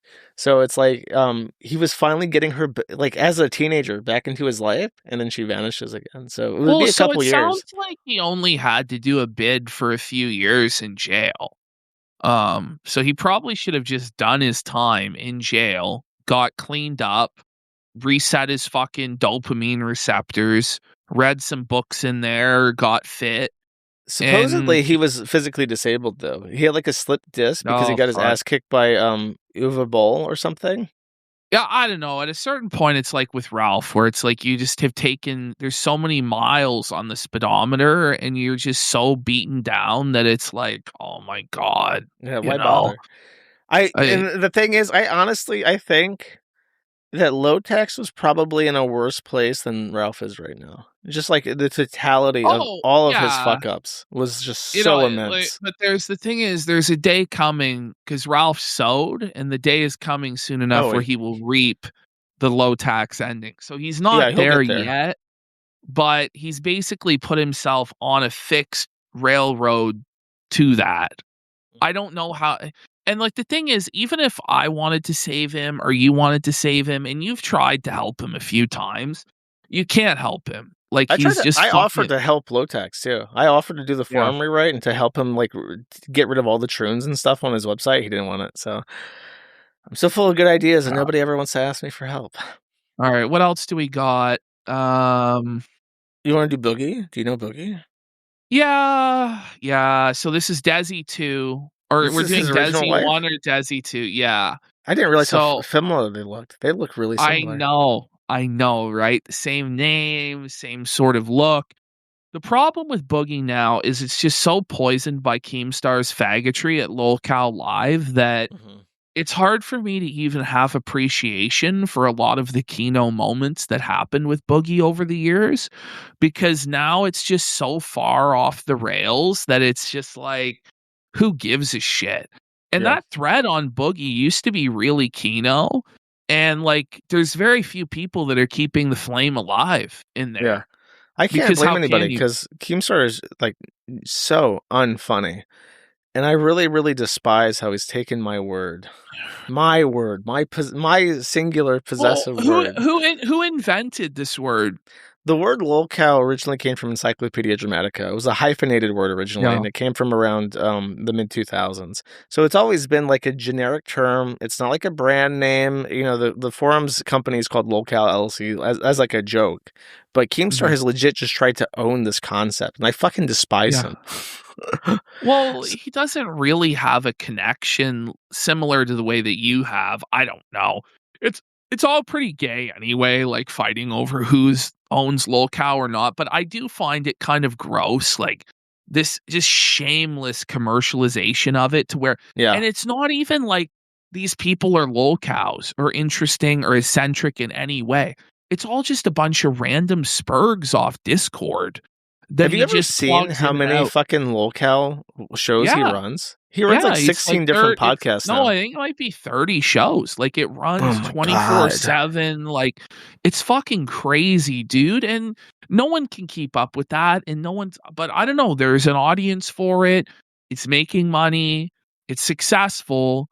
But it just, to me, it's basically where Lolcows go to die. Where as soon as it's like a retirement home for stream. Like Keemstar basically established a retirement home for Lolcows and washed up creators of his generation. And either you can hack it doing the humiliation rituals or you can't. Review Tech couldn't make it. And so he didn't make it. Boogie is willing to submit himself to anything for cash. Which in a way is kind of like admirable that he's so committed to the cause and like worships Keem that much and is like just doing this shit. But like Wings couldn't take it anymore. He's gone? Holy shit. Yeah, Wings is gone. After they baptized him in Wendy's chili, and Pepsi's, it was the most brutal and savage humiliation ritual I think I've ever seen done. And that's saying something. Wings had to tap out and say no more. So it's just Boogie now and a bunch of Discord randoms, but the original relationship with Desi 1, it's a high one.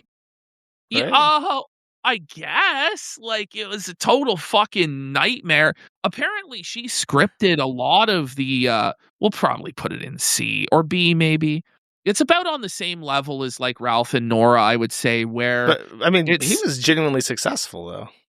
He was genuinely successful, but it was his shitty personality and his victim complex, and she just couldn't take it anymore. having to deal with his negativity all the time. And I'm gonna rate it high because it's like they didn't have any kids, so it's like they had a relationship that was normal, and then it ended kind of well, where they just our standards are low. Yeah, I think there was a non-disclosure agreement. Desi too. I'm gonna put it on C low because it's not. C low. It's almost D tier. It is almost D tier, but it's like a C low, right?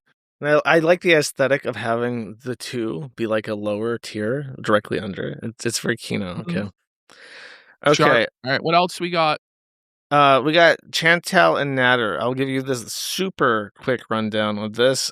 Chantal hooked up with Nader immediately after divorcing her Senegalese black husband, Bibi. Nader is a Egyptian Arab. He did methamphetamine. He got Chantal to do lots of drugs. It started kind of like her insane spiral. There's many videos. He beat the fuck out of her on multiple occasions. Oh no. And then he tried to get her into a throuple with a woman called Didi that she calls Didi Dudu. And then she decided to marry another Arab guy and go to it's not Syria. He's from Syria. She ended up in Syria. It's the one right below that. Is it Dubai? No, it's not Dubai. Yeah. Qatar. No, what the fuck is it? Qatar? Kuwait. Kuwait. That's it. Sorry. Yeah, good job. Kuwait. You know, you're. I forgot. You know Middle Eastern geography very well. As God, I would say this is honestly probably fucking lower than them because Chantal, by the sounds of it, yeah. Chantal had like a bright spirit. Sounds weird to say. She was very funny, very gross, big fat girl. Like got on stream and talked all sorts of shit. And then Nader like really humbled her and made it. It was actually kind of sad, even to me, because she was so independently minded, so did not give a fuck about anybody else thought. And then this guy, this gross Arab drug addict, got her acting like a fucking pet. And it was actually tragic to see somebody who had so much like self-determination and independence be humbled in that way, where it was like really kind of genuinely upsetting to me. So that I don't like that at all. Pete's and Chantal, on the other hand, Pete's, I'm gonna put that on C. I'm just letting you know right now. Okay. This was an original long-term boyfriend. That he has the most insipid personality of anybody you could ever imagine. He has literally a slate white clean with a couple crumbs of like progressive liberalism. Just like the most tepid and inane individual to ever fucking live. Heavily autistic. They were together. She aborted his child, and her life is probably comeuppance for that. He said he was okay with it, but it was just like a super boring, plain Jane relationship. And then every time that she has a breakup, he's always there. He's not doing anything with his life at all because he's a loser. Yeah. So she just comes and hangs out at his place again. He's fine with it. He just has like absolutely no friction to him whatsoever. Yeah. Literally as much of a C as you could possibly get, I think. Okay. I see we have Ethan and Hila again. Sorry, I did put them on the list twice. We don't need to do that twice. Okay, okay, so this is JF and future Asian wife. Potato, that's right. So, I don't know, man. Like the thing with JF, I wish like we did have some clips prepared for JF, but like we're running kind of low on time. I think that JF's relationship with Mama JF is probably F tier, because she's dead. JF, yeah, that's true. So we have to kind of look at putting her like next to low tech. No, but if you believe JF, then it's probably like B tier, you know. But I don't, so I would say he killed her. It might actually be like worse than Barb and Chris. Like, if you really think, like, well, what's worse, murdering someone or fucking the mom? You know, like, who are we to decide? Really, it's true. She's. It, you know, and what's different with low tax is that when you deny children their mother, children need to develop understanding what unconditional love is, and they can only get that from their mother. I don't think that a father can give unconditional love the same way that a mother can. I think it really fucks the child up to not have that too. Well, Laura had kids with JF. Yeah, I know. They had like 3, right? Yeah. And so now, like, I don't know what's true and what's not. There was the woman. Did you follow this with 10 out of 10 and the Real Housewives of Alberta? I saw some bits of it, but not like the full and basically, story. like, JF's children like don't know to wear clothes. They're not potty trained. They're like apparently, you know, their teeth are falling out, and they're like he's having them like on a diet of gummy worms, like this crazy fucking shit. And now he's like living in this hovel in fucking Saskatchewan, and he was on the run from the law. Yeah, you didn't see that? I thought he was still on Prince Edward Island or whatever. Oh, you have no idea what all went down. Oh my God, you have to go through some of these lore streams. Okay. Where he was like on the run from the Mounties, and they tried to arrest him in Montreal. Like basically, he got in trouble in PEI from like Child Protective Services. So he immediately the next day just fled PEI and went to Quebec. Well, Child Protective Services and the cops found him there. So then he fled from Quebec to fucking Alberta. And there's this whole story with like Engelstein and Doe, his Jewish and Korean lawyer dream team that sold this house out from under Mama JF because everything was in Mama JF's name. But somehow JF was able to sell it and get the money from it. And now he's living in this fucking... I mean, I know exactly where he lives. Somebody fucking doxed him. And he's in like Saskatchewan in this house that, no word of a lie, I believe is 46,000 Canadian dollars. So it's like 30,000 US dollars, this fucking hovel in the prairies. Like it's like 4 hours from the nearest city of Saskatoon.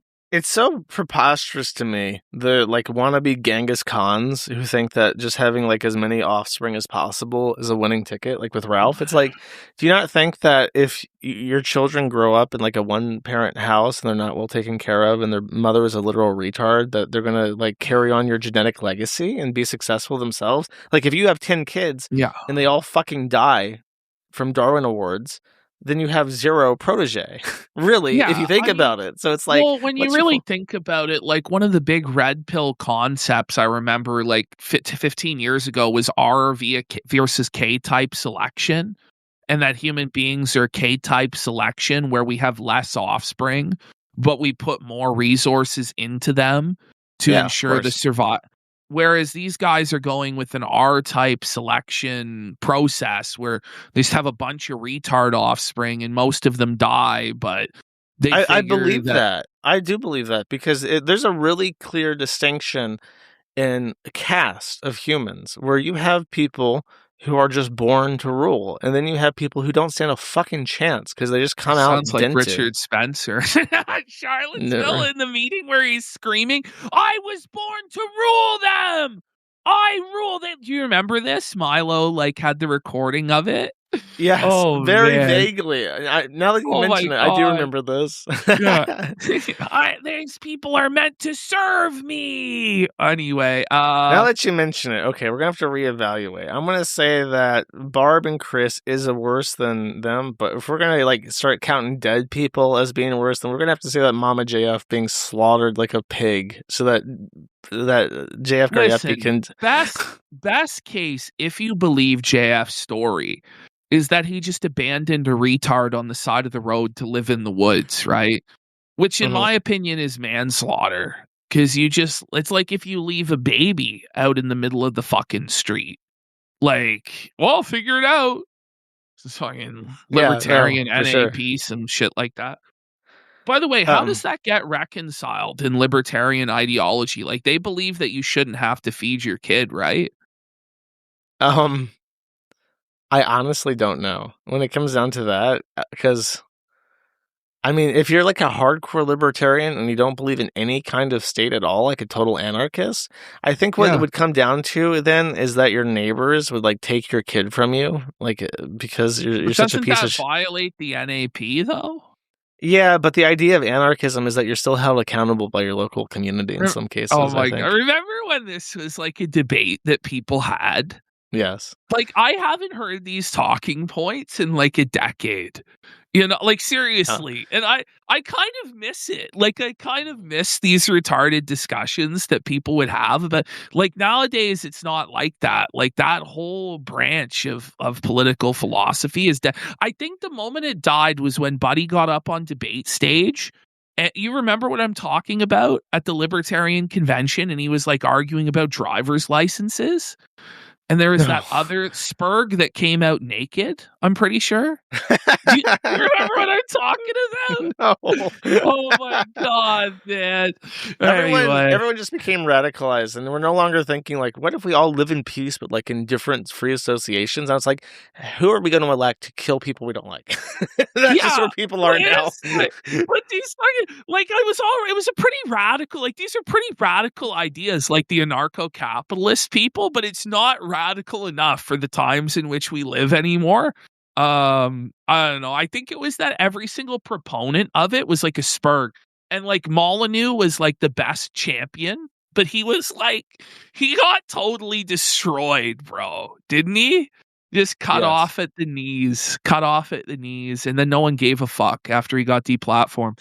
All right, let's finish this off. I'm going to put JF with the Chinese girl as a C, because even if she's a retarded Chinese girl, she will uplift the dwelling situation that he's living in Saskatchewan. Right. So I think that it can only upgrade things. I say PewDiePie here. This no, is... hold up. You got to do them in Alps, and we're going in this direction. Well, okay, so we got Fuentes and Clav. Is this a match made in heaven? Are these lovers? I think so. I think that Clav has shown his dedication to the America First movement by having his face surgically altered repeatedly to look more and more like Nick Fuentes. And very few people are willing to surgically alter themselves to look more like the person they love. That's your take, eh? Is that he's like obsessed with Nick? He's trying to skinwalk his Nick? Yeah. I mean, look at this picture. I think that Nick is obsessed with Clav and wishes he could be Clav, but he'll never be Clav. And that Fuentes knows that he'll never have the aura or the looks of Clav. Does Clav have aura? Of course he does. Like, he frame mogs, bro. You see his clavicle, bro? Bro. Nick will never lead anything. Whereas Clavicular could have been like a leader of men. Is clavicular like the name of like a bone or something? What the fuck does that mean? Yeah, it's his clavicle, because... Is that really what his name is? Yes, the most important part of the male physique is the clavicle, because that's your frame, bro. It doesn't matter how many muscles you have. If you don't have the broad shoulders in the frame, it's over. It was over before it even began, and you may as well end your life now. If you're below 6 foot... It was 2013. Over. There's incels.is on Wizard Chan, and this was like shit people are talking about, and it's just like, haha, what fucking losers, click. I know. And then now it's like, I lead a serious political movement, and I'm going to be running over black people in my car, and...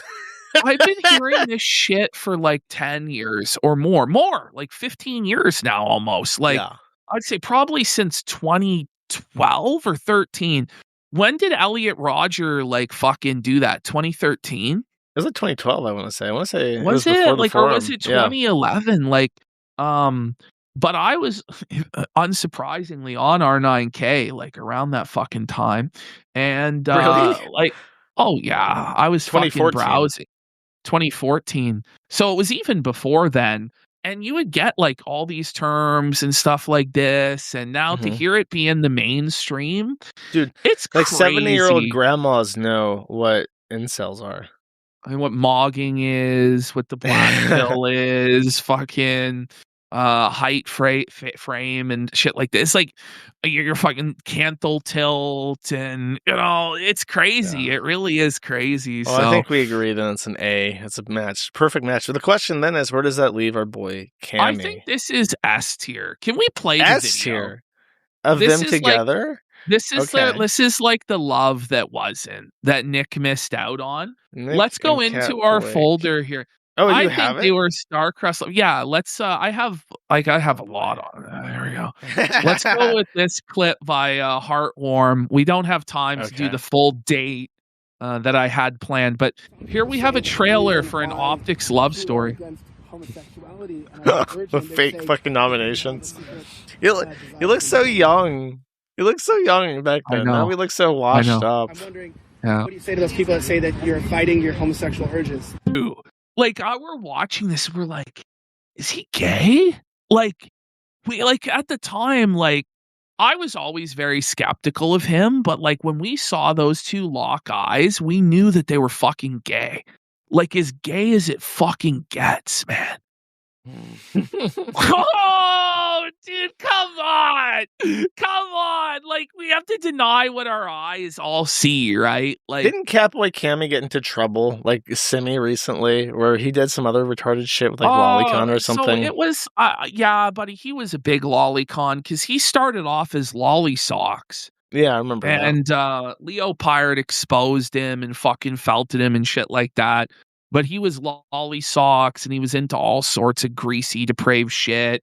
And he's dressing in Catboy maid outfits and pouring milk on himself and sucking black dildos. And it's just like, how can you purport to be the leader of anything, traditional or Catholic, and you're going on dates and associating with this guy? And then at Stop the Steal, Catboy Cammy got in trouble because he gave a Joseph Goebbels speech, like verbatim. Yeah, I remember this. Like, he was like dressed like a fascist, banging on a fucking podium. Yeah, at the stuff. yeah. Oh my god, bro! I forgot about that. Nick ended up disavowing him not because he was a gay Catboy twink, but because he was too Wignat.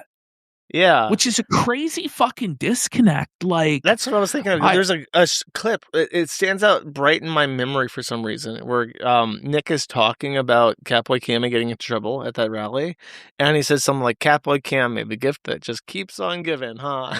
Oh, yeah. All right, let's finish this with the audience. He's gay while they're together. Like, he's got ribbons in his hair and shit. Bohemian, like homo faggot in Brooklyn, like. To convince normal people, normal conservatives. You know, I don't do that. I honestly, because I'm trying. I don't know what he's doing anymore. Does he know what he's doing? Keep me around. No. Look, here's Nazi. Don't kick me off. Genuinely, my theory about it is this: if he's not a compromised Fed, like a literal glow agent or a bad faith actor under the control of the Jewish gold sponsor or whatever the fuck it is, I think it's gotten to the point where he's just so bored doing this song and dance every fucking day that he just decides to just fuck around and go ape shit. And just like come up with the most ridiculous takes he can. Like, I think he has an active disdain and hatred for his audience. And so he wants them to look retarded. And he believes it's funny if I can get them to defend Jeffrey Epstein, or I can get them to, defend Elliot Rodger, or I can get them to do this or that. Like, that's where I think he's at if he's not compromised, which he probably is.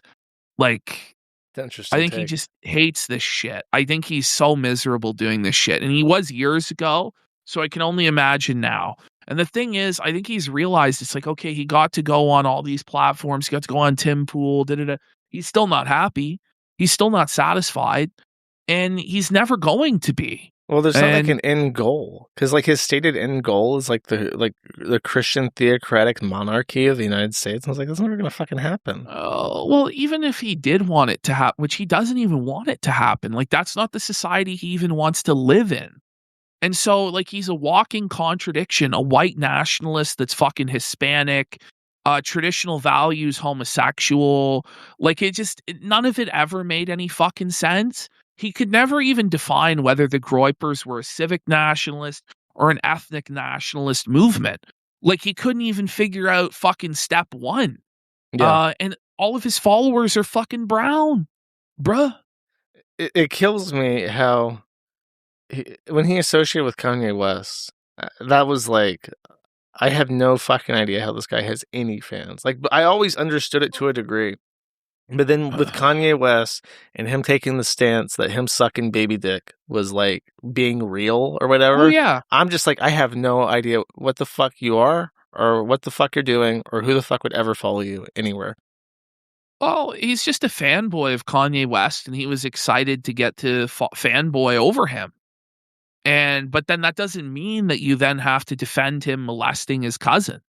Yeah. It doesn't mean that you have to go along with this stupid shit, but then he would anyway.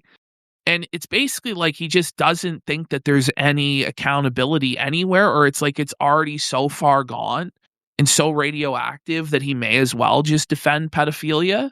Like even Nick the Oreo talking about Turkey Tom, he was like, I need you to clarify certain things. And it's like there was never a point where he said like, okay, I need Kanye to say like, this is something that happened because of porn addiction and early porn exposure. Like never ever did they try to take any kind of reasonable stance. It's always full fucking retard.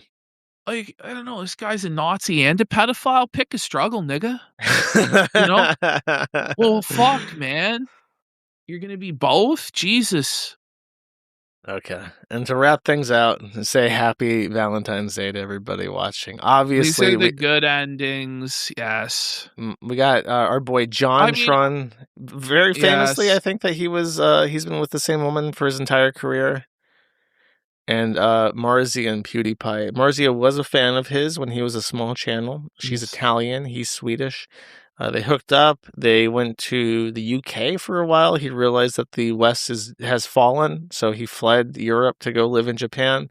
And he now voluntarily pays 55% of his income tax to the Japanese government because he believes in a Japanese future for Swedish children for some reason. He doesn't need the money at this point, right?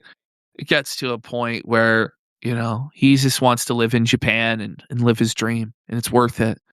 Yeah, so. I mean, his vlogs are very like run of the mill. I have a sneaking suspicion that he might actually get money from the Ministry of Tourism or something in Japan, because it's like the idealistic white boys that watch PewDiePie are probably your best hope for like immigration to your country if you're Japan. That's my schizo take. Like he's paid by Japan to try and make Japan look like a good place to live. Did you see? There's been like a real dynamic change in Japanese politics, like this recent election. The super conservative party won a super majority in the lower house, which allows them to veto the upper house and the prime minister to pass whatever legislation they want. And apparently, it was entirely because the first wave of Indian immigrants were so fucking horrible that the entire Japanese country has turned fascist again and is about to rearm the military. Yeah, that's what I heard too. So Japan's rising. The rising sun rises again. So that's our Valentine's Day show.